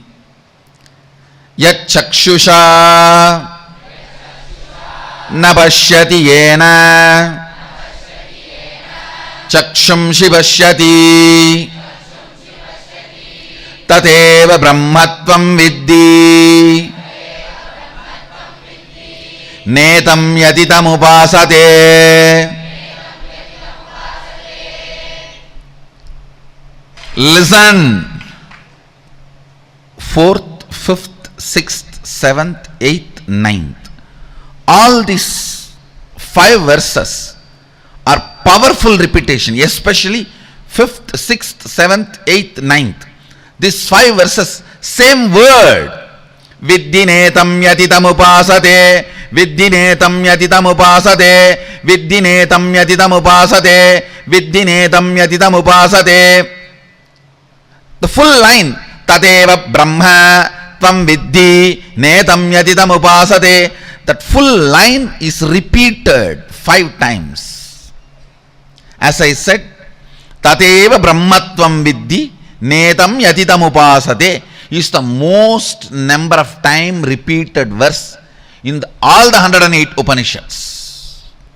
I wanted to explain the sacred secrets in these verses one by one, the way you can grasp, understand the importance of breathing. It is not smelling, you are breathing life. It is too important. You need to constantly be aware and alert whom you are breathing. Like whose food you are eating, with whom you are eating matters. With whom you are breathing matters. And if thousands more and more number of people feel rejuvenated and happy by breathing your space, you will be blissful. Naturally, you will be loved, you will be wanted. That will make you more and more blissful, more and more loving. I tell you, what you breathe out becomes your character. Whatever you deny becomes your weakness pattern. Whatever you breathe out becomes your character. Breathe out love, breathe out completion. It becomes your character. Whatever you deny, I cannot do. He will talk, who knows, only I know. After 2 days, all these are not working for me. One day I have this ambition and activism, second day I don't know where it goes. All this denial will become your pattern. Whatever you breathe out, which everyone around you enjoys, becomes your character. I tell you, breathe out, breathe out, breathe out. Breathe out joy. Let everyone around you breathe the joy. Let everyone around you breathe the completion you radiate. I tell you,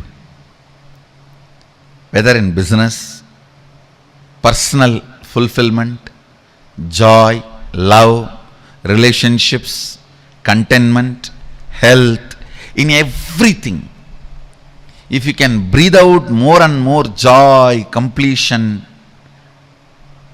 and more people love to hang around you, feels rejuvenated, love, energy, completion, all that. That is what is success. That is all is success. It is not some cunning, technical, strategical planning. No. No. Ramakrishna never had a strategy. Till he was in the body, he had only 2-digit number of disciples, not even 3-digit. For his own, when he left the body, the number of people gathered is 2-digit, not in 3-digit. That is also lower 2-digit, less than 50, not above 50. Higher 2-digit means 50 to 100, lower 2-digit 50 to 99. Lower 2-digit means 10 to 49. It is lower 2-digit, less than 50 people. See the photos taken when he left the body. It's less than 50 people. But he created those 50 people, 40 people, such amazing, powerful completion space. Everyone who came in their breathing space breathed Ramakrishna.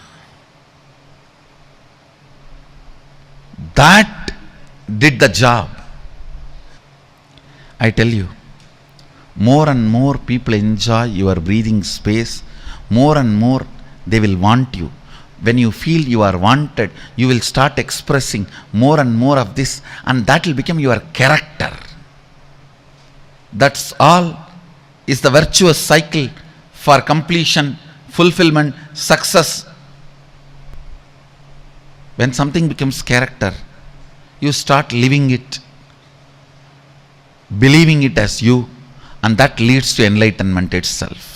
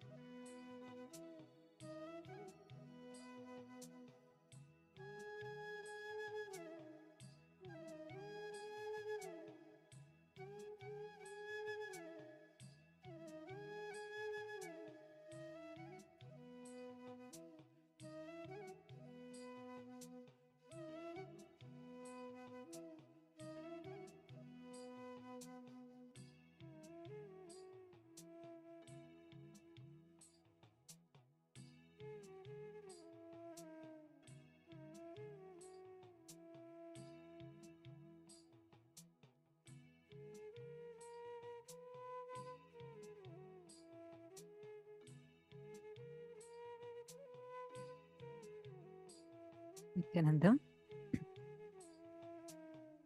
Very powerfully, Swamiji explained to us on the importance of prana.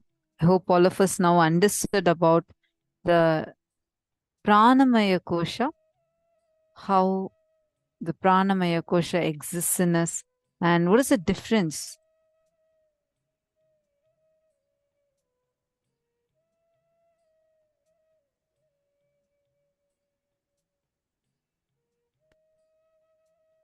between your breathing and the pranamaya kosha itself. I hope all of us understood that. Can I request all the participants to take a few minutes and post what are the things that you have understood so far?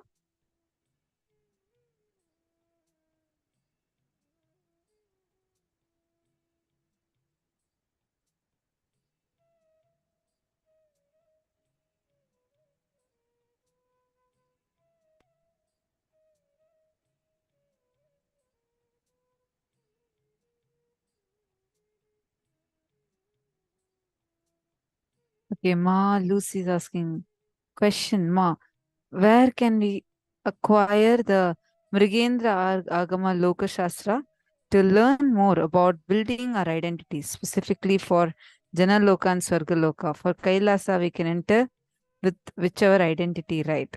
Sorry, I'm just seeing your question now. First thing, Ma Lucy, the identity for Swarga Loka gets empowered in you when you operate from win-win strategy. The identity in your in Kailasa gets empowered when you are empowering the identity, your space of Tyaga and integrity to Guru. You understanding?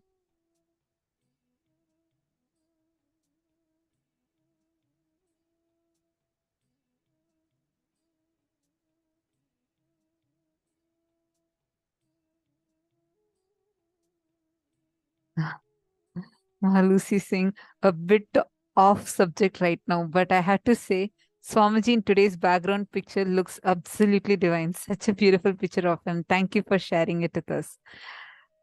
Ma Lucy, you can get this on the Facebook page, Kailasa's SPH Nithyananda Paramashivam Facebook page. Don't miss out. There are stunning pictures of Swamiji. And I'm also going a bit off subject. I read your comment and I just wanted to add. You can go to the Facebook page. You'll get so many such beautiful pictures of Swamiji.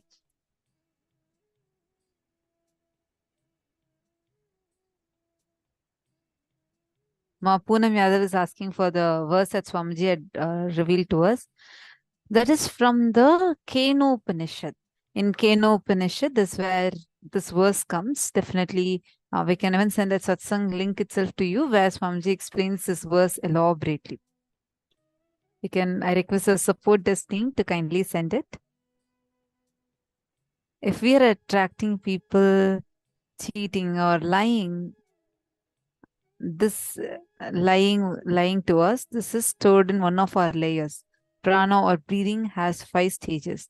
Air is a vehicle, makes breathing integrated in your life. Absolutely. Masalinians, wonderful. You have posted some of the key points. I just wanted to hear from all of you. Did you all understand about this breathing being your power?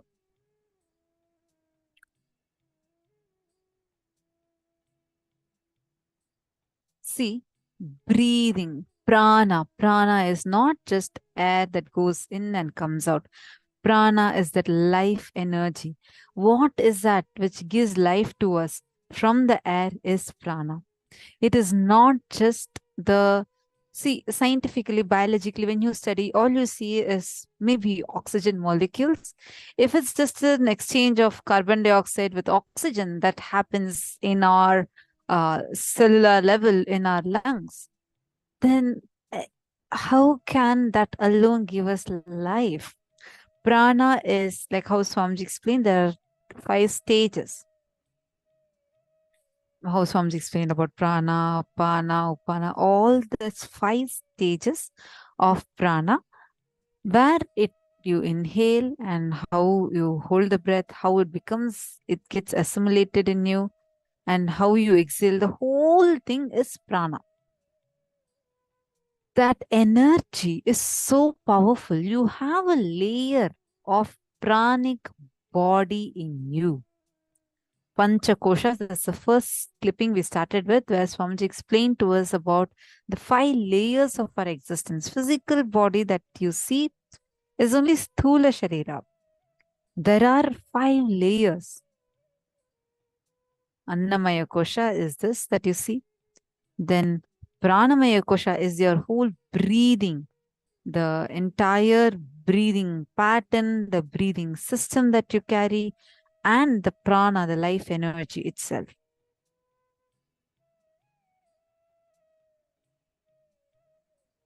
Masali saying, I used to think that prana was our food. Prana is the energy that comes out of your food is also prana, because it's basically the life-giving energy that's there in you. Now, this prana is so powerful. Swamiji shared a very powerful incident when one of Swamiji's gurus, how just using the power of prana, it takes normal rice. Just from thin air, he touches that rice and converts that into sakra pongal. Sakra pongal is a sweet dish. It's when you mix it with jaggery and boil it nicely, it will become a very sweet rice. Swamiji's guru said that there was a ilipam maram.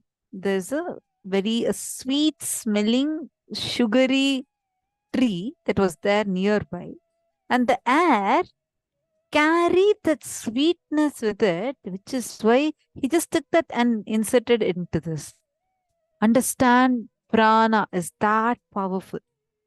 It can infuse so many things in you.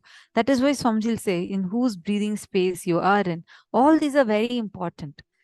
Because the breathing space, the prana that you inhale and exhale matters. And the pranic layer is blocked by the conflicting desires, contradictory desires. All these things block your pranic layer. We had earlier worked on this. I think we all had done a workshop on this. That really helps purify your pranic layer. And one very, very, very powerful technique Swamiji is given. In Ishavasya Upanishad, this comes where it says about Om Krato Smara Kritagam Smara Krato Smara Kritagam Smara Agnenaya Supata Araye Asman Vishwani Deva Vayunani Vidwan.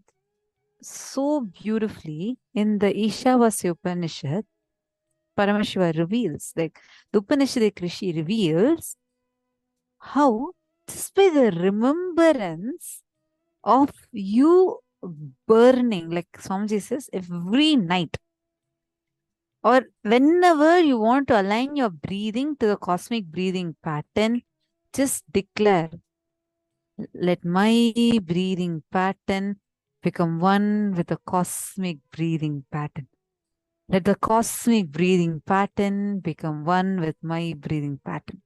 If you just close your eyes and declare this, suddenly you will see your whole breathing will change. Try right now. Just close your eyes. Just remember, you don't need to talk. Just remember this. Make a declaration to yourself inside of you. Let my breathing pattern become one with the cosmic breathing pattern. You'll actually see your breath going deep. You'll actually see your whole breathing pattern transforming itself.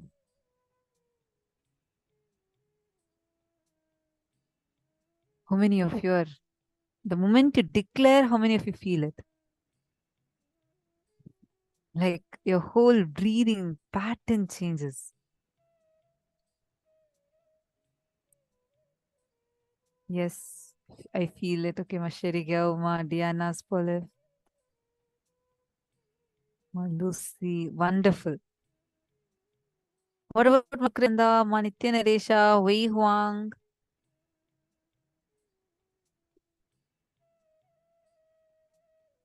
Understand, all of you. This is actually any situation, try this. Just declare, like sometimes whenever you see you get disturbed, right? Like you feel that something that you don't want is happening, or you're angry, upset about something. First thing that gets impacted would be a breathing pattern. The first thing that gets impacted will be a breathing pattern. Just look, even when you start feeling sleepy, you actually can see, that's what they say, whenever you get so angry, your breathing would change. It'll be like kind of like a shorter breath. They'll say inhale and exhale deeply and slowly. Just breathe in deeply. You'll come, that whole stress will reduce. Why? How can a mere breathing pattern change the impact of hormones in us? It is possible because your breathing is a power. Prana is powerful.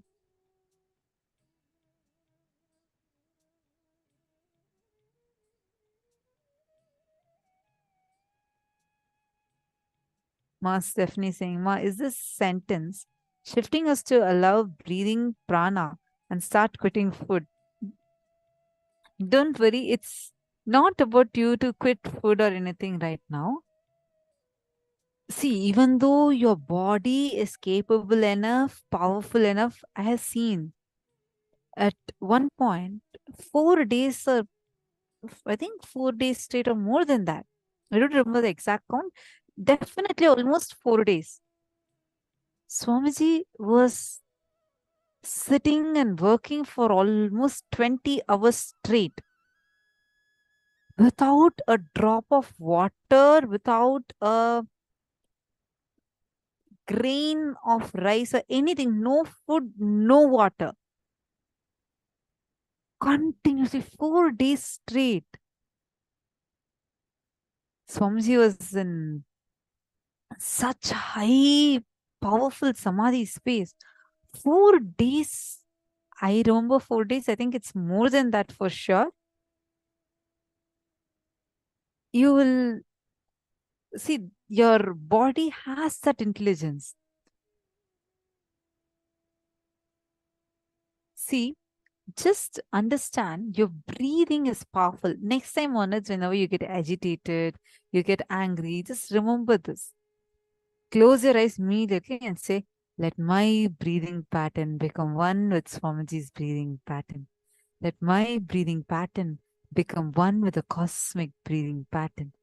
And you will see your whole being just aligning. That one declaration, remembrance is so powerful. Yes, Madiana Spoliv. I think one more person also asked, is Cosmos actually breathing? Swamiji says there's a cosmic breathing pattern that exists. And just by your breathing changing, how many of you have noticed the moment curtains open and you see Swamiji, like stunning and like so beautifully radiating, so divine, just sitting there with that smile on his face and blessing us. You're just seeing that, but you notice your whole breathing changes. So much bliss that's oozing out of nowhere. Understand? Because that is the power your breathing pattern has. That is the power. Whenever you connect to the cosmos, your very breathing changes.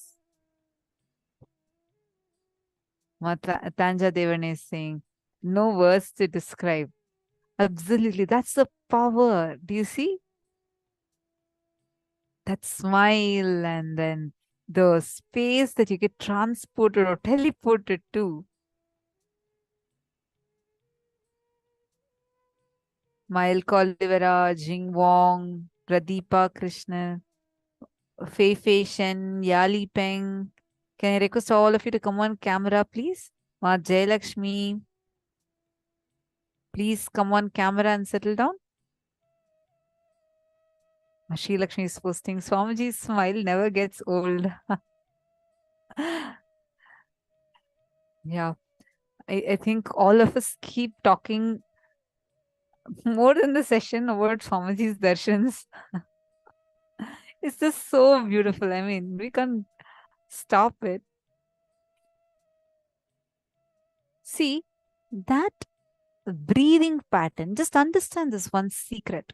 So that next time onwards, even anyone tells you anything, you get so angry, you're about to react, just close your eyes. Let my breathing pattern become one with Swamiji's breathing pattern. Let my breathing pattern become one with the cosmic breathing pattern. Really, it'll change. Jayalakshmi is posting deep silence. That is the effect of this declaration. Just your thoughts affects your breathing and vice versa. So by changing your breathing pattern, why do you think there is pranayama? Pranayama is specifically for you to align to the cosmic breathing pattern.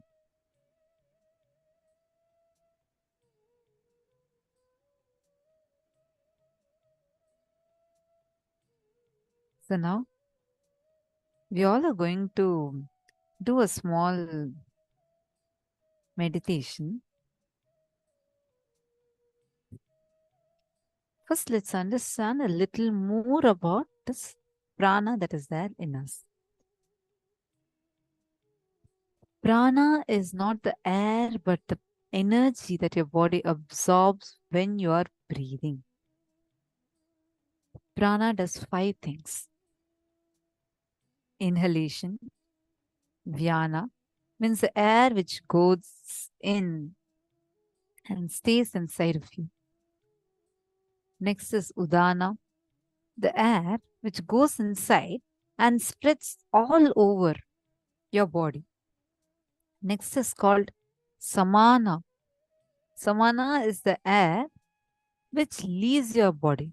Then apana, the air which does the cleansing process in your body.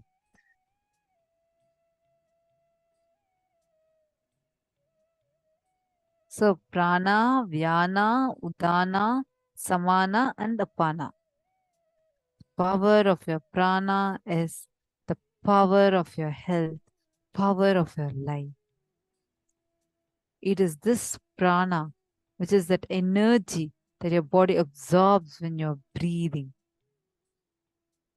And now before we enter into the Kriya itself, just want to give a disclaimer note. This technique is not intended to be a suitable substitute for professional medical diagnosis or treatment. And individuals with any type of medical condition, the elderly, children below 14, women who are pregnant or suspect they may be pregnant, are advised to seek professional medical advice before practicing these techniques. Viewers who are not on two-way video conferencing are cautioned that they are practicing these techniques at their own risk.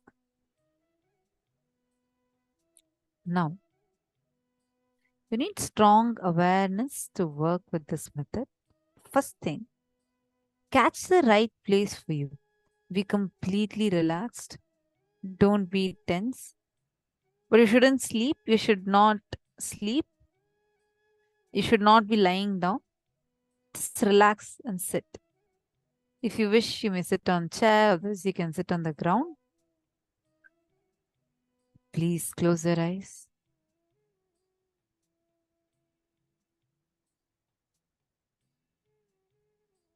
Please tie your eye bands. Request all the participants to please tie your eye bands.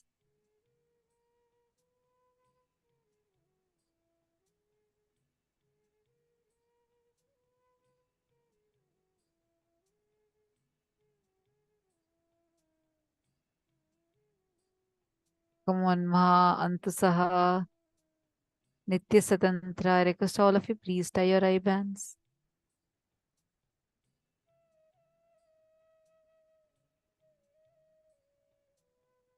Ma Christina Chenault, Ma Sherry, Lucy, all of you, please tie your eye bands. Remove your specs if you have specs or glasses, and tie your eye bands.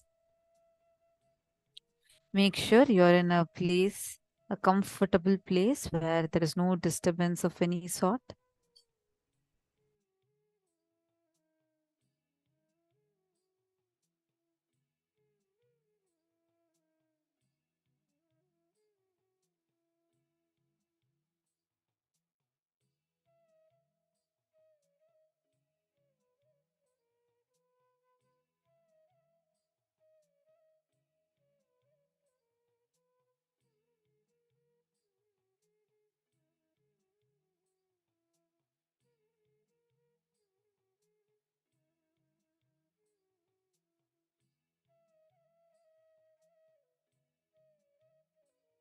Now, close your eyes.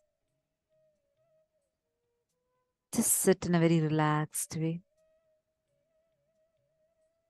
Release all the tensions. There should be no tension around the navel area. Let your navel region be completely relaxed. Don't change the pattern of breathing by force or by will. Just bring awareness to your navel center. Just bring awareness. That's all.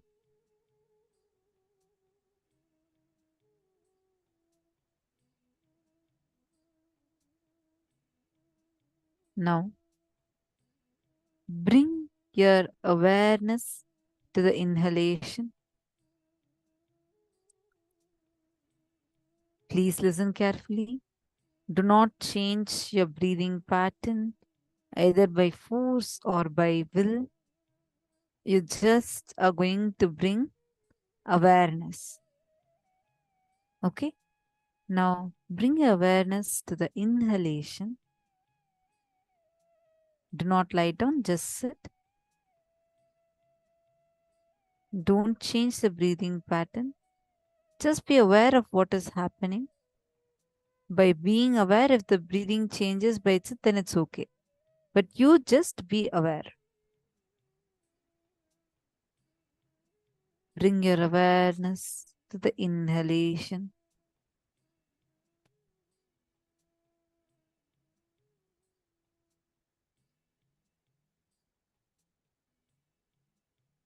Be aware of the air that's going inside of you. Have your awareness in that.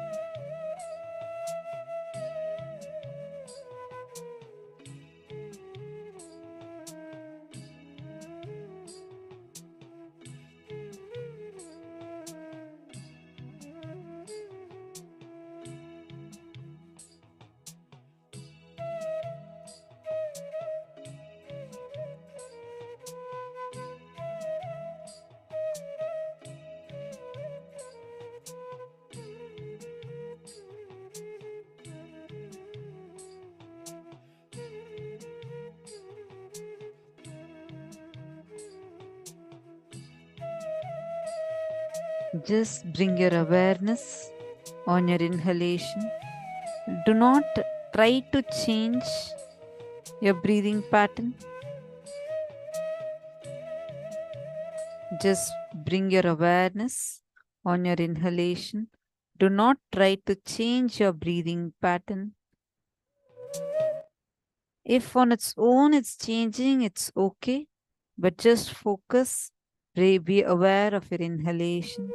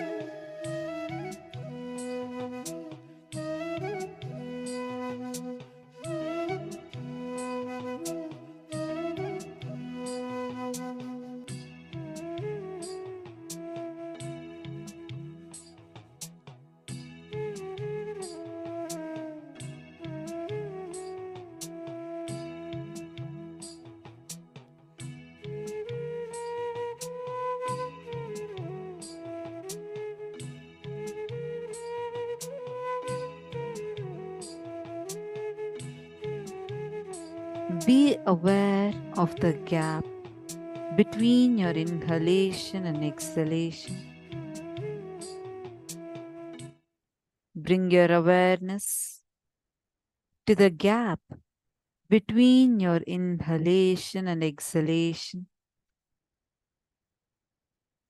Bring awareness between the time you inhale and you exhale. That time, bring your awareness between the time. See how the air is entering inside you, the prana staying in your system, turning and exhaling out.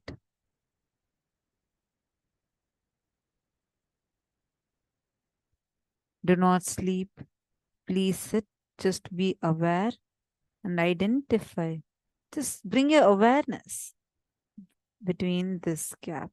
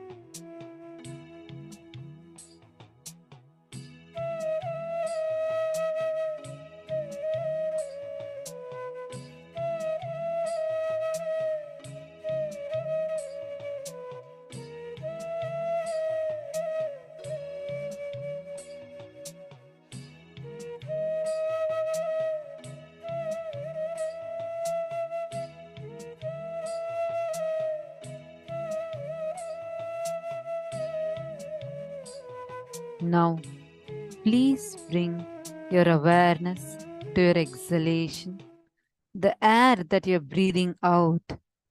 Please bring awareness to your exhalation.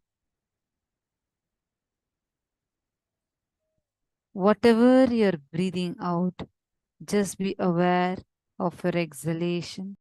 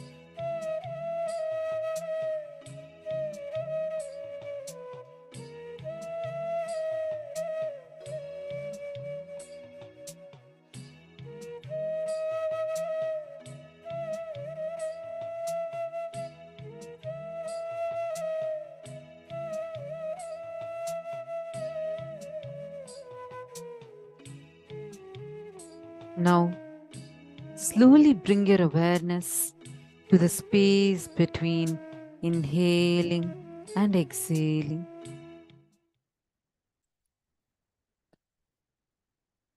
And feel the spreading of prana all over your body.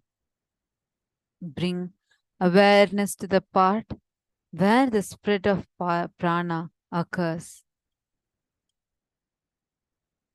Prana spreads all over your body and makes you alive.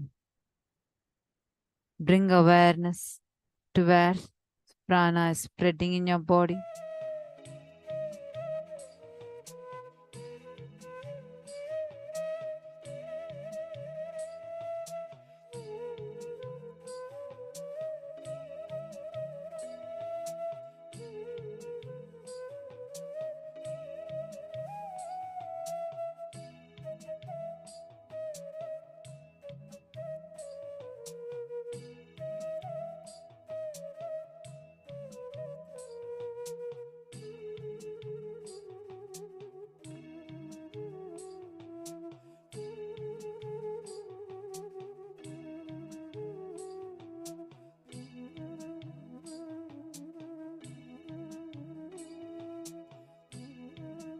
Bring your awareness to all the four parts. Inhaling, staying, spreading all over the body, and exhaling.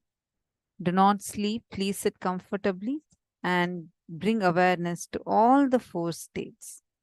Please do this. Bring your awareness to your inhalation, staying of prana, spreading all over the body, and exhaling.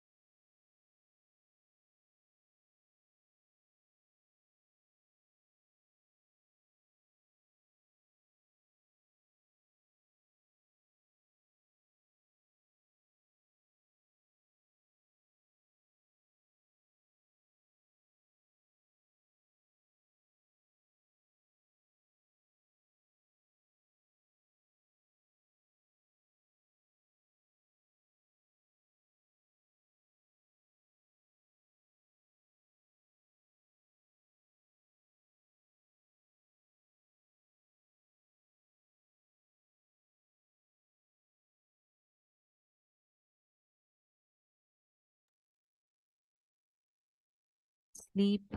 Do not sleep. Do the process intensely. Just bring your awareness. Now, bring your awareness to your navel center. Your complete awareness to your navel center.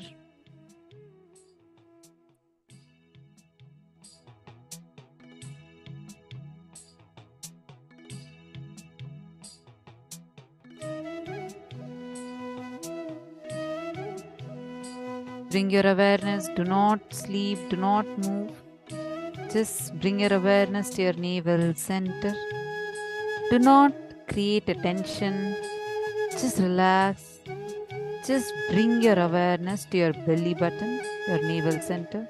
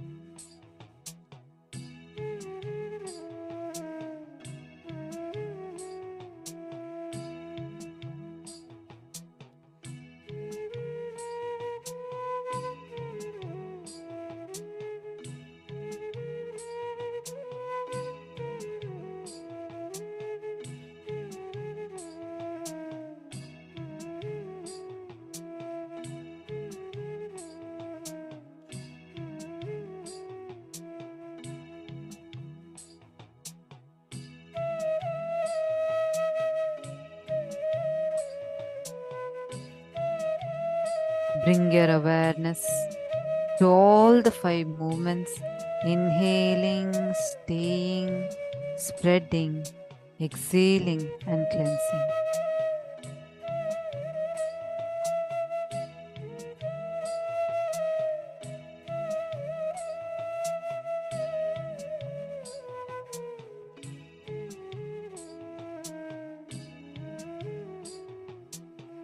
Slowly, very slowly, please relax. You can open your eyes. Please relax. All of you can open your eyes now.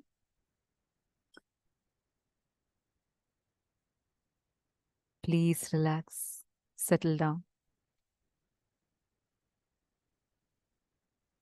How do you feel?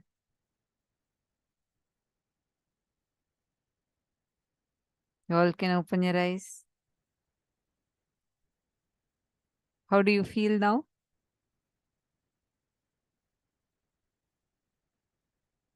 Understand? Just go with this very feeling that you are connected to this entire space. Wherever prana exists, you are there. In reality, you are connected.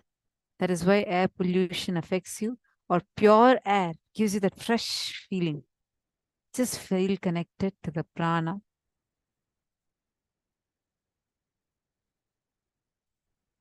Mantasaha, drink some water and put more awareness in your navel center.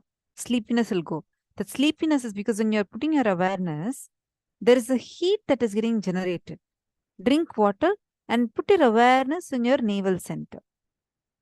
It'll go. Real care. Very nice. Saralananda. Nisha Patel is saying, she's so happy. First time felt meditation. Very nice. Ma Sally is saying, I felt relaxed, but I was feeling really hot and it became uncomfortable. Is that normal? That's what. See, whenever you're focusing your energy, see, your awareness is your energy. You're putting your awareness. So, that awareness is what is making you feel that heat getting generated. That's a Swamiji gave that step of putting your awareness in the navel center. Because whenever you inhale, put your awareness in your inhalation or holding or exhalation, the heat in your body increases.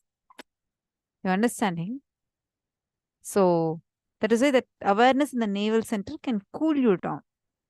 Drink water now. It's just intense energy, nothing to worry. Now, in the same space, we are going to enter into power manifestation. And this is a book, a gift from Swamiji. You don't have to learn meditation because you're already in meditation. A very beautiful book on Pancha Koshas. Don't worry about the link. We're going to be emailing it to you now. Now, we are going to be entering into power manifestation. We have Manitya Shambhananda, who's going to be taking us through the power manifestation session.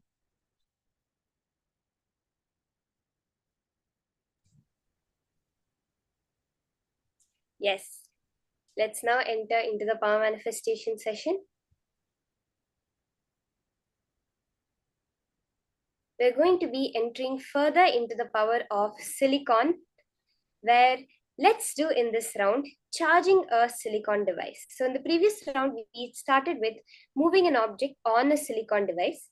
Now in this round, you can take any silicon device and we're going to be charging it just through the power of the third eye. Meaning, you're not going to be having any external power source for the object to get the charge within it. How are you going to do this? As we just saw. See, you are a source of energy itself. See, every atom, if you actually put a voltmeter next to an atom, if you take an atom, you see one side will be positively charged, one side will be negatively charged, but the overall charges cancel each other out. But an atom has a natural spin of itself. So when you keep a voltmeter next to an atom, when it's rotating, when it goes towards the positive side, you see a positive current. When it goes to the negative side, you see a negative current.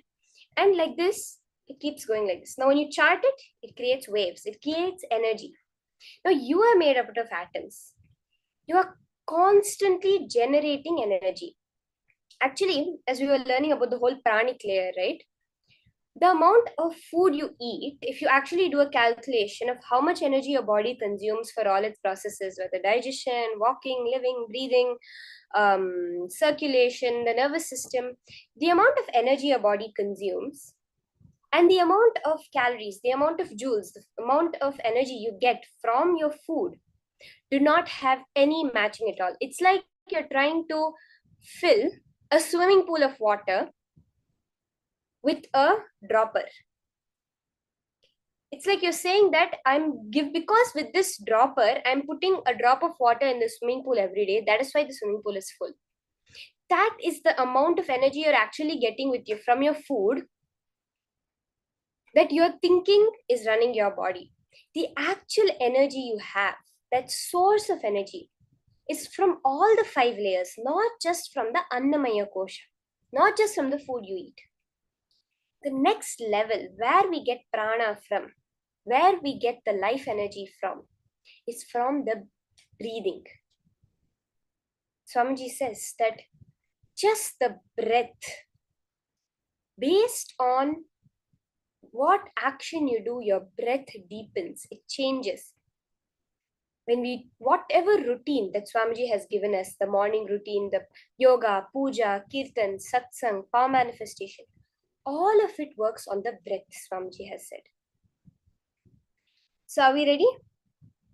We're going to now, with that inexhaustible source of energy within us that's there present all around us, that modern science calls the quantum vacuum fluctuations, the Planck energy, which is infinite, literally. That is what we're going to be using, which we know as Paramashiva, as consciousness. From that energy, from that inexhaustible source of energy within you, you're going to charge the silicon device. So I request all of you to keep your device in front of you now. Click a screenshot so you can turn off any apps that are there in your phone. You can, you can just remove all the running apps and clear up your phone and take a screenshot of the percentage of your battery right now at 2:10 p.m. So when you take a screenshot, you'll get the time and you'll get the battery in it. Just take a screenshot at 2:11 p.m. EST, Eastern Standard Time. So if you're in India, it will be a different time. If you're wherever you are, you'll have a different time. So take a picture with the time shown very clearly along with your battery percentage. So let's start. Can I request all of you to quickly pick up the device that you're going to be charging, and preferably a separate thing than what you're watching the program on. So you can take maybe your phone or a tablet that you're not using for watching this program, and clear up all the apps and take a screenshot of the time of the current battery charge in your phone.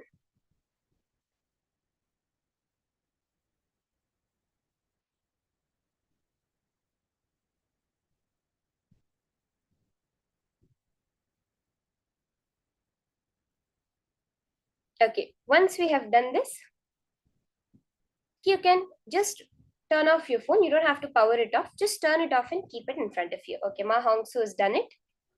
If anyone else is left to do, you can just, everyone who's done, just say done in the chat. If you're finished taking the screenshot.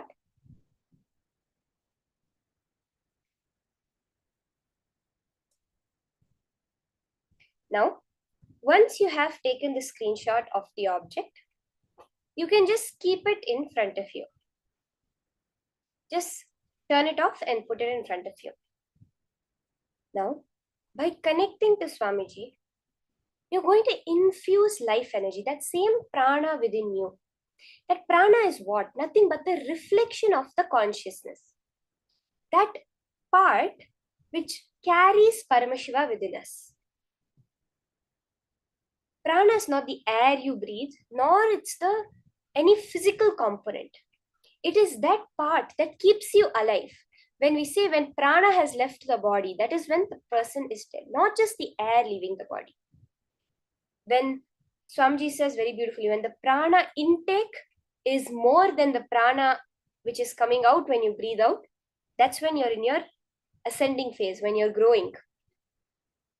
And then when the prana takes a turn and more prana you're taking in, but you're taking in less prana but releasing more prana, that is when you start to age, when you start to move towards death.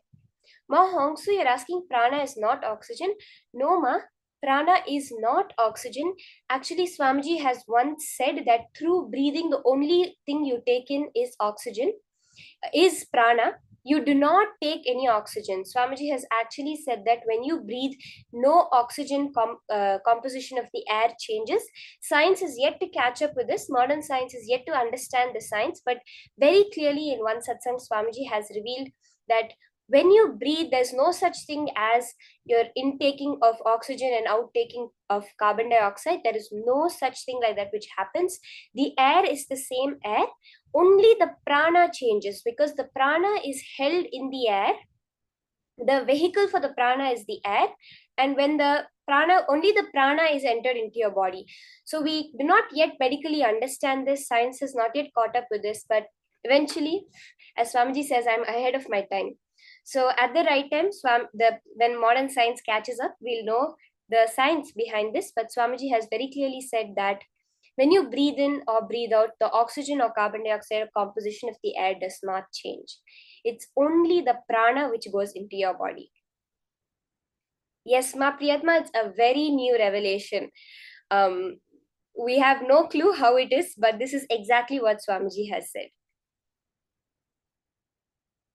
Okay, so that prana, that life energy, which is the reflection of consciousness, we all have a, see, Swamiji says the only thing that is constant in this universe is not even light. We keep light as a constant usually in modern day equations, but Swamiji says even light is not a constant. Even space is not constant. Only the reflection of consciousness on space is constant. That reflection of consciousness that we have within our body, which use to live as a living being. We're not a dead body, but what makes us living is the prana within our body. That prana, you're going to now just deeply connecting in the space of oneness with the silicon object. For that, put that life energy. See, that energy is what modern science understands as quantum vacuum fluctuation, or as the Planck energy, which they say that vacuum, empty space, is not actually empty. It's full of tiny fluctuations of energy, of pure energy, which is much more energy than even if you take all the matter of the world, combine it together. How much energy was there in the Big Bang? More, many, many times more than that much energy is present at every point in space. So we do not need an external source of energy. Just by connecting to that field, that Paramashiva, that's within you, within the object, within everything around you, you can make the battery charge. So let's start. Sit with your head, neck, and spine in a straight line. You can close your eyes and intensely chant the Mahavakya, the vibration. Every breath, Swamiji says, the mantras that are infused with prana, that happen through his breathing, is what causes the shift within us. Let the Mahavakya coming out of you have the energy that keeps you alive, that life energy in it. Let's start the power manifestation. Unclutch. Remember Swamiji in your third eye. Enjoy the beautiful form of Swamiji. And chant the Mahavakya. Let's start. You're going to be charging your silicon device.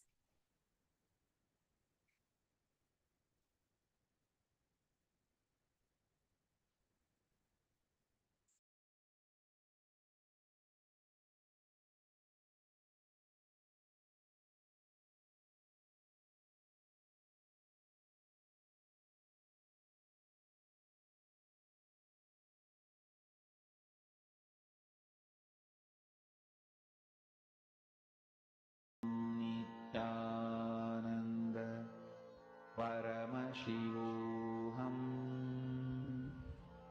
Om Nithyananda Paramashivoham. Om Nithyananda Paramashivoham. Om Nithyananda Paramashivoham. Om Nithyananda Paramashivoham. Om Nithyananda Paramashivoham. Om Nithyananda Paramashivoham. Om Nithyananda Paramashivoham.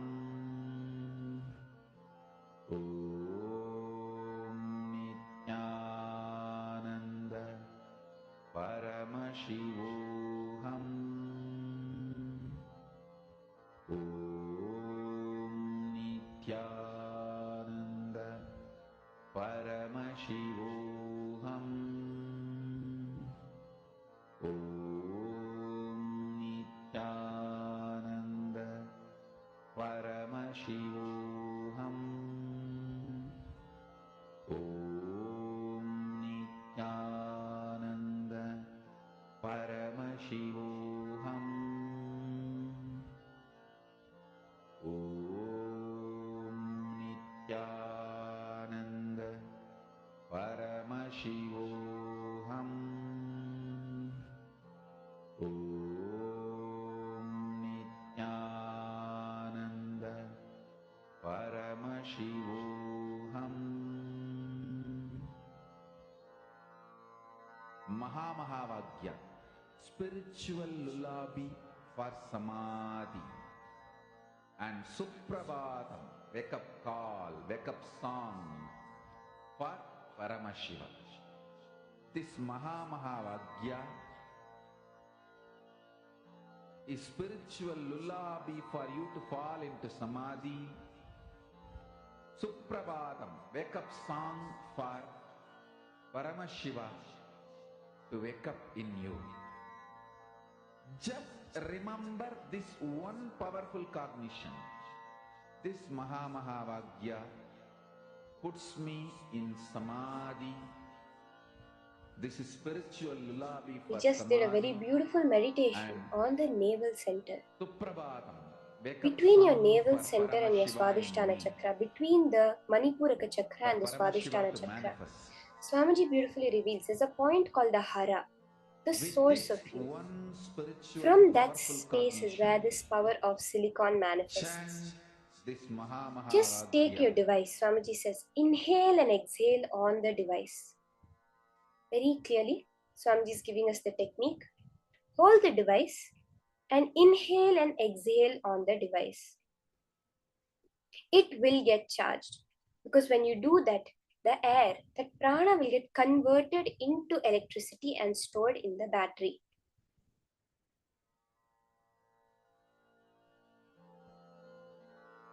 Mahamahavaagya, spiritual lullaby for samadhi, and Suprabhatam, wake up call, wake up song for Paramashiva.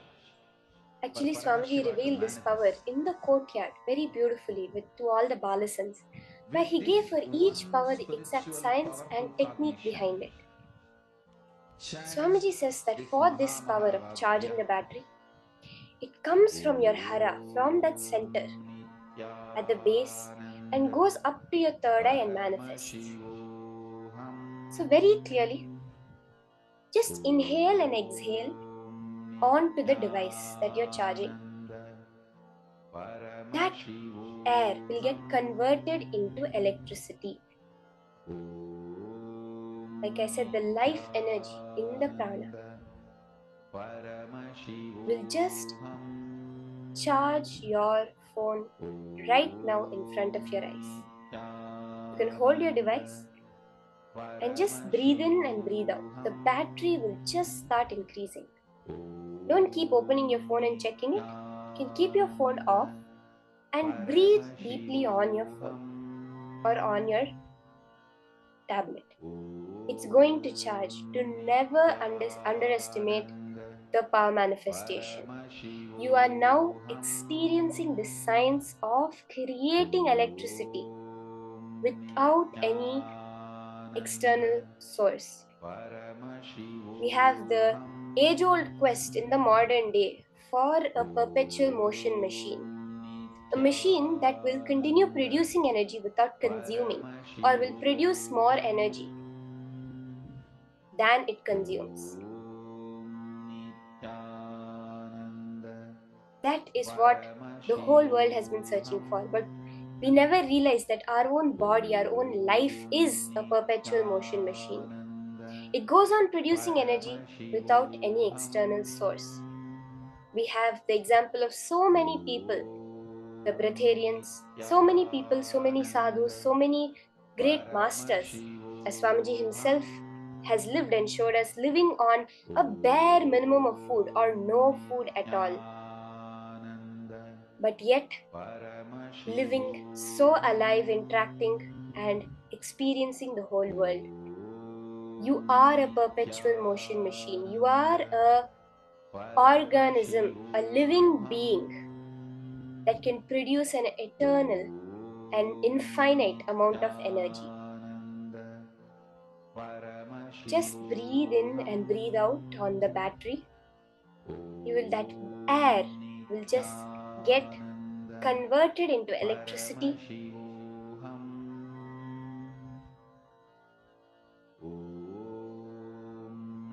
Nithyananda Paramashivoham.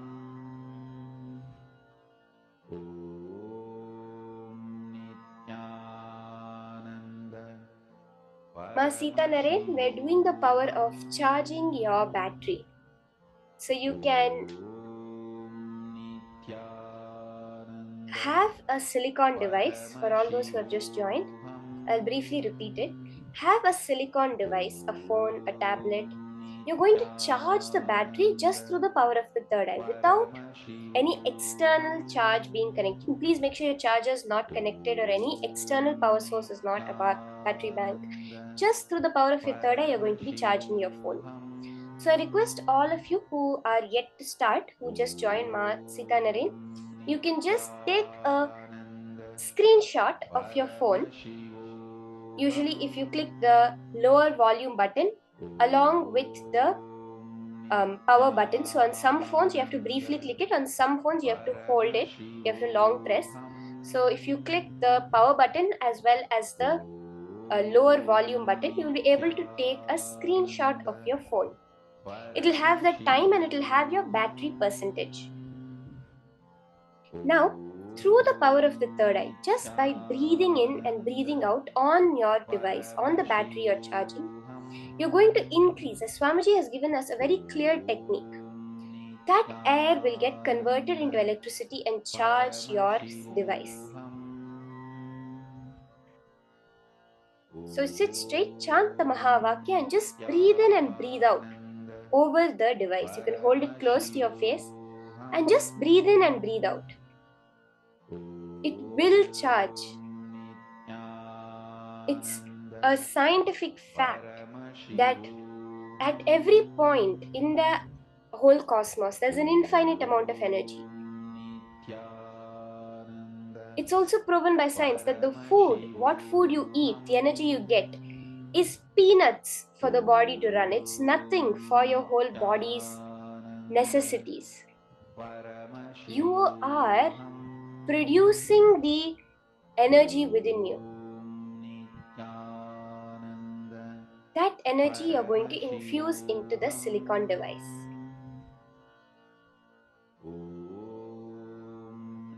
Nithyananda Paramashivoham.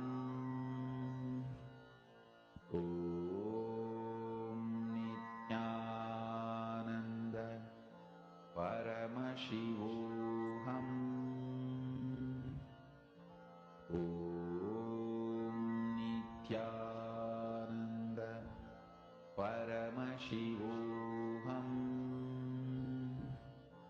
Om Nithyananda Paramashivoham. Om Nithyananda Paramashivoham. Om Nithyananda Paramashivoham. Om Nithyananda Paramashivoham. Yes, Ma Priyesha, you can do that, Ma. You can turn around your phone and blow it on the battery, because the exact process Swamiji has given is to breathe in and breathe out on the battery. So don't use your mouth if anyone is using your mouth. Just through your nose itself, breathe in and breathe out regularly on the battery. That's all. Ma Soni Rao, whatever you feel will help. If you really feel that Atmalinga has energy, you can always keep your Atmalinga and do it. See, anything which we do is only Swamiji gives us a technique to do it. He has said breathe in and breathe out. Anything you want to do, you can do. See, power manifestation is not limited in any way. Yes, you can keep the Atmalinga with your device. The Atmalinga can charge the device. Because when we do healing, that is what we do, right? When we do the Atmalinga healing, through the Atmalinga, we are channeling the energy to the other person. So, Ma, if you're really connected to the Atmalinga and you really want to do it, you can always keep the Atmalinga on your device and do it. That's not a problem.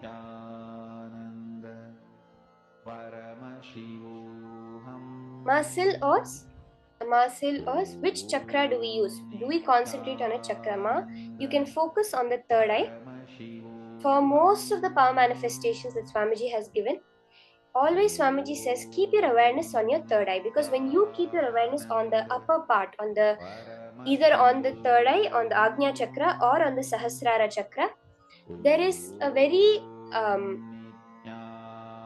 intense energy produced. The thoughts automatically start to fall, and it is in the space of thoughtlessness, the space of oneness with Paramashiva, where power manifestation happens. So yes, Ma, you can keep your complete awareness on your third eye or on your Sahasrara. Swamiji has told us you can keep the awareness on the third eye, especially when we do any power manifestation. Paramashivoham. Om Nithyananda Paramashivoham. Om Nithyananda Paramashivoham. Om Nithyananda Paramashivoham. Om Nithyananda Paramashivoham. Om Nithyananda Paramashivoham. Om Nithyananda Paramashivoham. Om Nithyananda. I request all the participants, now you can pick up your device, turn it on, and you can turn around your device if you are breathing on the battery and take another screenshot. See how the charge has increased. So let's take a few seconds and quickly take a screenshot, a quick another picture, and post how much your charge has increased on your phone. You can go back to the previous picture and verify the start charge, and now see the charge, how much has it increased.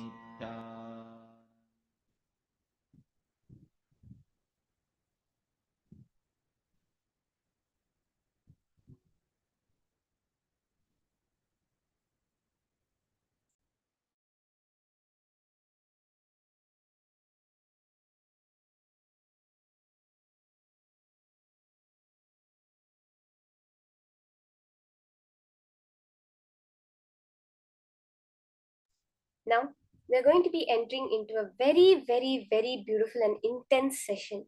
Swamiji is going to take us back to the depths of how we define ourselves. Is it the I that defines what is mine? Or is it what I think as mine which defines I? When we understand this, very, very easily you'll be able to define who you are. You want to be a rich person? Very easily you can become that. You want to be a healthy person? Just by one cognition shift, you can become healthy. Because we'll understand now the science of what defines us to ourselves. Let's now hear about this from Swamiji.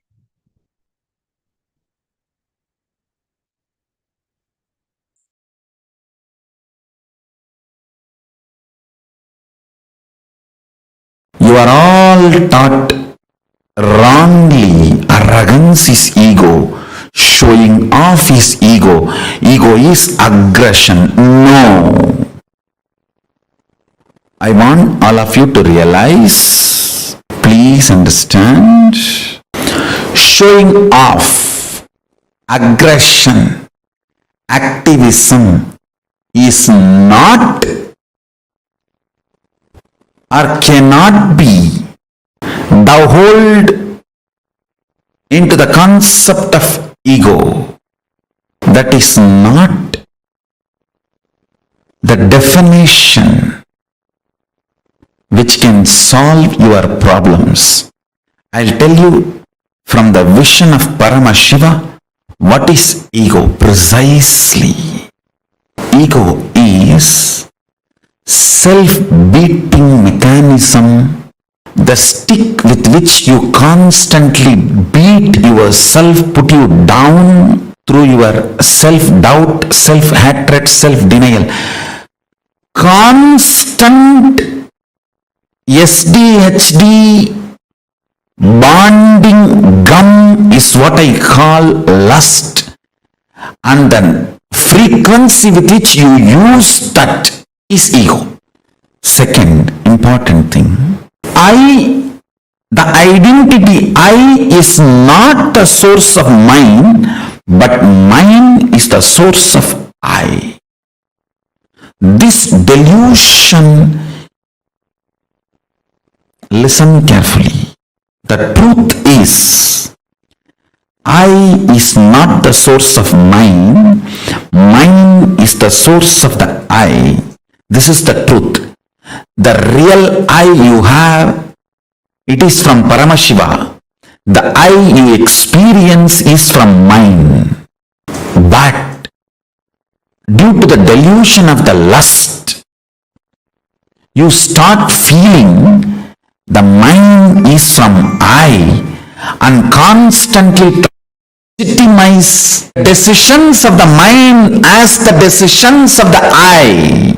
Please understand. Decisions of the mind, when you associate that as the decisions of I, you have fallen into delusion. For example, some small chemical imbalances in your body, hormonal imbalances in your system, if they decide something, it is decisions of mine, not decisions of I. But you pick those decisions and attribute them to you and start thinking it is decisions of I, then you execute it. That delusion, the decisions of mine getting attributed to decisions of I, decisions of mine becoming part of the decisions of I, decisions of mine due to the lust gets attached and made to feel experience as decisions of I. I tell you, this is the worst shade of the lust. Worst shade of the lust is not the body's attachment or craving for another body or person. The worst shade of the lust is the actions and reactions of the mind being portrayed to you as the actions and reactions of the I due to the extreme attachment, lust between mine and I. Listen carefully. Shanti means able to see the gap between what is the instinct of the I and what is the instinct of the mind. That is Shanti. Able to see inside your inner space. The thoughts generated in you, are they from mind or are they from I? Always the I realizes and releases only powerful cognitions. Always mind realizes and raises only powerless cognitions. It's the eternal law of life.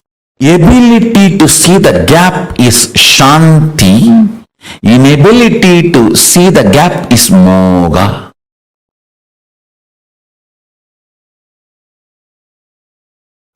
The I and mine, these two are the root of all your incompletions. I and mine.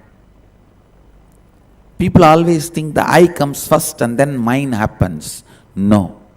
Mine comes first, then I happens. Based on whatever you cognize as yours, you cognize who you are.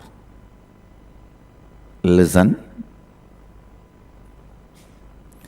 Based on whatever you cognize as yours, based on that you cognize you.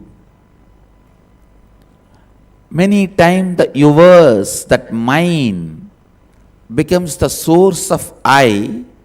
So if you give away all of them, the incompletions also will disappear. You will evolve a new I which can be reinvented, which can be rebuilt based on completion. I tell you. Poor man is a man who has never seen poverty even once in life. Understand? I am defining who is poor man. Poor man is a man who has never seen poverty even once in life. Because this country has already suffered in poverty.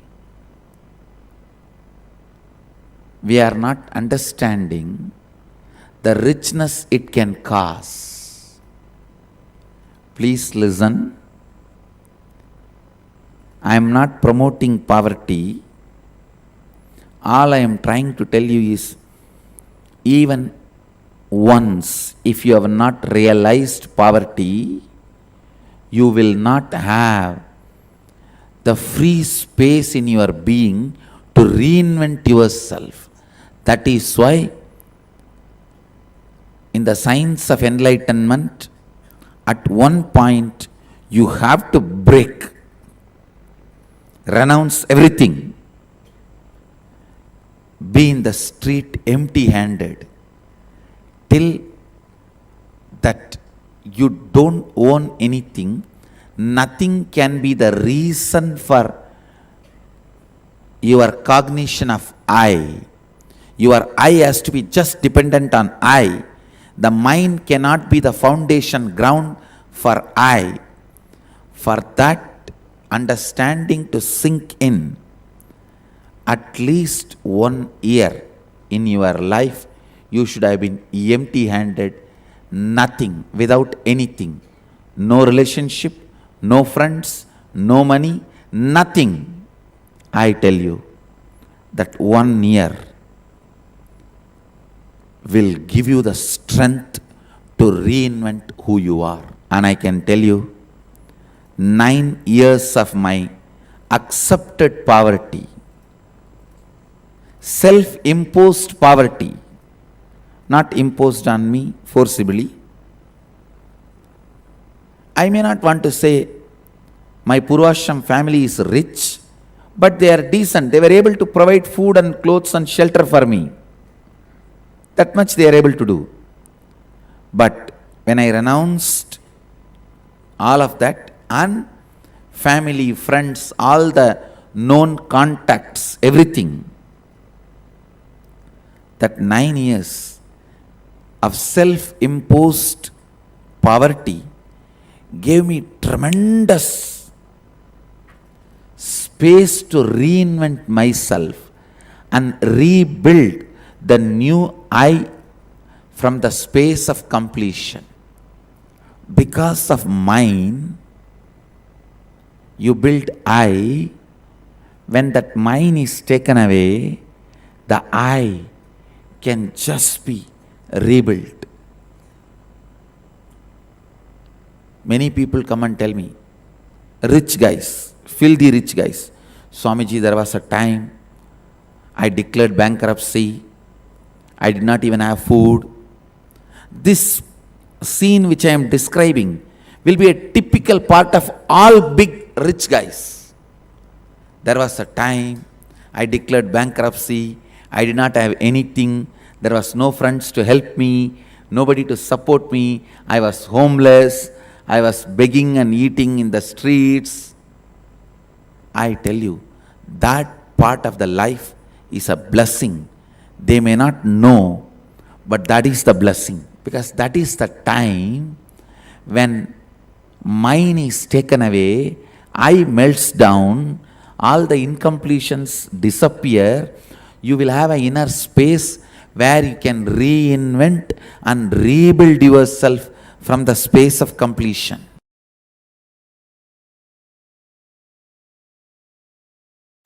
Biggest delusion you need to handle in life is there is something other than you. Underquote, there is something other than you. Everything exists is you.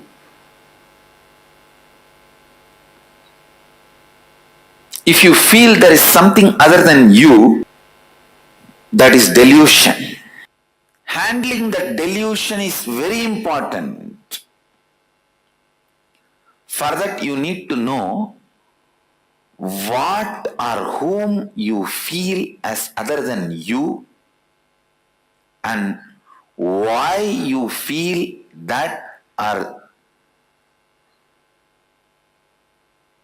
them as other than you. Please understand, if a bamboo is thrown in the Ganga and that bamboo is floating, it looks like Ganga is become two now, right side, left side. But Ganga never became two. The bamboo makes Ganga look like two. It is always our enmity that makes your conscious Ganga to look you and other.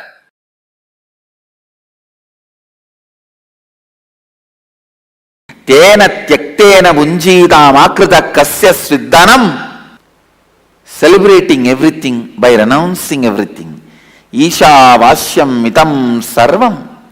Yatkincha jagatyan jagat. Tena tyaktena bunjidam akrita kasya sviddanam. Kurvanne vega jijivishecha daggum sadaha. Whatever is, by renouncing, celebrate it. By renouncing the idea of I and mine, celebrate whatever is.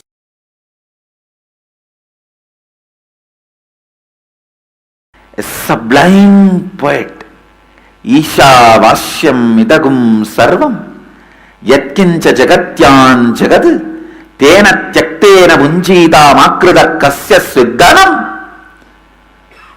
What a subtle, sublime truth. See, everything exists, is energy. Stop identifying as I and mine with something separate. Renounce this I and mine and be liberated and celebrate and enjoy everything exists.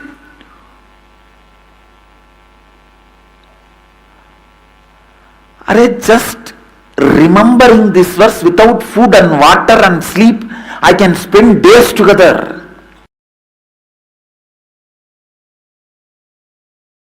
When methods are given, you ask for the gist. When conclusions are given, you ask for the method. It's a human mind. Ishavasya Upanishad gave all the conclusions. Ishavasyam idam sarvam yatkincha jagatyan jagad tena tyaktena bunjita makridam kasya sviddanam. All conclusions.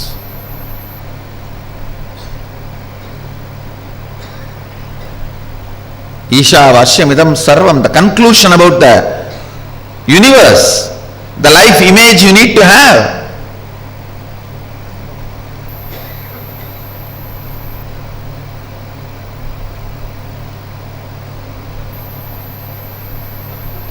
Ishavashyamidam sarvam yatkincha jagatyan jagad tena tyaktena bunjita makrida kasya sviddanam, means that second statement is the conclusion, the relationship you need to have with the universe. Everything is part of you, be part of it. Not having an individual I and mine, celebrate the whole. The whole Ishavasya Upanishad, if you see, conclusions, that's all. Conclusions. If you just pick up the conclusions declared by Ishavasya Upanishad and start living, cognizing, you are done. Nothing more need to be done. You are a Jivan Mukta.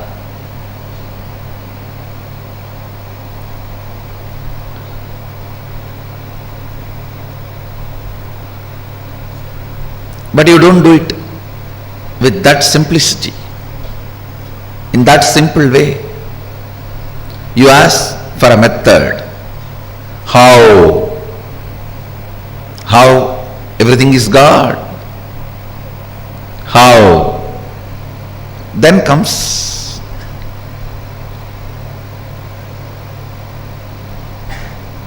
the answer from Upanishad.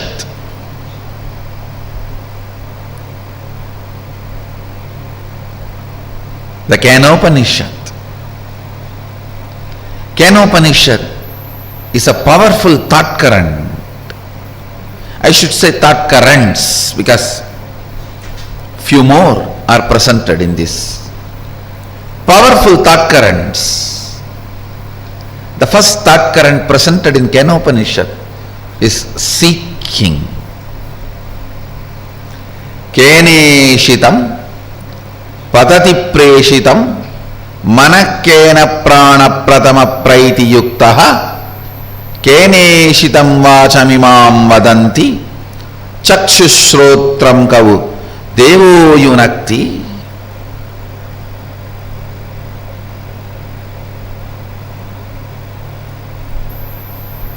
By whom, willed and caused, does the mind go towards its object? What a question.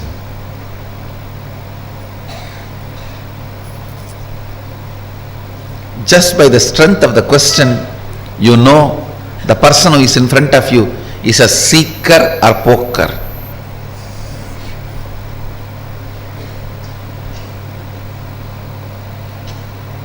Or just an empty cooker.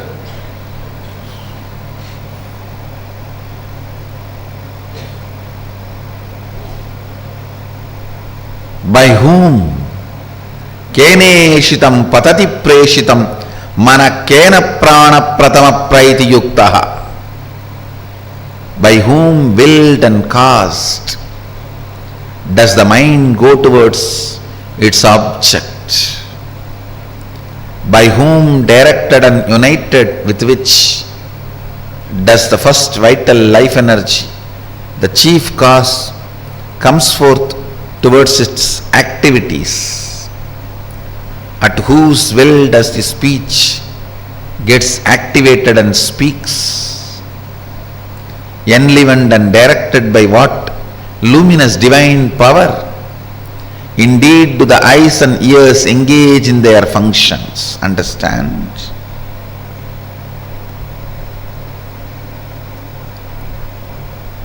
The moment you remember you, what all you perceive as part of you, start questioning them. Start questioning them. Questioning, putting questions about those basic things. Putting questions about those basic things is seeking. Don't assume anything. Understand? The more and more you assume, more and more it shows your ignorance. People who ask answer for their questions are fools. People who understand when I question their answers are the most intelligent beings. Understand, I do two things when people come with question. Sometime I give answers to their questions, sometime I question their answers. When you put a question, you have certain answers in that question. You have certain conclusions. Based on those conclusions, you put the question. I question those conclusions. I question those answers you have.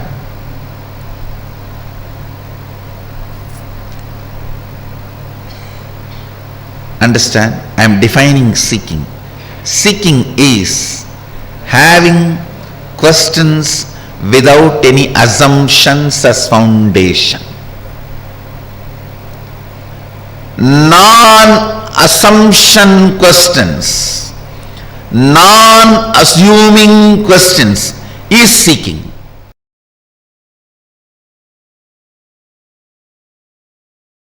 All of us are completely connected in the space of oneness. I am not saying all of us are one. All of us are in the space of oneness. All of us are in the space of oneness. If you see goodness from outside, you are in the space of completion inside. If you see bad things outside, you need to complete inside. Let every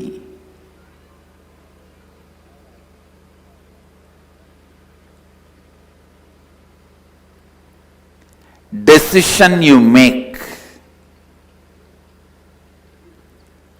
let every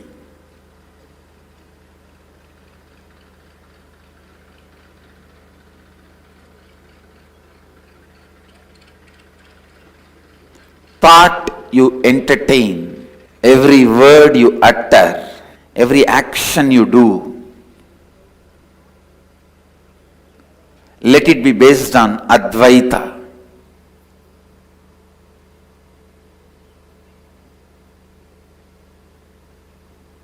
Let it be completely based on Advaita. Understand, living Advaita means your self-drive, your inspiration, your energy, your experience,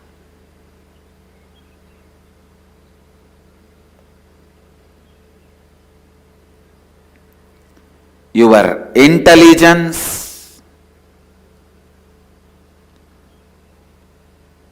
everything operates from Advaita, from the truth and fact, sacred secret of the oneness.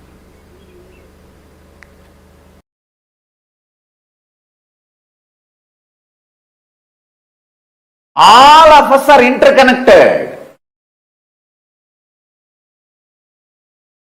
We are all not islands. These are all fundamental truths. I tell you, when you start unclutching, Kailasa experiences the joy, bliss of your unclutching.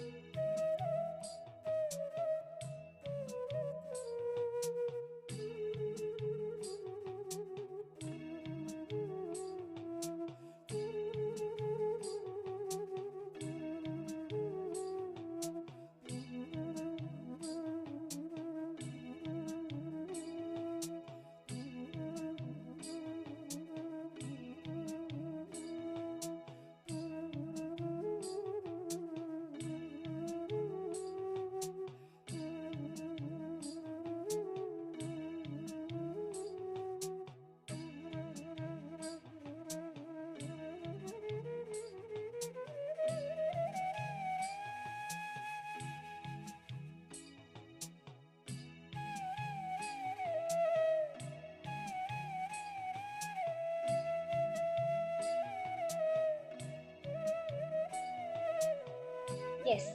How many of you were able to relate to what Swamiji said about how it is the I, that it's not the I that is defining the mind. It is actually the mind that is defining the I. Let's take a few seconds and just quickly pen down, and you can just post in the chat, what do you think as you? If you think me, I am a very great boss. I am a successful business person. I am a rich person. I'm a healthy person. Or else you feel I am very poor. I am not intelligent. I am not beautiful. Any thoughts you have about yourself, whether good or bad, whether something you like, something you don't like, just take a few seconds and put down in the chat. What do you define yourself as? I'm a seeker, or I'm a materialist. I am whatever you're able to define as yourself. Quickly pen down and just post in the chat. Can I request all the participants to just put a few words that how do you define yourself? A good sister, a bad brother, a great student, all these. Can you just pen down quickly?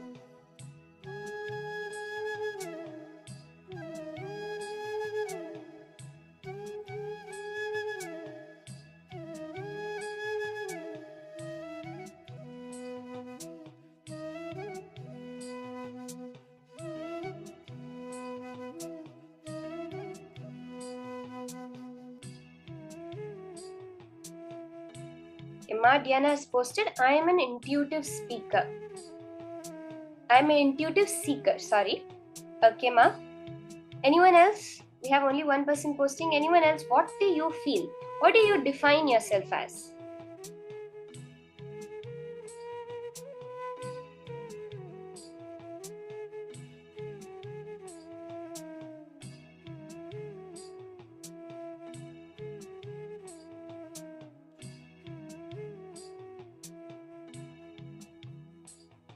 Can I have a few more people post? See, when you contemplate deeply, when you look, just take a few seconds to look at what you've posted.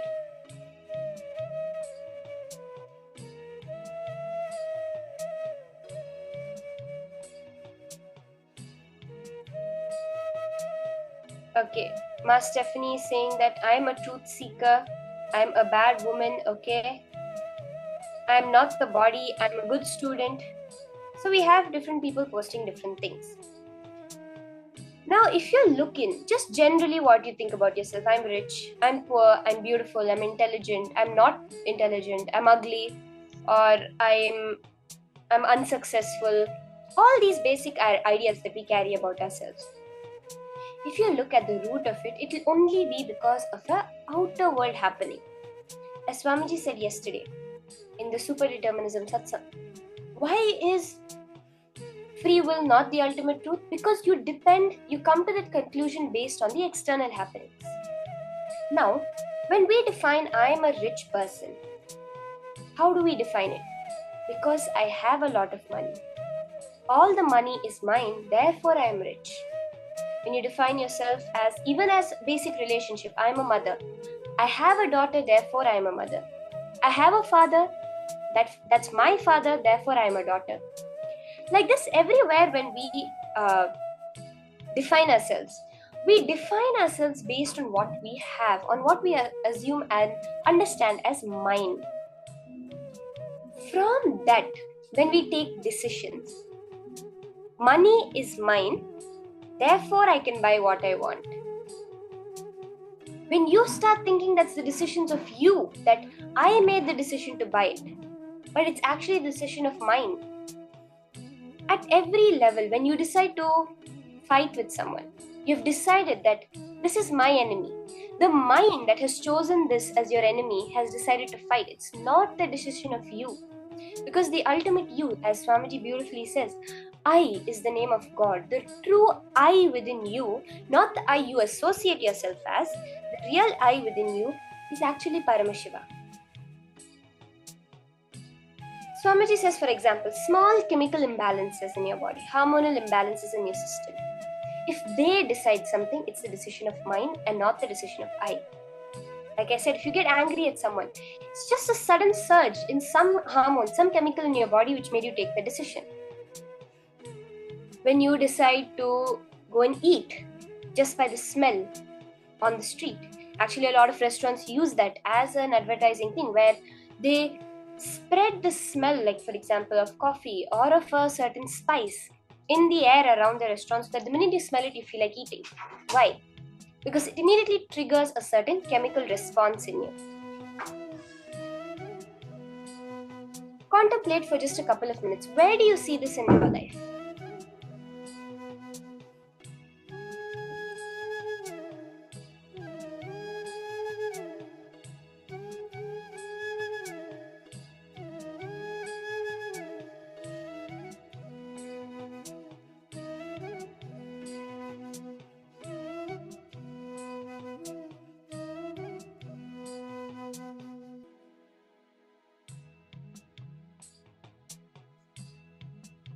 Just take a few minutes to contemplate where all the mind has taken the decision.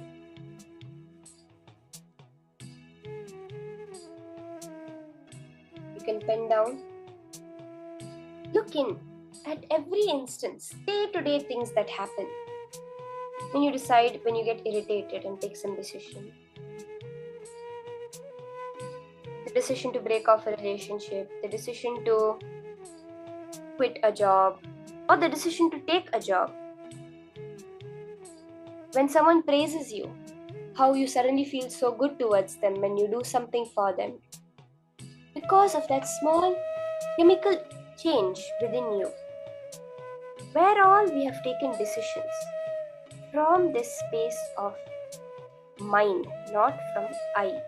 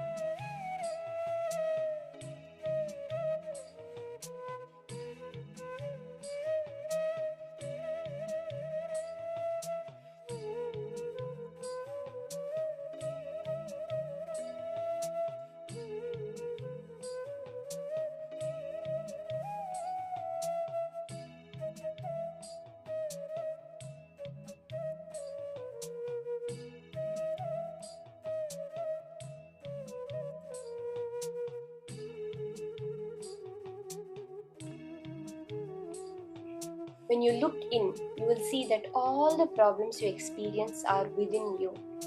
Swamiji says that if you are perceiving some problem, 90% of your problems are internal problems and the remaining 10% don't exist. Because the minute you have a problem in your perception, it's already from inside you. Ego is a self-beating mechanism. The stick with which you constantly beat yourself. Your self-doubt, your self-hatred, your self-denial.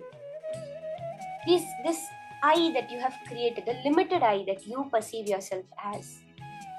Swamiji says the I and mine are the two root of all your incompletions.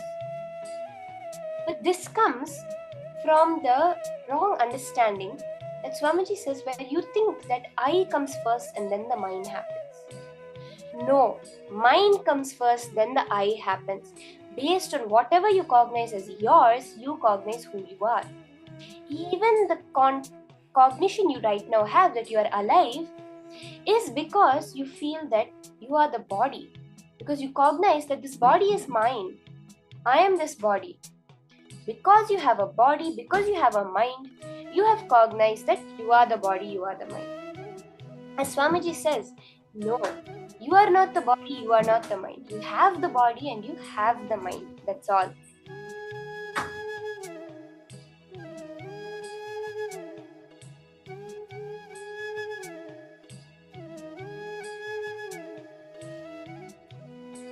let's start with a small exercise.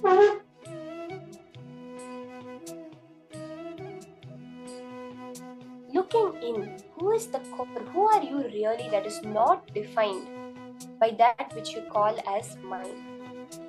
So let's start. The moment you remember you, what all you perceive as part of you, start questioning them. Put questions about basic things. When you think of you, I am a human, I am a girl, I am a mother, I am a daughter, I am a father, I am a sister, I am a brother, I am an employee, I am an employer, I am a American, I am an Indian. All these basic questions about who you perceive as you. I am wealthy, I am a seeker, I am on the spiritual path. All these things, start questioning. Don't assume anything. Don't even assume the existence of anything in this world. Go on questioning. Swamiji says the more you assume, the more it shows your ignorance. So don't assume anything. Go to the depth of it.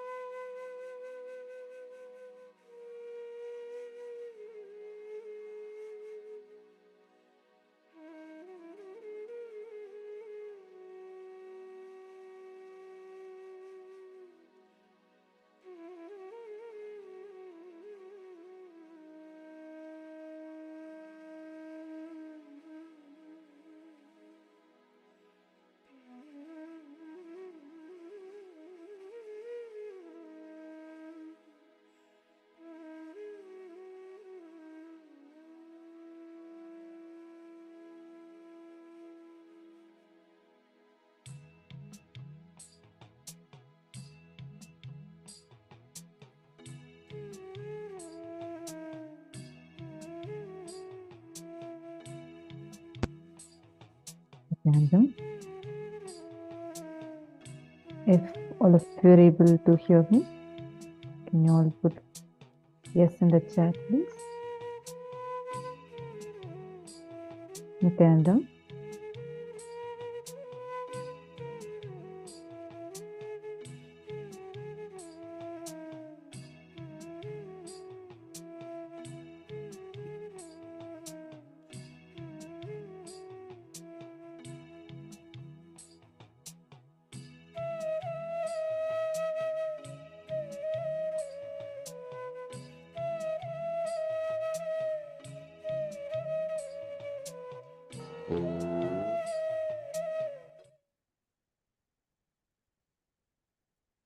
Nityanandam, I apologize for, we had a small technical glitch, I think.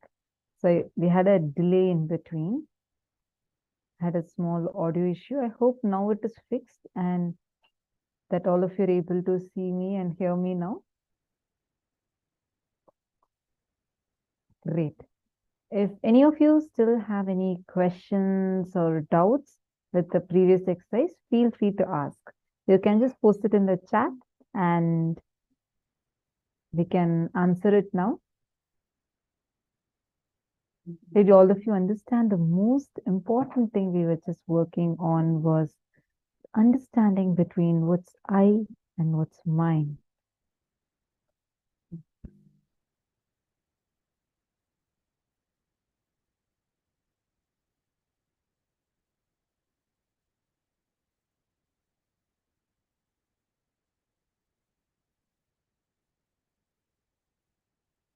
Rain is asking a very interesting question. She's asking, why should I been, why create us separately if there is no respect for individuality? Beautiful question. Swamiji answers this actually. Understand, every time you see, let's first understand how we all came into existence. Paramashiva, to celebrate himself, oneness, to celebrate itself, multiplied into many and celebrated itself. Understand? The why should be looked in individually. The why we started all of this, why am I individually existing, needs to be looked in. But because each individual will have a different answer to it. That's why one Swamiji will say, someone asks Swamiji, why are we at all in delusion? If the whole purpose is to liberate us from this delusion, why did we fall into it in the first place?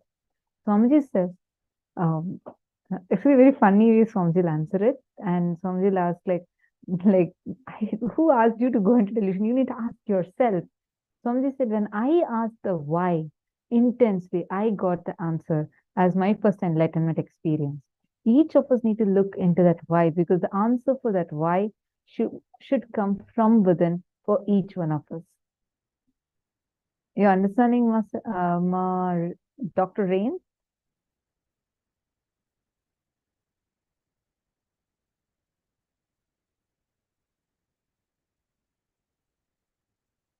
I misunderstood the subject. I understood mind and not mind. Could you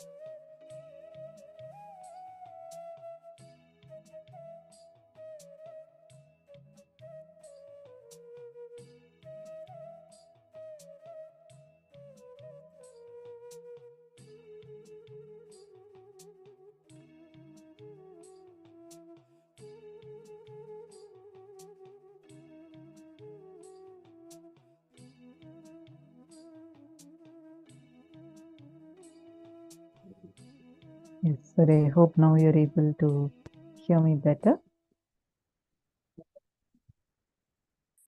Yes. So we were all understanding about the difference between I and mine.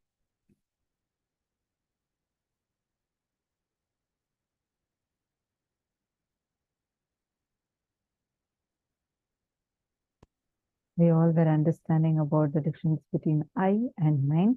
What is that? What is it that Swamiji is actually explaining to us? See, usually we think that the I comes first and then the mine happens. You think, oh, look, I'm so and so person. That's why I feel these things are mine.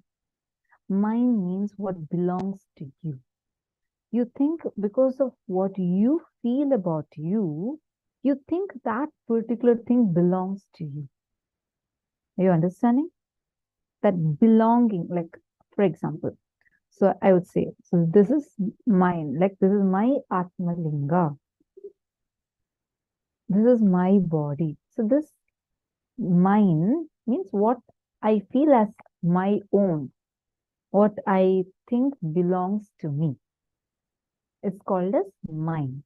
I is the identity we carry. For example, I say that I am a girl and this body is mine. We usually think, okay, so because I'm a girl, I feel this body is mine, but it actually does not work that way. If you look in the mind, what you think as yours, this body, this society, you feel like this is your mother, this is your father, this is your friend, this is your money. These are all your patterns. All of these different components together make up your identity. They make up what you feel as your I. How many of you are understanding this?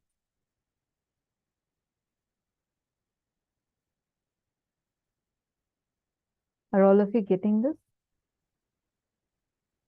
Mavirupaksha, did you understand this now?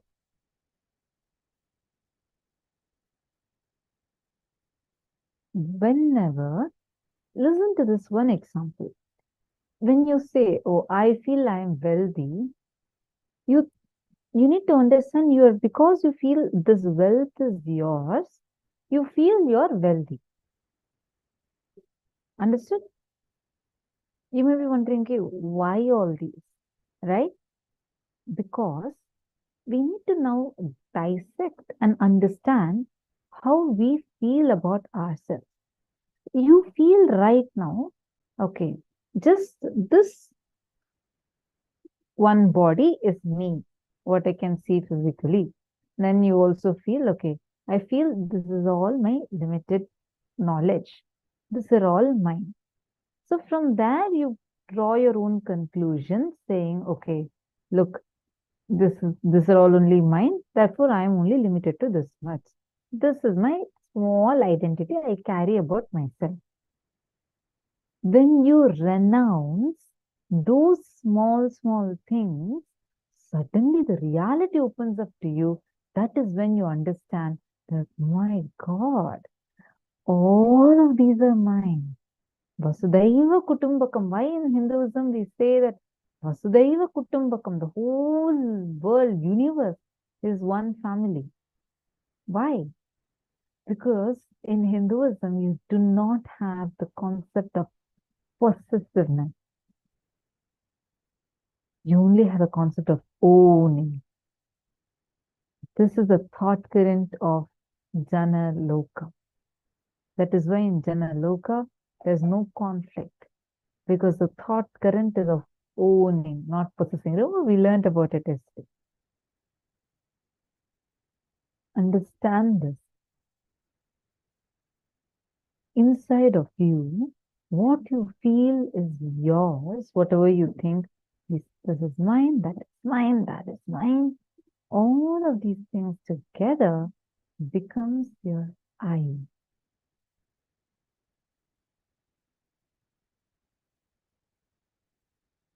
Are you all understanding?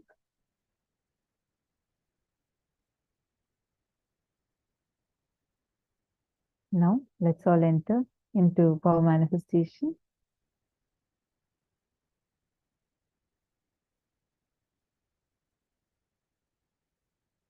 See, the power we are going to manifest now is a very exciting power. Listen to this carefully. We all have a place called as our Hara center. Right now, this power we are going to be manifesting is not from your third eye. This is going to be from your Hara center. I'll explain what is Hara center. Between your Manipuraka, navel center, and Swadhisthana. See, the root chakra, which is at the base of your spine, is called as Mooladhara chakra. Just 2 inches above it is called as Swadhisthana chakra. And your navel center is called as Manipuraka chakra. Are all of you understanding it? I'll repeat it slowly. The base of your spine, that chakra is called as the Mooladhara chakra. Just 2 inches above it. Okay, just put 2 of your fingers right above it.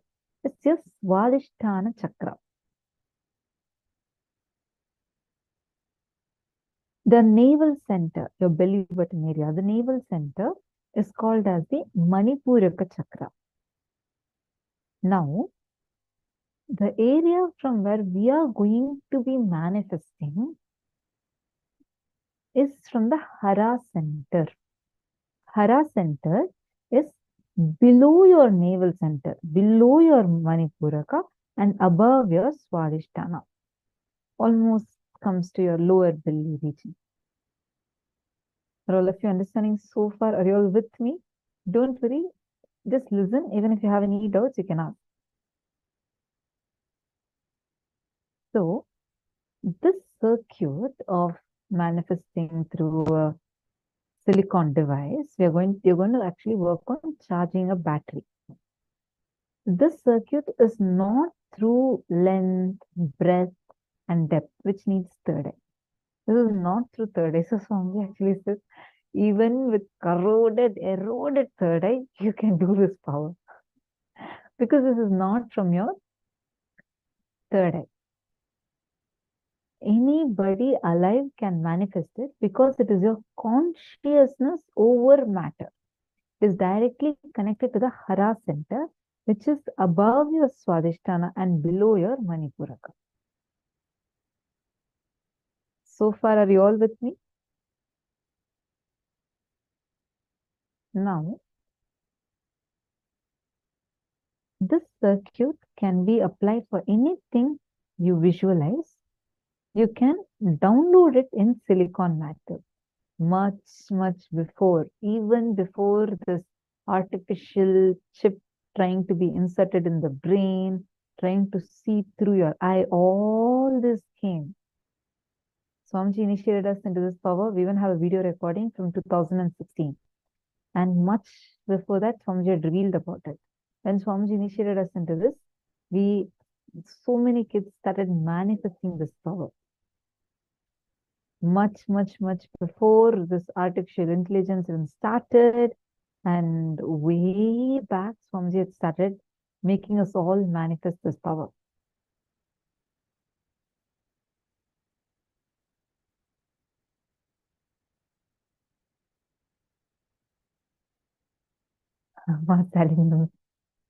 Okay, you already have your phone dying, so you want to manifest this power and see. Wonderful. Now, listen to this carefully. Focus on your Hara center.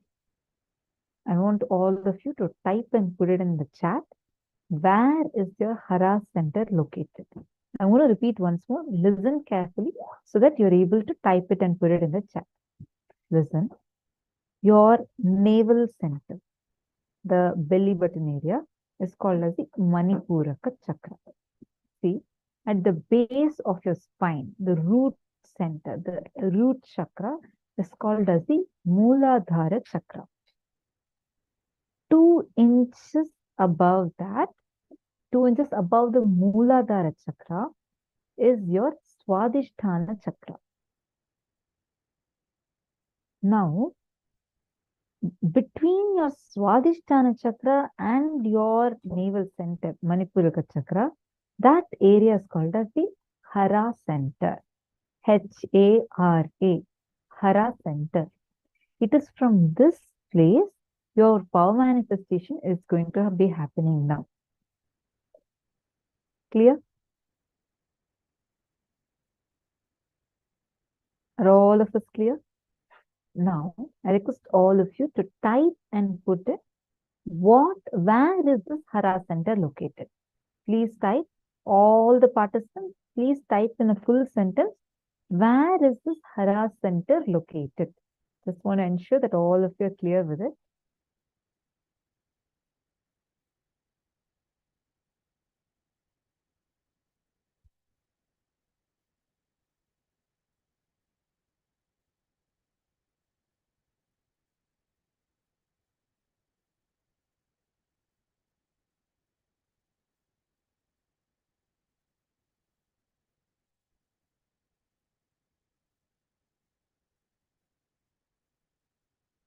No, Sally News is saying 2 fingers above the navel center.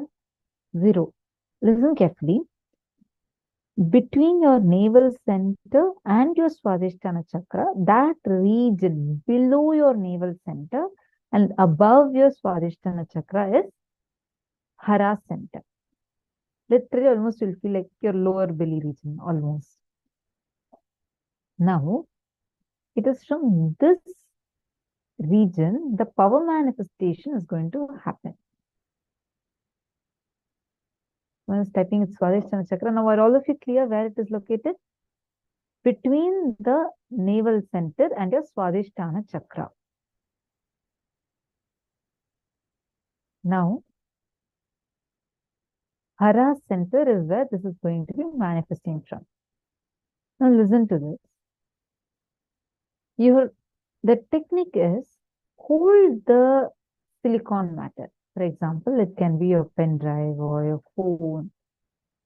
Look through your eyes at a scene, like intensely look and just click, like blink your eyes, like tuck, like how camera clicks, like that. Just click it and put it into the pen drive. Click and put it into the silicon device. Intensely look at the scene, capture it and put it into the pen drive. Capture it and with your eyes, you're going to capture it and put it into the silicon device. Like your eyes should be seeing it. You're going to blink. It's like you're clicking a picture with your eyes and then you're going to be putting it into the silicon device. Are all of you understanding? This is how you're going to be manifesting for capturing a picture. Now, first level, before you go into the capturing a picture, you're going to first understand how you're going to charge the battery, because this will be the first level and then you're going to capturing a picture. For charging the battery, hold the battery, inhale and exhale into the battery. Your air doesn't need to touch it. Understand? It will get charged because the air that you're inhaling will get converted into electricity and store it in the battery.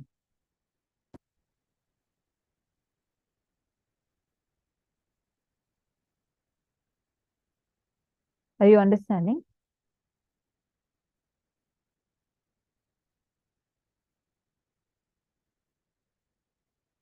But so far, if all of you are clear, the first power that I explained, you're going to be manifesting it through your Hara center, where you're going to be clicking and putting it into a phone. First, let us all start manifesting that. And next, we'll be coming to this battery charging, because for the battery charging, you're going to use your third eye. You can use this power like just with that circuit is also connected from your Mooladhara and your Hara center. but it is transmitted through the third eye because the conversion of air into electricity happens and gets transmitted. So the first power we are all going to be doing is take any image and or any scene, like basically whatever you're seeing, see it, capture it, like click, and then put it into your pen drive, like with your eyes or like your phone, your mobile phone, your laptop, anything is okay. Chant the Mahavakya and do it a few times. Don't cherish any other thoughts inside. Focus on your Hara center. Literally feel Swamiji's energy there and capture and put it. Shall we start? Please start. Chant the Mahavakya. Come on, chant the Mahavakya.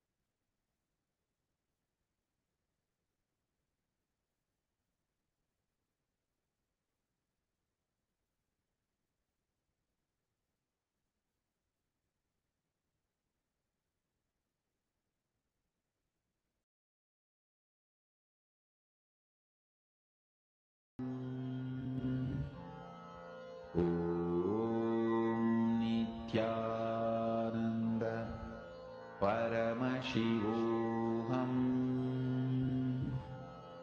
ॐ नित्यानन्द परमशिवोऽहम् ॐ नित्यानन्द परमशिवोऽहम् ॐ नित्यानन्द परमशिवोऽहम् ॐ नित्यानन्द परमशिवोऽहम् ॐ नित्यानन्द परमशिवोऽहम् ॐ Nityanand Ma Jnana Pradata. Yes, you can hold the phone and do it. Hold the phone and do it. Chant the Mahavakya. Hold the phone and do it. ॐ नित्यानन्द परमशिवोऽहम् ॐ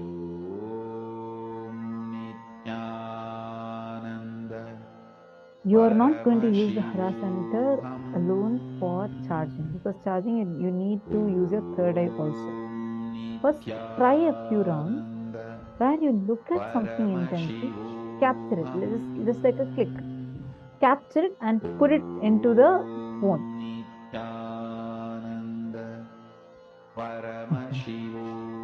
Some of you are laughing. Yes, actually we did this power and I remember so clearly one kid had manifested like immediately. She was just looking at another kid sitting in the courtyard. She was like looking and then she just looked at the phone near her. It went into the messenger of another person who she was sitting and manifesting with. She actually said that that's what she wants to do and she just took it and put it, and when we saw that the date, usually the picture will have a date in it, right? The date was actually backdated. I don't know why it happened like that. It was like showing some other date. You see the picture source, it was showing like it was taken as if 6 years before, but the scene is happening right in front of us. And Swamiji said it's a real manifestation. She was just sitting and looking, and same way another kid also. She was just looking at Swamiji. Swamiji was sitting in the courtyard, and she was just looking intensely. She was looking, and the person whom she was sitting and manifesting with held the device next to her. She didn't touch the device. So she was like looking at Swamiji, and when this person who's her partner called her and showed her the phone, she just like clicked with her eye and looked at the phone, and the image of Swamiji so beautifully just came in. And it was exactly from the angle of her looking. Not, you can't take like that as a phone. It's from the angle of however she was looking, exactly that. And that too, no, very focused, it was just Swamiji's picture that came. Like this, so many kids, same another kid had captured one more kid like sitting like this. The kid was sitting like this. And this kid also is like looking at her for something. And when she blinked her eyes, she had actually captured her and sent it on the phone. And that came in the gallery of the phone. Like this, many kids have manifested this power. If you feel, try this first few times, and next you're going to be doing, chant the Mahavakya and try it. Once you finish at least 3-4 rounds, try it for a few minutes. Then you can work on charging the phone's battery. For charging the phone's battery, what you're going to do is you're going to hold your phone in your hand and inhale. Feel like you're inhaling even through the third eye. Inhale, and the air as you inhale gets converted into electricity. Exhale into the phone. You don't need to do all this. You just hold the phone in your hand. Feel like you're inhaling and exhaling the electricity into your phone. We all learned the power of prana now, right? Understand prana's life-giving energy. Your body has that power. With that only, you are converting normal air, which is filled with all kinds of things. You're converting that into your energy. You're converting that into your blood, everything. Prana is that life-giving energy. Sit now and do it. Please start. And for this, you need to visualize Swamiji in your third eye and do it. Nithyananda Paramashivoham. Zen Go. That's right. What you see what you see and click and put it into the phone is going to come. Nithyananda Paramashivoham.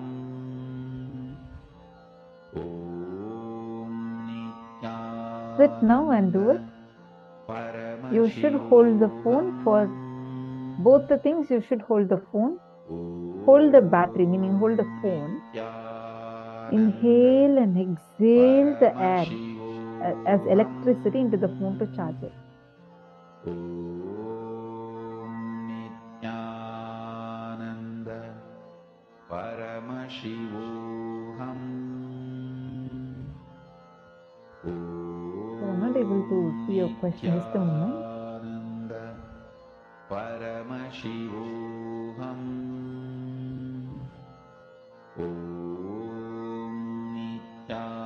Oh, you're asking, should the phone be on or not?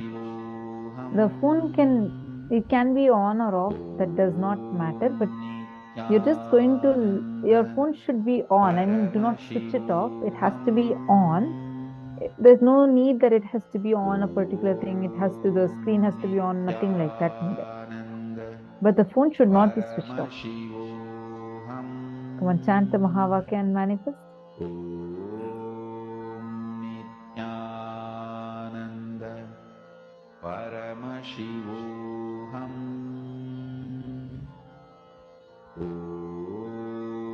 Nithyananda Paramashivoham.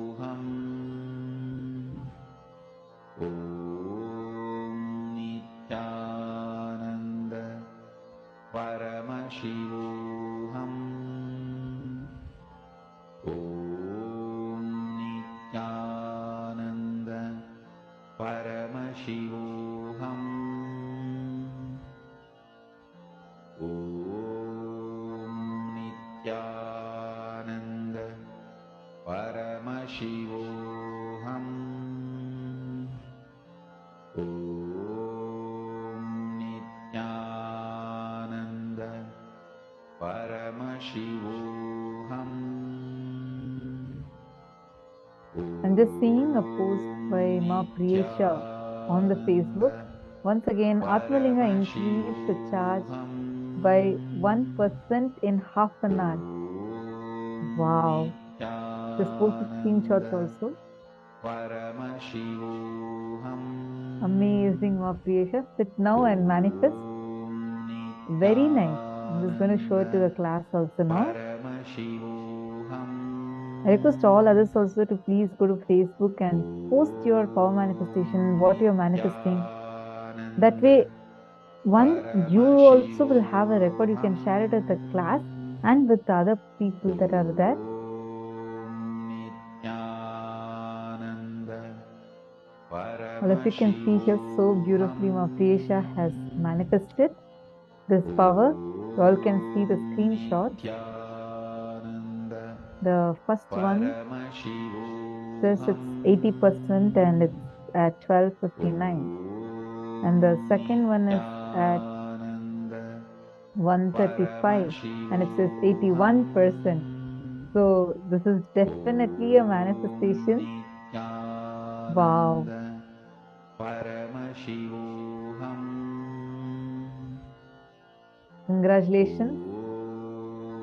Amazing manifestation, Ma Priyesha.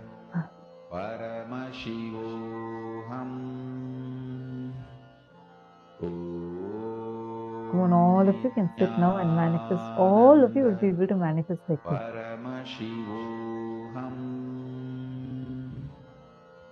Om Nithyananda Paramashivoham.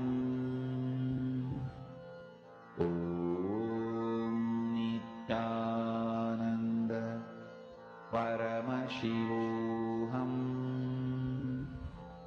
Om Nithyananda Paramashivoham. Ma Anand Sagar, yes, it will appear for you in the gallery. Yes. Please do the power manifestation. It's actually fun. We all were sitting in, when Swamiji initiated us in the courtyard, so many kids were able to manifest this power. Just intensely look at something, blink the eye and capture it. Practice it a few minutes and then go for manifesting with the power of increasing your battery charge. If you have Atmalinga, just keep the Atmalinga, but that is Atmalinga manifesting the power. That will also help you to manifest, to increase the battery's charge. The technique is inhale the air, prana, convert it into electricity and exhale into the food. Start. Use a third eye for this. For the battery charge power, you need to use a third eye. Nithyananda Paramashivoham. Om Nithyananda Paramashivoham. Mahamahavagya, spiritual lullaby for samadhi, and Suprabhatam, wake up call, wake up song for Paramashiva. This Mahamahavagya is spiritual lullaby for you to fall into samadhi. Suprabhatam, wake up song for Paramashiva to wake up in you. Just remember this one powerful cognition. This Mahamahavagya puts me in samadhi. This is spiritual lullaby for samadhi, and Suprabhatam, wake up song for Paramashiva in me. For Paramashiva to manifest. With this one spiritual powerful cognition, chant this Mahamahavagya.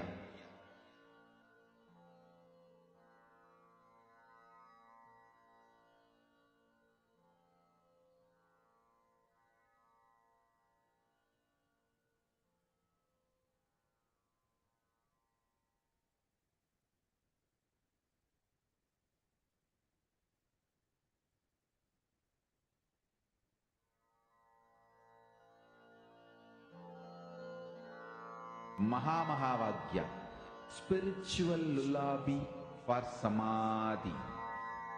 And Suprabhatam, wake up call, wake up song for Paramashiva. For Paramashiva to manifest. With this one spiritual powerful cognition, chant this Mahamahavagya. Om Nithyananda. Now continue the manifestation. We are going to now enter into the next session where Swamiji explains how working on our mind is a waste of time. Very, very powerful revelation. Now let's listen to that revelation from Swamiji.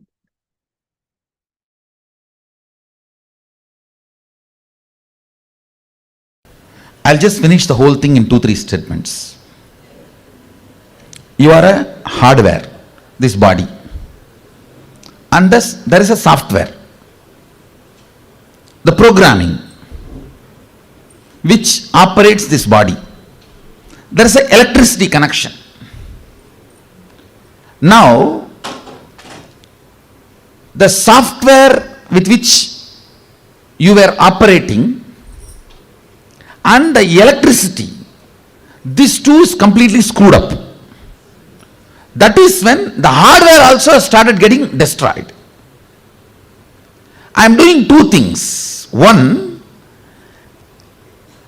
again and again putting the powerful software. See, every powerful cognition I am giving you. When I say this static matter, dynamic activity, strategic existence is one and the same. And immediately, till you get into your old stupid screwed software, you will not have doubt. For a few minutes, because of my face value, I think this fellow must be telling only for my good. Some reason, it will be there as alive memory. Those few minutes when you decide to use that as your software, my superconsciousness, my electricity connects with you. Not the regular electricity with which you are working, bioenergy. No, Sadashiva's bioenergy, who gave me the experience and authority to transmit this experience, his bioenergy just enters into you. Once you start seeing that moving, you will feel, oh God, I think this fellow is right. Once 21 times you move, then this software cannot be taken out of your software. How many of you are understanding what I am saying? Understand? That's all is the whole game. It's all, see, the whole program is nothing but, I want to give you some 60-70 powerful cognitions. You are the consciousness, you cannot be killed. See, all the books Hinduism has 2 crore source books. All of you need to know. Hinduism has 2 crore source books. Hinduism has 2 crore source books. The whole 2 crore source book. And we have more than 1 crore temples. And almost billion followers. And at least I can say 10 million enlightened beings have lived on the planet Earth because of Hinduism. People who become enlightened because of Hinduism. And the chain is still alive, a living stream of Hinduism. Essence of all this is the 70 powerful cognitions. That's all. Once the 70 powerful cognition starts operating in you, you are the consciousness. These are all the side effects of the remaining. Listen carefully. When you understand you are the consciousness and you declare that as your powerful cognition, hey, I am the consciousness. So, my ups, downs, mood swings, ideas, identities, which comes and goes, none of this can be my real cognition. As a side effect, many of the disturbed, screwed up software stops working. Means they all get slowly deleted. The whole Hinduism or the spiritual science in the world is this only. 60 to 70 roughly, powerful cognitions should manifest in you as powers, not just intellectually. If you just get intellectually, you will never believe. It is like a working on the mind. Working on the mind is equivalent to trying to change your spouse. Try.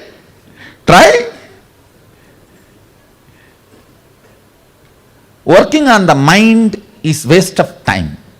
I am telling you.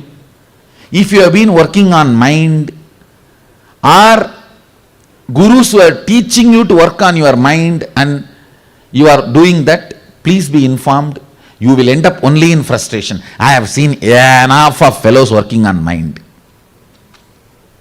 I have seen enough of fellows working on the mind. It's a failure.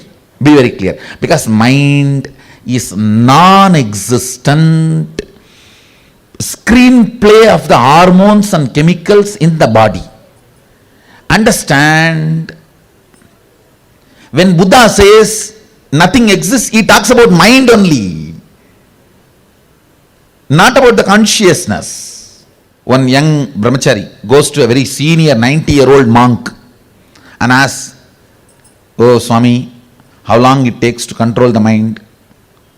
He says, "I do not know how long, but till 90 it doesn't happen."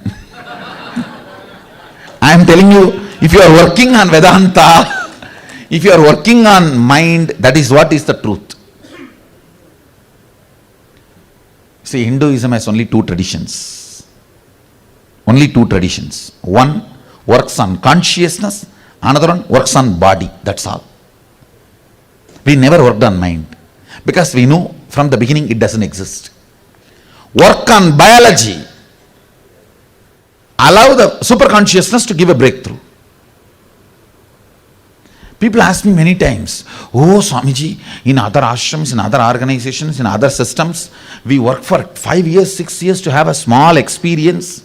How come we are manifesting powers here? Is it all magic or is it really real? If you are working in the wrong direction, why will you not waste your life?" All working on mind is working on wrong direction. It's like you can go to Bangalore this way or this way. If you go this way, you will come after 25 years, rounding the whole earth. If you go this way, you will come in 25 minutes, that's all. Working on the mind is going this way.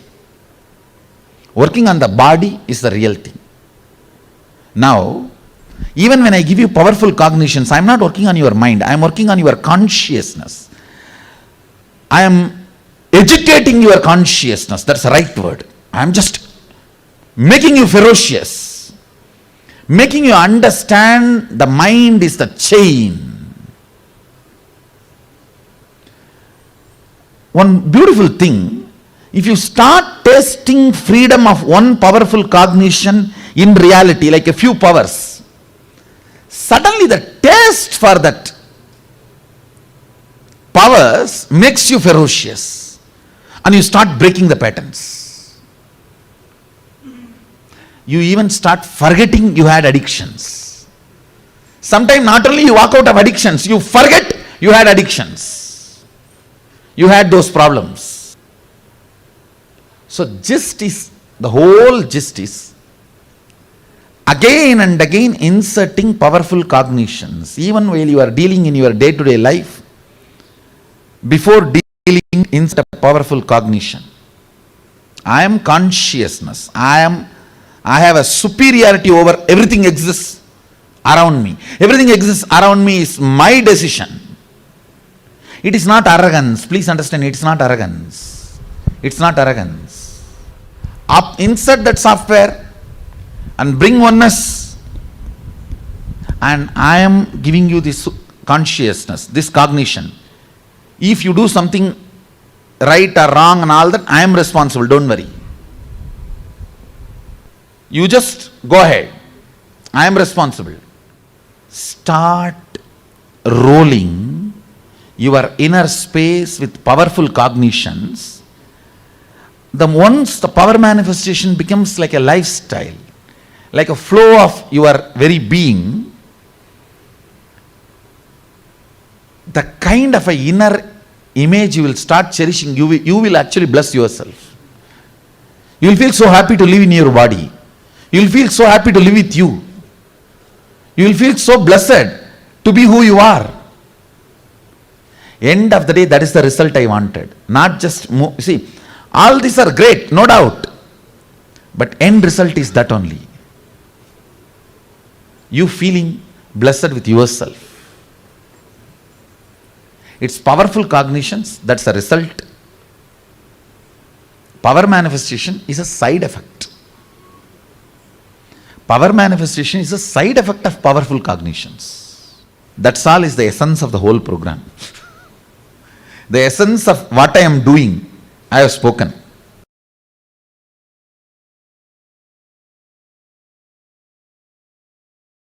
This possibility of conscious manifestation is given only to human beings.